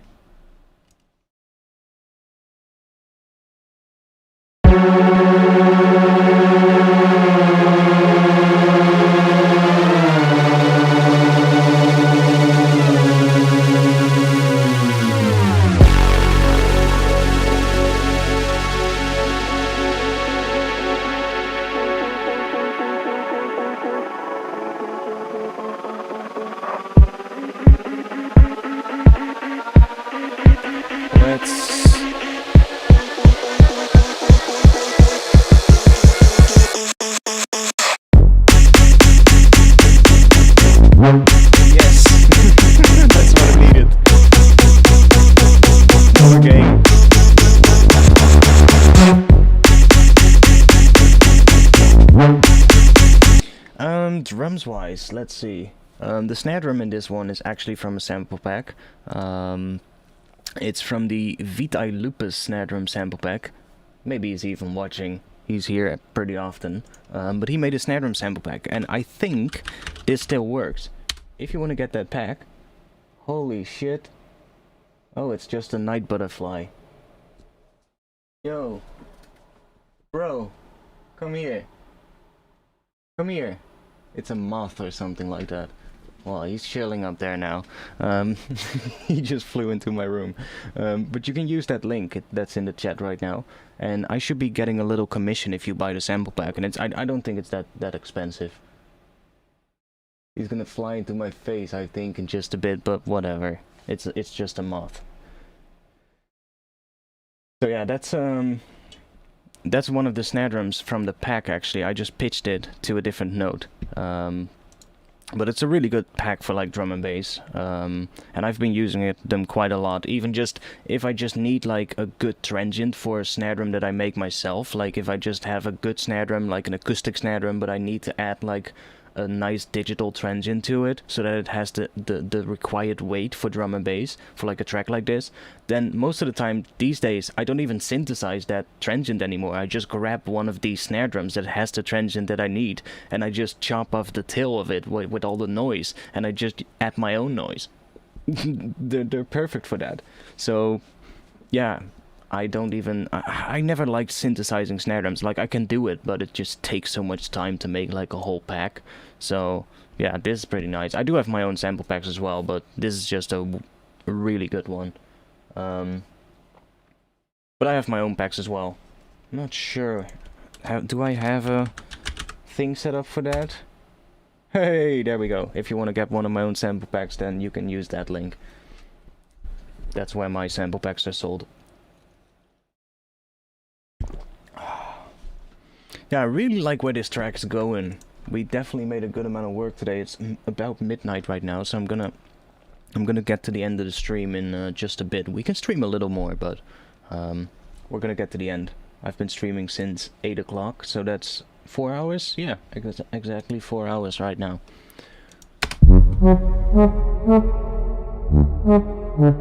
I love that intro sound though. I'm gonna leave it in for now. You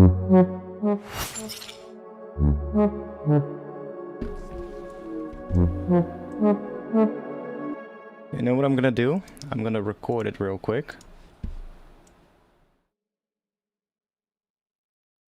And then what I sometimes do, I'll show you actually, because that sometimes gives me a better view on certain things in the track and gives me ideas of things to add that I wouldn't hear if I just listen to it like this right now. I'll show you what I mean after it's recorded.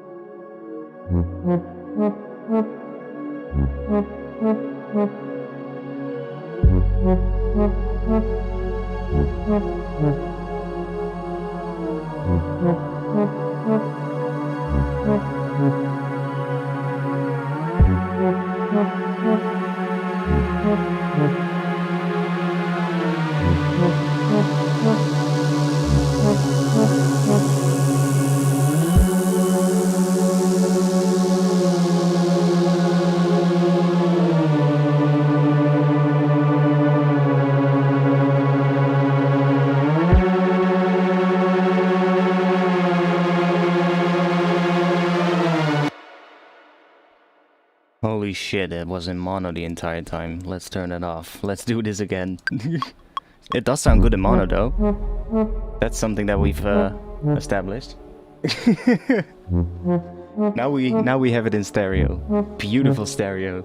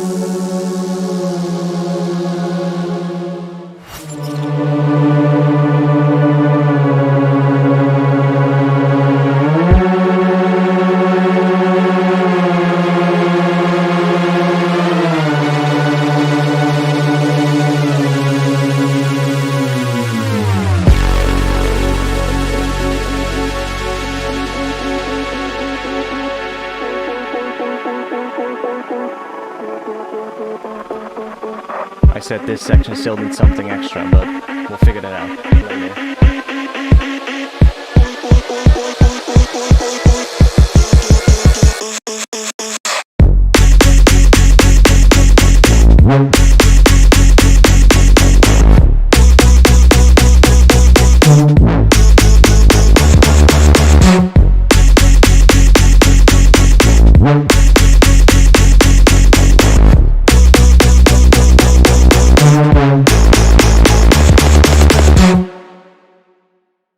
Okay, so now we have this.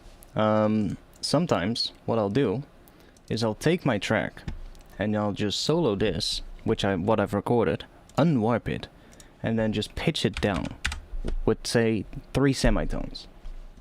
It's obviously going to be a different pitch, but listening to it then will allow you to listen to it slower. And that sometimes gives you sort of like a different view on the track. And also sometimes you'll hear, especially during like a drop section where it's like pretty busy and everything is going pretty quick, because you listen to it slower. I feel like as well with like drum and bass, if you do 3 semitones down, it's gonna get roughly in the breakbeat kind of tempo. So you can hear way better what everything is doing, especially with like fast drum fills and stuff like that. And sometimes that makes it easier to sort of like spot issues or like timing differences or other things. And sometimes just gives you a different look on the track and just gives you an idea.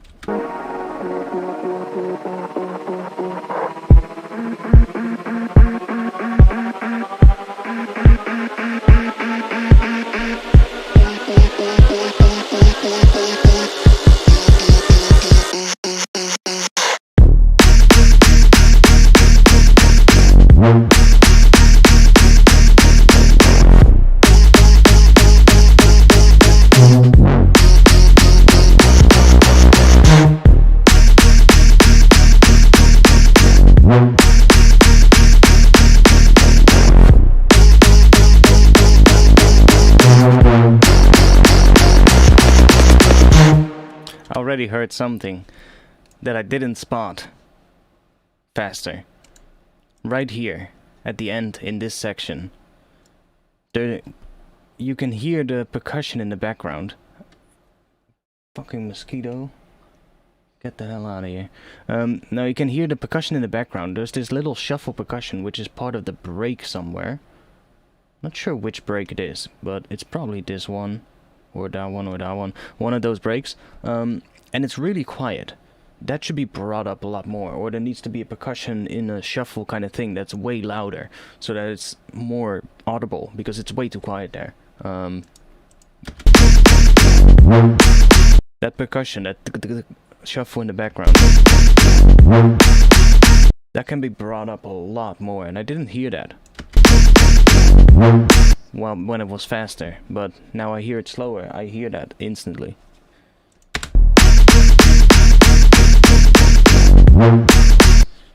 Like, we need some extra thing there, so that happens every section here. So that's these percussion bits here. So that is this one. Yeah, that is what I'm hearing. That thing. So first of all, let's just do that.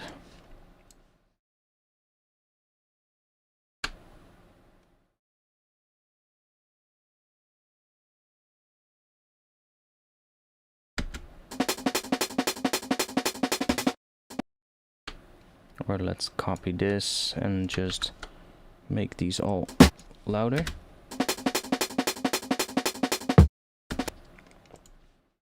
That kick drum at the end is also really nice. It really adds to the groove, so I'm not gonna high pass this one. I'm just gonna leave that kick drum in there. That one. Because it just lets also group all the drums together so I can solo the drums easily.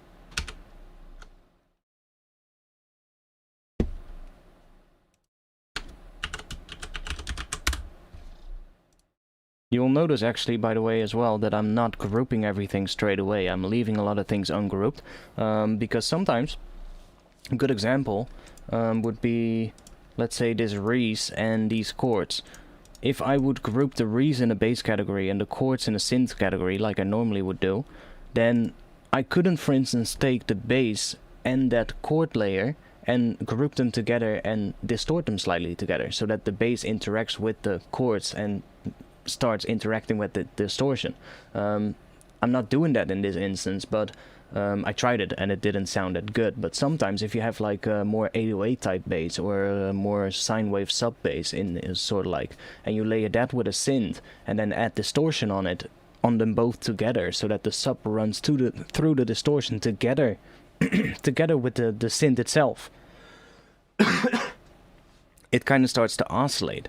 Right, so the synth will start to oscillate, or the distortion will do that basically, and that is a lot of times really interesting, and that doesn't happen, or I cannot do that if I just do the grouping like I would normally do it. So I kind of am teaching myself to not group everything straight away and just leave everything ungrouped and only group things when it needs to be. Like right now I have a good amount of drums, and I know that the drums, I want to be able to process those together, you know. So, especially like having a limiter on the end to make sure that the drums don't go above 0, something like that. So yeah, that is something that I would always want to do in a track, so having the drums grouped. Same with the bass, I would like to have those grouped, most of the ones at least, because there is a bass here in this intro pad group, which is basically the entire intro without the effects or all the other things.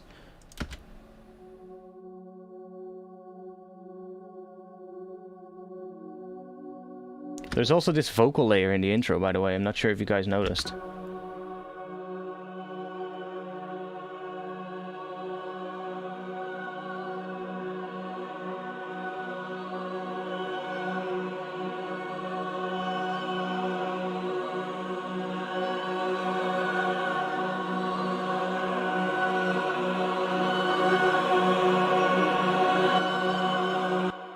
That's in the intro as well.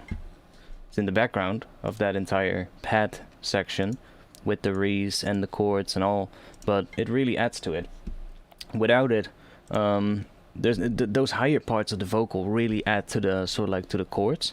Without it, just sounds so much more static and digital. Yo, bud, if you want to go outside, then just fly outside. Did he land on my head?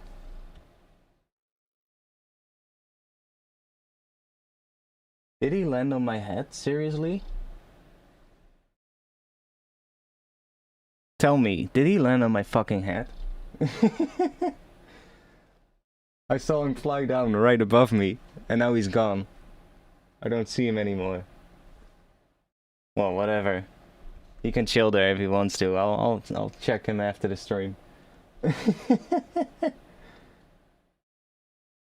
Like, it looks like there's something here, but I'm not sure. Or no, that's on this side. It should be on the other side. Is there something on my head there? If not, then whatever.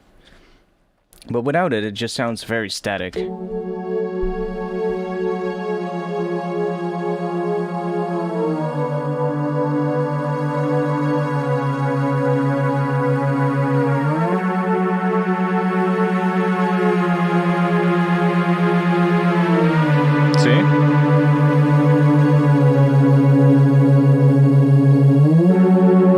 And then with that, see, straight away, you just have that extra ambience sort of like around those chords, because they're wider as well, these vocals. It was a flyby.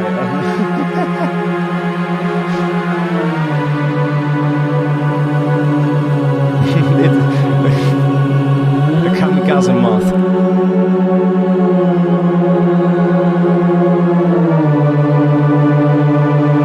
I might want to high pass these a little bit, or at least EQ them a bit to get rid of some of the mud. Right here.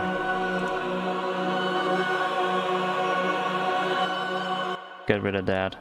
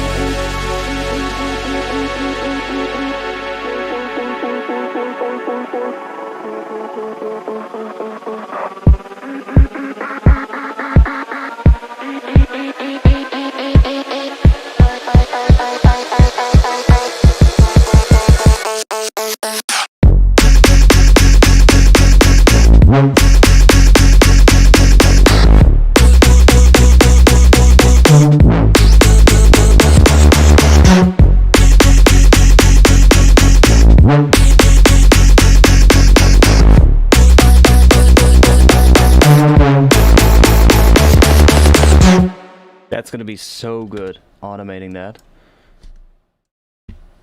I know what we need to do now. We need to automate this.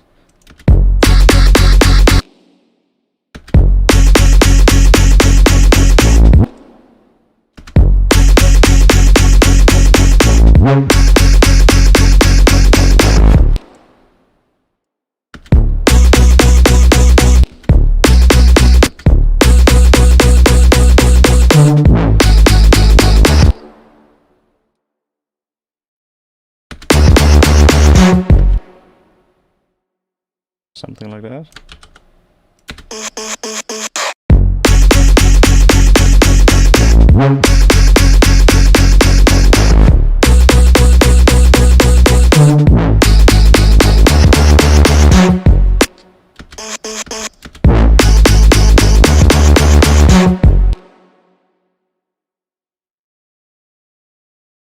Make it a bit bigger.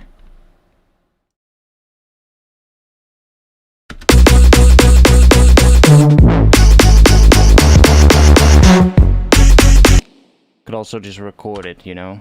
That might be a better idea. Try to record it at least.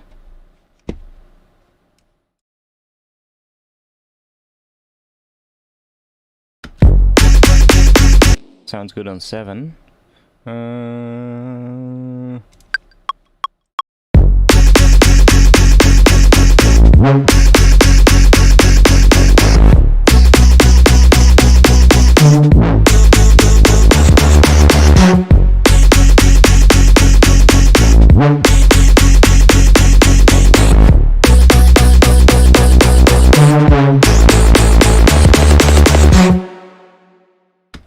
Something like that.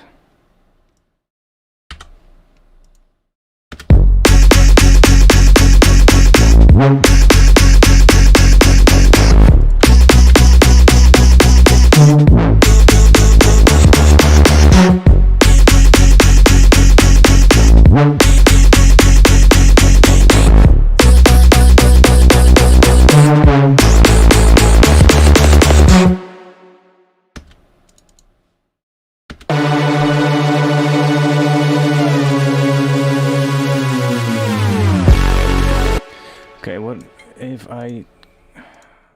Is this... Yeah, that's MIDI. Okay, that's no problem. Let's...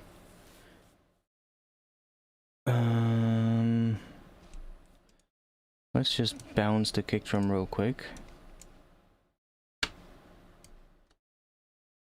Create a new audio track. And just freeze this.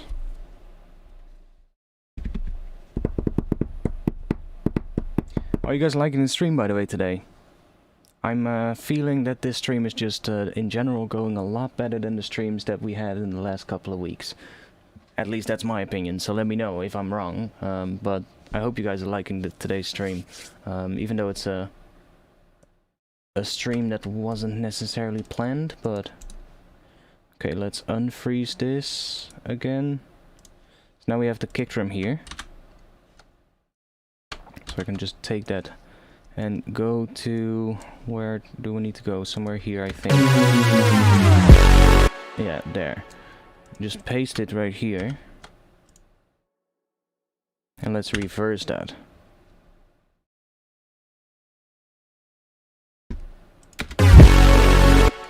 And then take this EQ. And let's copy that on this one as well. Or... I know it better. Let's cut this EQ. Let's drop it on the kick group so that these are automatically.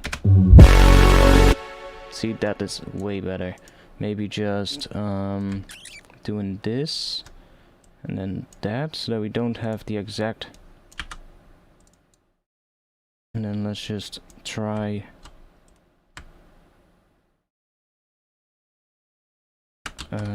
Can we... Okay, let's try and put it right there. Fucking hell, come on. You can do it. Yeah, that's close enough.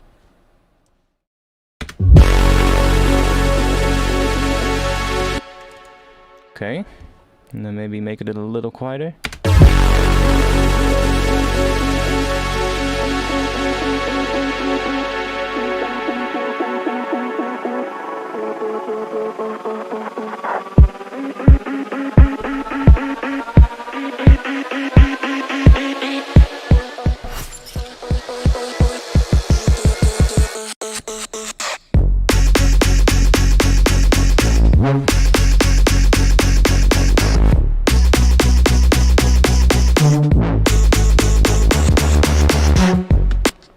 The percussion is a little better now, but it's still quiet.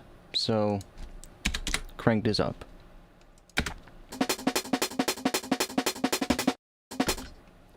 Probably needs to be even louder, to be honest.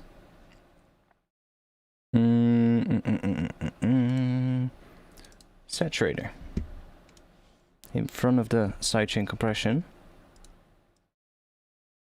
And we can use the drive, but sometimes that soft sine mode actually sounds really good.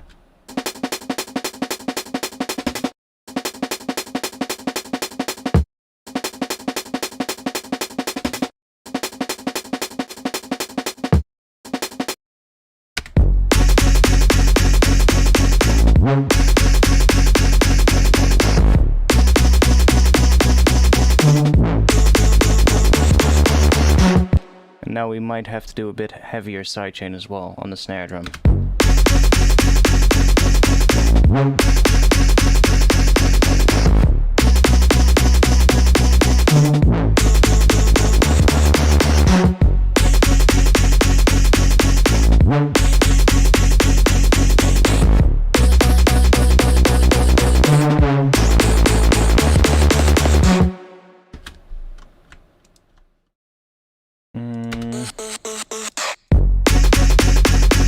Okay, the kick drum itself.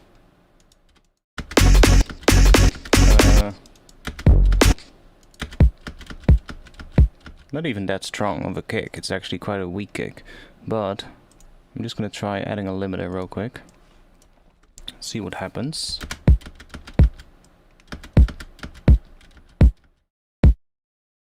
Don't really mind that it's distorting a bit.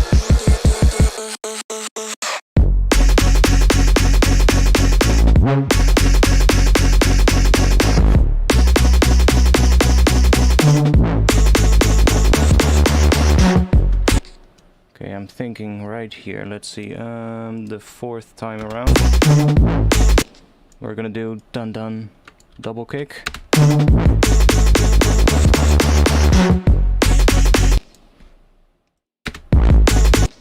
Or maybe even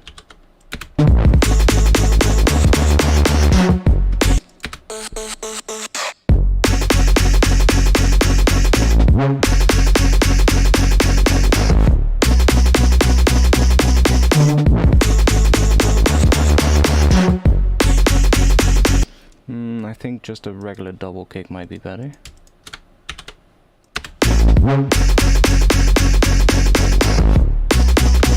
Okay, I'm gonna try out real quick adding some EQ to this kick.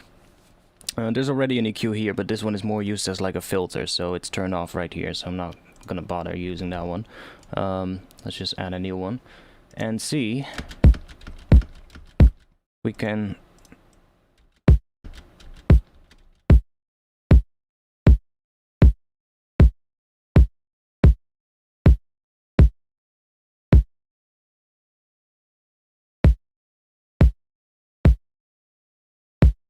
an interesting kick. It has a bit of noise in it as well.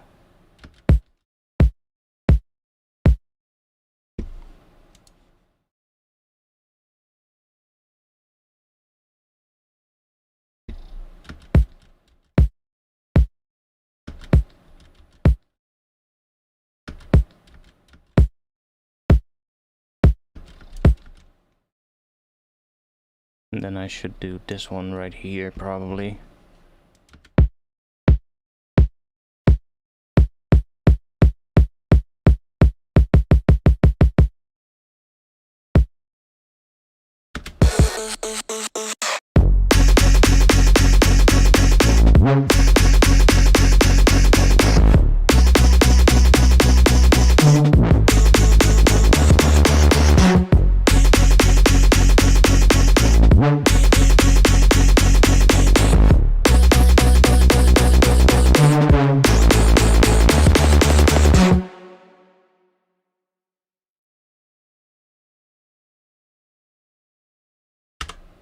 So, what should we do now?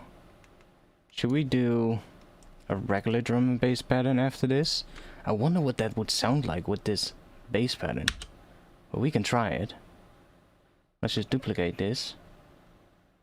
And I'm gonna get rid of these tracks right here, these breaks, because I'm not using them. This one sounds better. We've committed to this one now, so same with this one. What was that? Oops. Yeah.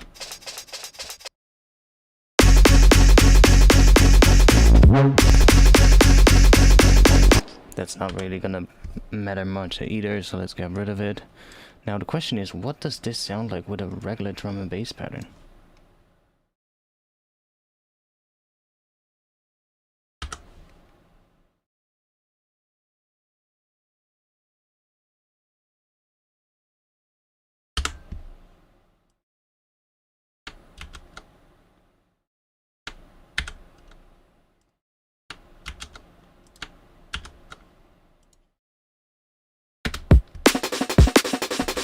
Of course, we're gonna have to adjust the shuffle as well for that.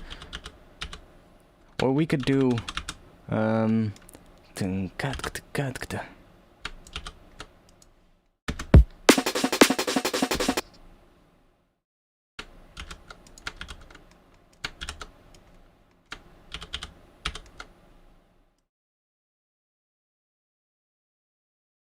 Gonna have to do something else here.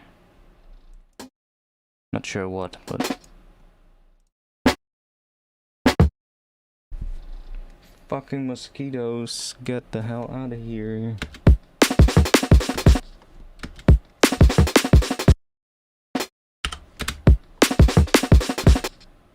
Yeah, let's just mute that one for now.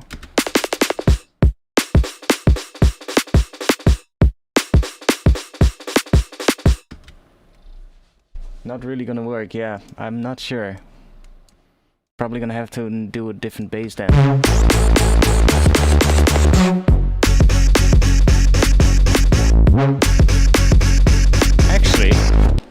Actually, I'm not too put off by it right away.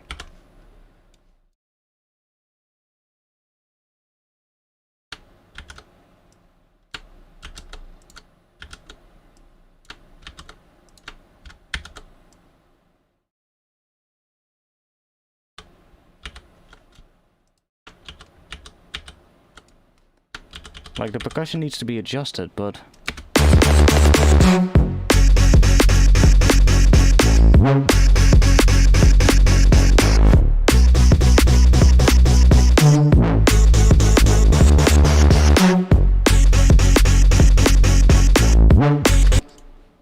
It's gonna work. It's totally gonna work.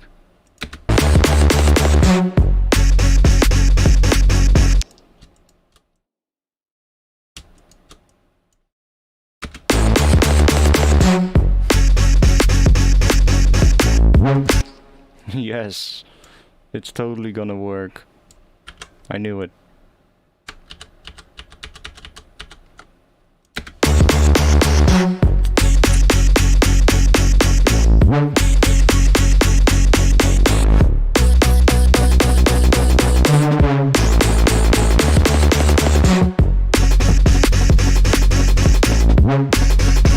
Oh, it actually doesn't sound bad with this.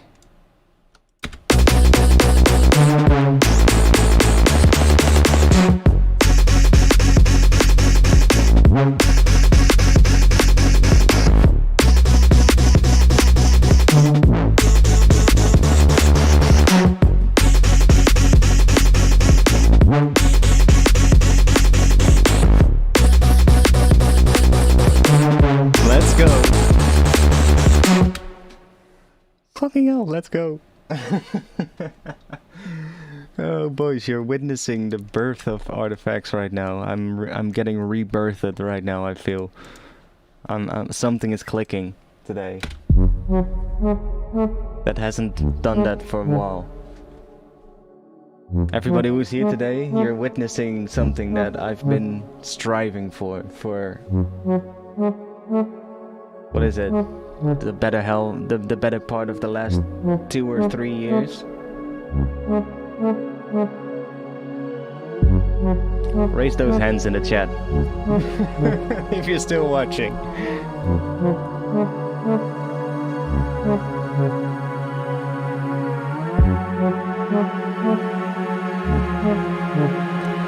Let's bring this cymbal back here as well.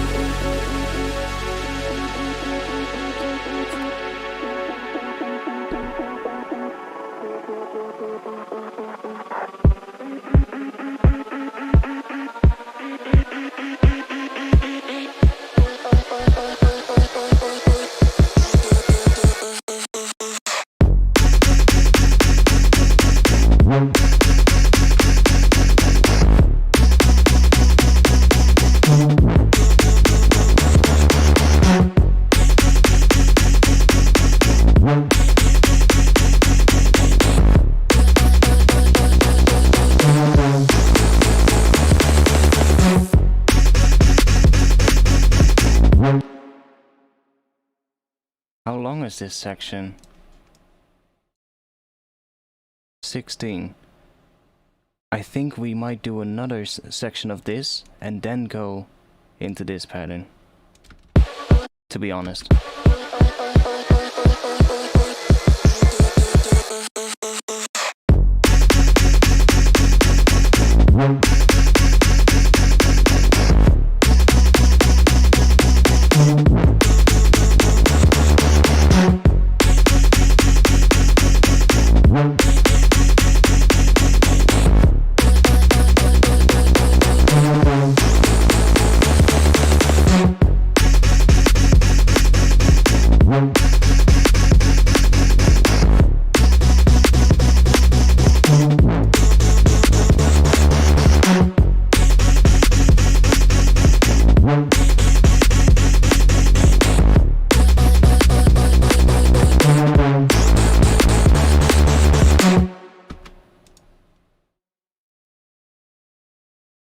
Yeah, I might actually do that.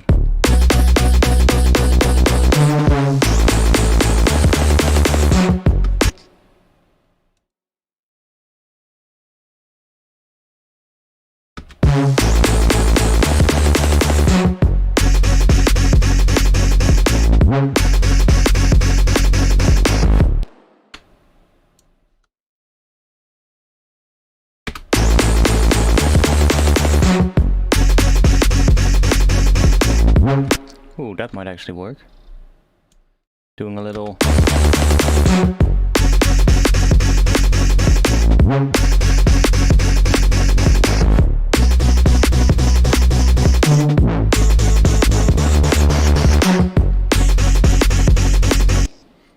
We need some more fills and stuff happening every now and then.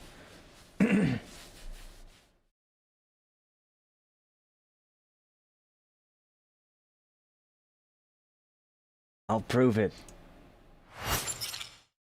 Yo.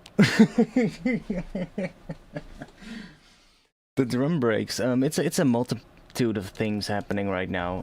The snare drum, of course, is part of it. It's like becomes part of the break. This is a part of a chopped up break from what pack is that? JBK. What was that again? What's that? Loopmasters original Loopmasters original jungle breaks.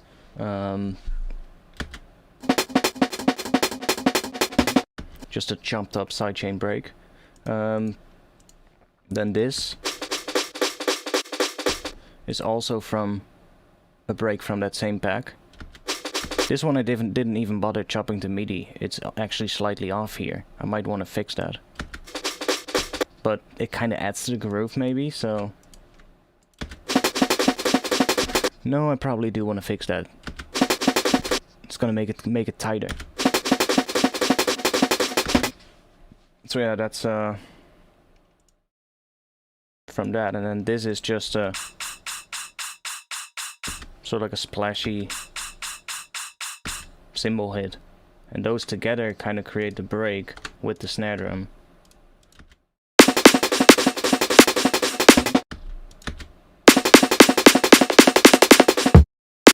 And then we have, of course, the snare drum roll as well, which I want to make a different one. It sounds too similar to the main snare drum. This one just sounds too similar, and that's why it kind of blends with the main snare, which is not really nice. Even though there's no sidechain on this one. Let's copy this sidechain and put it on here. See if that works. Let's do that.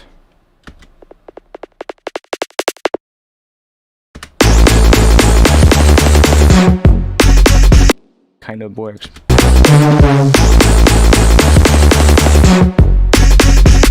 Yeah, there's two volumes of that pack, actually. There's two volumes of that pack. One is, well, volume 1 and volume 2. I'm using the ones from volume 1 in this track. But they're both really good, actually. They're both pretty good.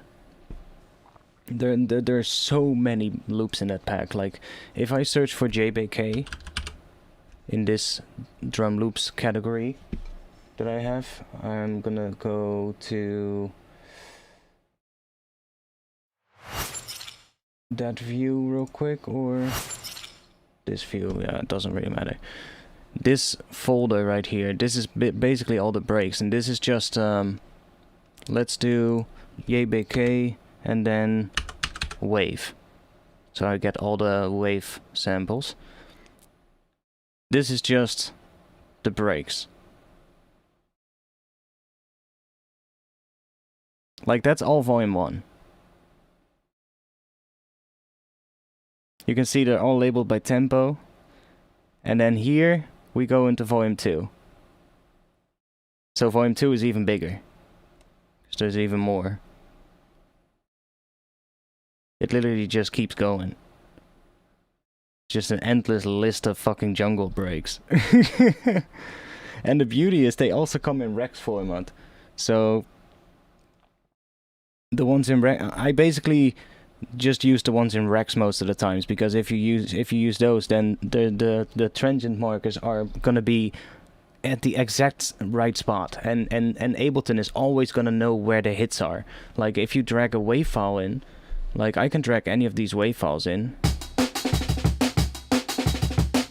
and it's probably not gonna find all the transients. Like, let's see. See? Right here? There's definitely a transient here. There's definitely a sound right here. No marker. So that's fucked up. This one hits a little late, but the marker... See? The marker is a little in front of it, so it's not right. It's areas like this with kick drums, it always gets it wrong. Like right here. It's somewhere in the middle of the kick drum. It's gonna cut off the transient. Same as this one. It hits too late. See? So that's fucked up. Now if I just search this one, OD drums full 2. Let's do this. Control C. That was a really Dutch way of pronouncing that. Control. And now we have the Rex version here as well. Let's drag that one in. Bam. Exactly on spot. And now you can just say right click, slice to MIDI, and it's going to be perfect. No need to do any adjusting of the warp markers. There's always going to be the exact markers that you need. So, yeah. Really good pack. Really good pack. Really like it when packs do that. You know, add like a Rex version of the breaks. Because Ableton can just read Rex files. You can just load a Rex file into Ableton, and as you can see right here, it just says Rex. And these things right here, ignore that. It's not going to do anything. I don't know why this is even enabled, that preserve section, because it's not going to do anything. You can use this thing and try and shorten it. It's not going to shorten the hits. So yeah, you just what I do is just slice it to MIDI and then just use the MIDI version to shorten things if I want to. But it's really nice. It's super good pack. It's kind of this pack reminds me a lot of that old Jungle Warfare pack, which is like another good pack, by the way.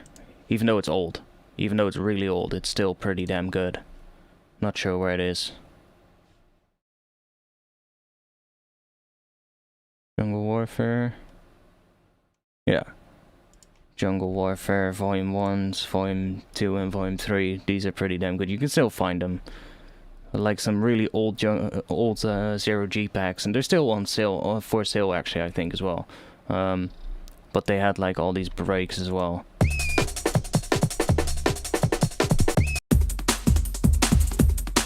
You know, that kind of old school.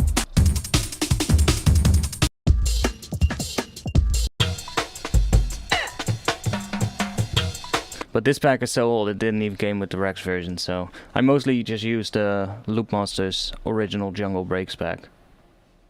Because it works really well, and it's just such a big ass pack. It's just a gold mine of samples. And yeah, I used them a lot.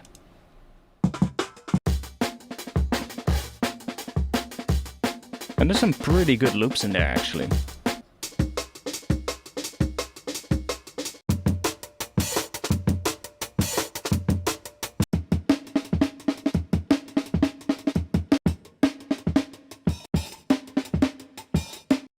and they're all pretty well, actually, pretty nice. They're not too processed either, so they're pretty clean. Well, pretty clean. There's some pretty dirtier ones in there as well, but there's still room for you to actually distort them and you know, like add some saturation to them or stuff like that. They're not too dirty, and they're also pretty sloppy. They're not like I think they might have actually been drummed, to be quite honest, or at least some of them with like a electronic drum kit or something, because they're all pretty sloppy and they're all pretty off. You can see here as well, some of the hits are really late, so you're gonna have to adjust things, and that's why I usually slice them to MIDI. Just slice them to MIDI and then just quantize the notes and work with that. But yeah, they're pretty good. Can you play the whole thing? Sure, I'll give it a playthrough. What we have so far. I still think I want to do maybe a longer section with this first snare drum pattern, but not sure yet. We'll see.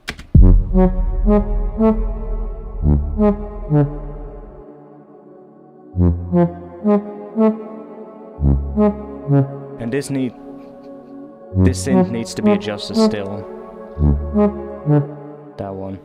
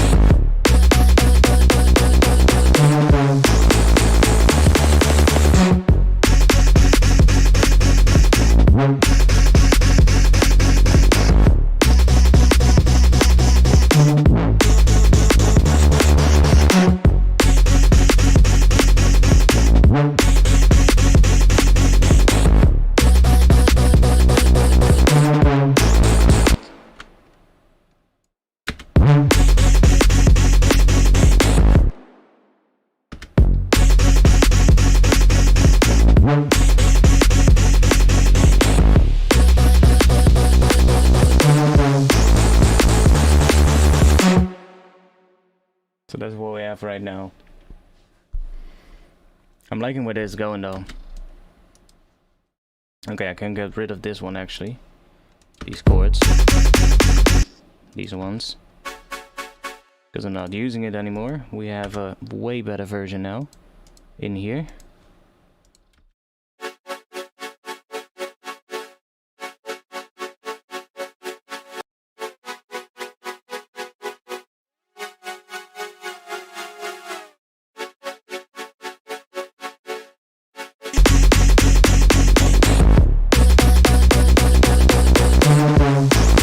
Might even make these a little bit more distorted than the ones in the intro, because they're, you know, they're being filtered with some volume automation. It might be nice to just add a little bit more distortion on these, maybe just a bit of saturation, something like that.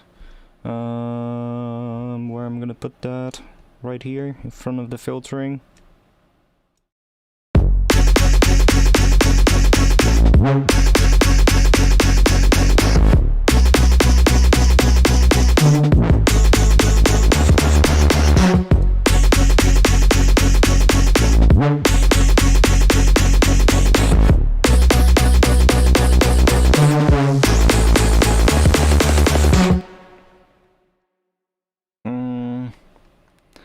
almost want to cut everything out except this thing. So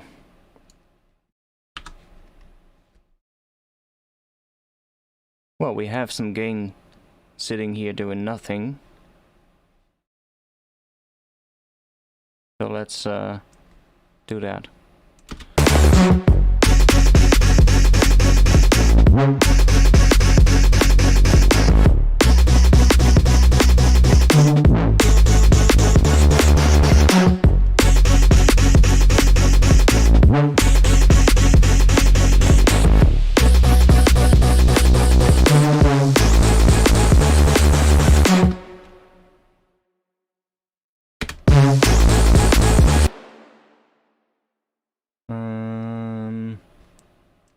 Dun, dun, dun, dun.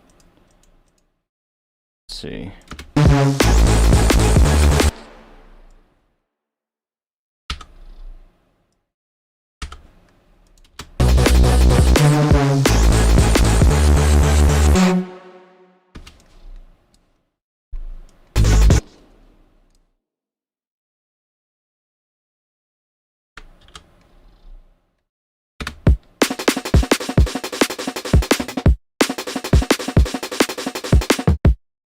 I'm probably gonna change some of that, but I want to see if I can make sort of like a follow-up version for the bass.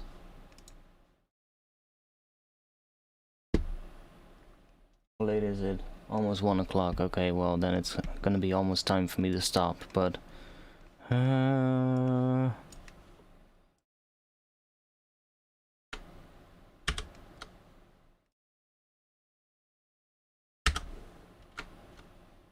let's actually just make a new MIDI clip here.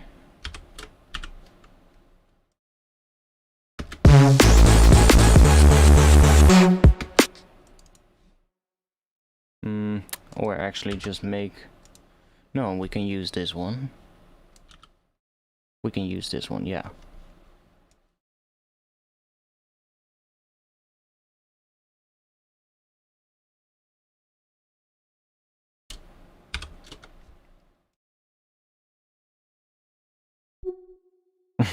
Whoop.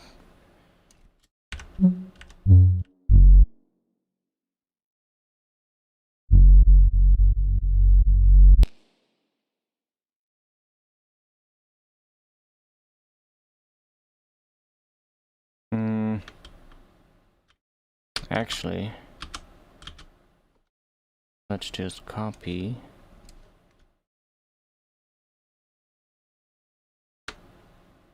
Let's just copy this.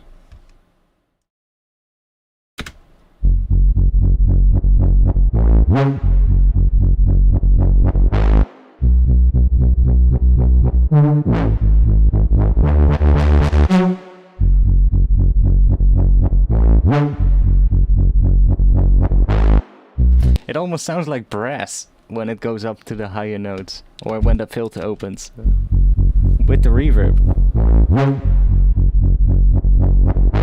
There.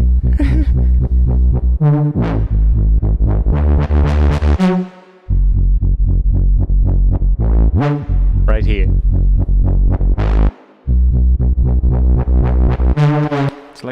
It's almost like a distorted trombone. Kinda nice though.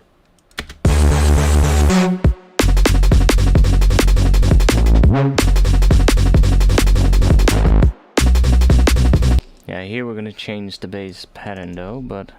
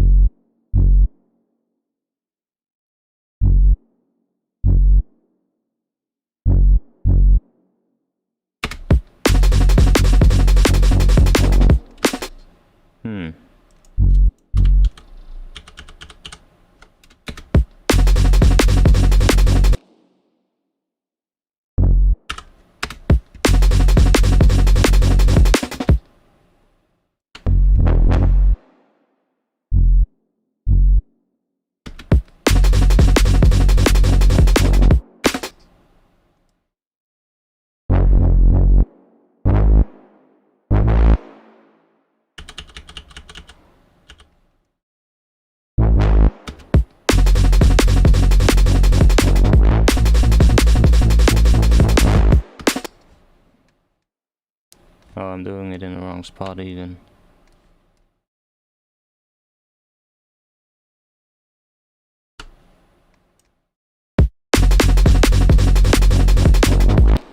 Yeah, I'll do that Friday. I'll do that Friday.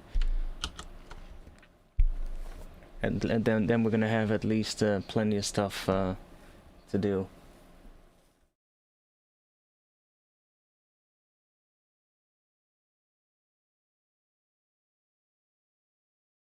Well, is the pack actually free?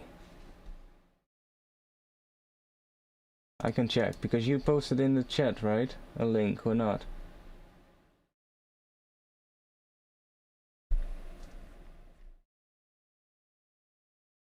I don't see it. But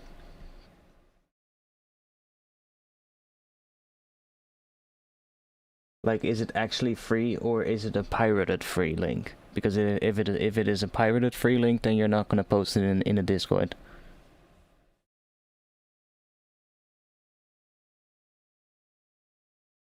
Not that I'm personally against it, but you know, just for the sake of keeping with the rules of Discord or whatever, I don't want to risk anything, if you get what I mean. They stopped supporting it apparently. Oh, nice. Well, then you can just post it in the Discord if that's the case. But is it like on the side of Loopmasters actually? Let me check. Is it the original Jungle Breaks?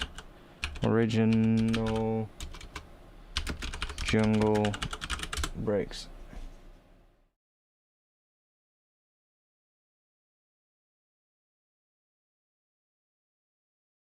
That's still on sale on their website, so it is 15 bucks. So I don't think that is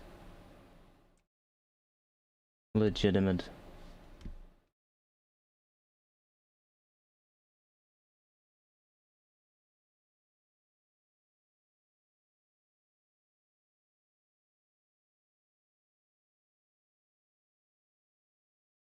Like, you probably found it somewhere, but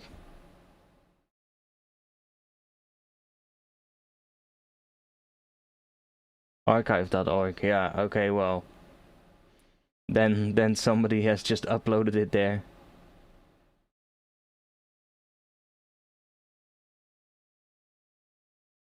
Yeah, the 0G pack. Oh, is that the one you're talking about? Yeah, that one is on archive.org.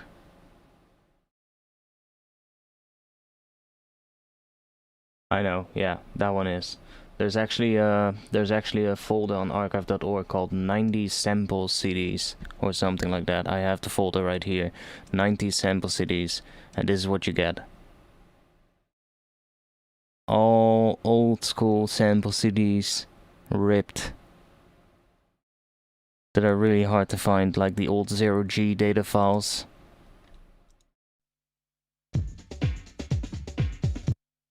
That kind of stuff.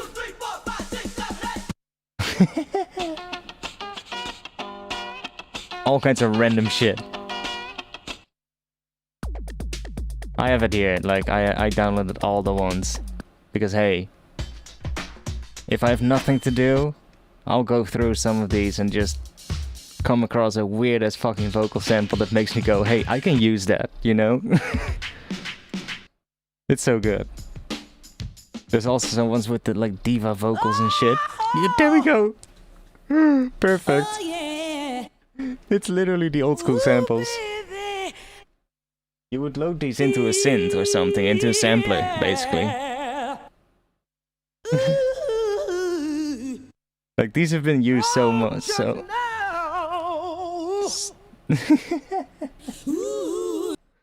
Perfect.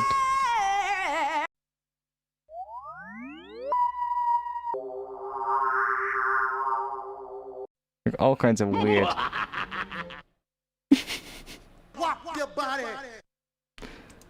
Yeah, you get the jungle frenzy.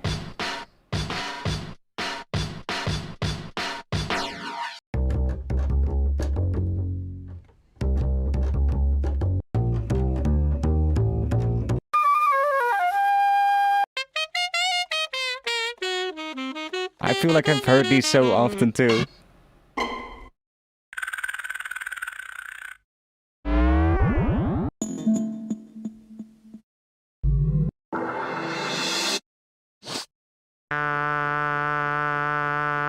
Yeah, there's probably Akai ones in here too. Yeah, look here at the top. There's the S6000 sample CDs. Fucking hell, with all the piano samples and shit. Holy damn. That's taking up space on my hard drive. Holy fuck. World sounds. Oh, that's the really old school.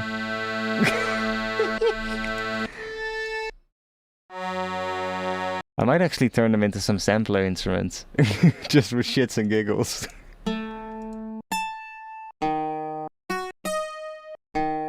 Like, these are old.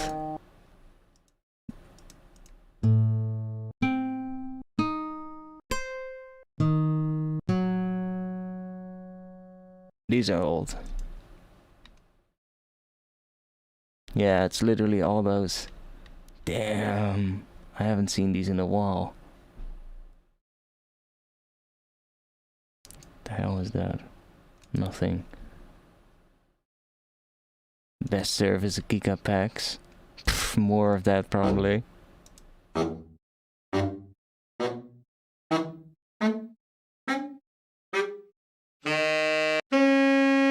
Yep, literally all kinds of those things.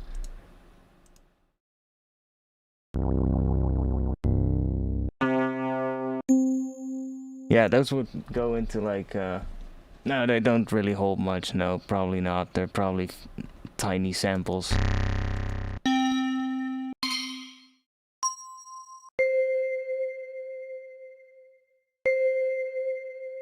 Yeah, I know.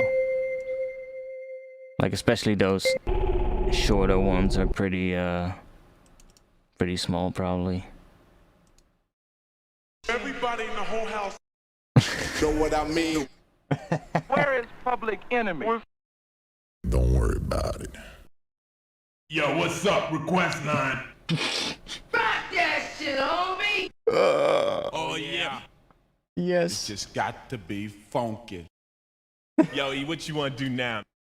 These are Take off the bitch.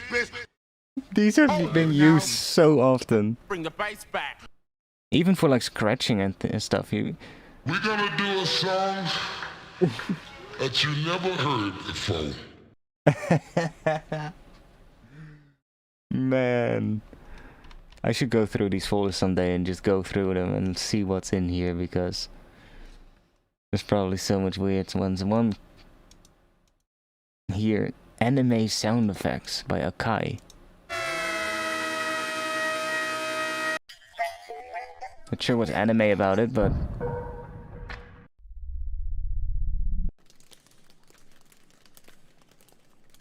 okay.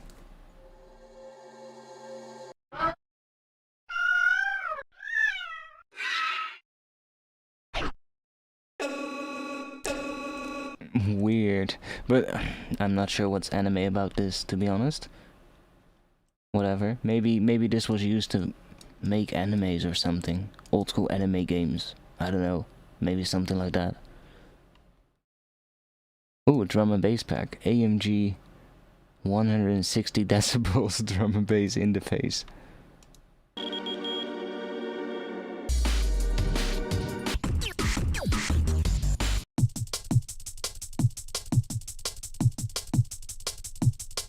Okay.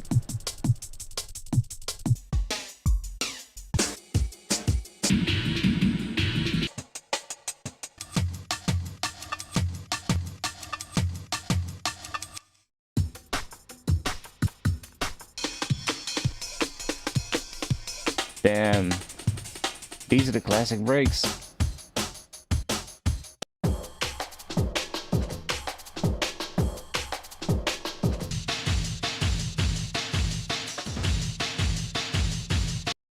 These are all classics.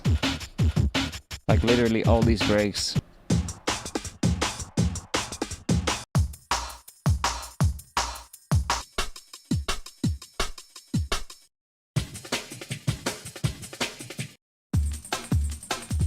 It's probably at least one old school track, drum bass track somewhere with at least every one of those breaks.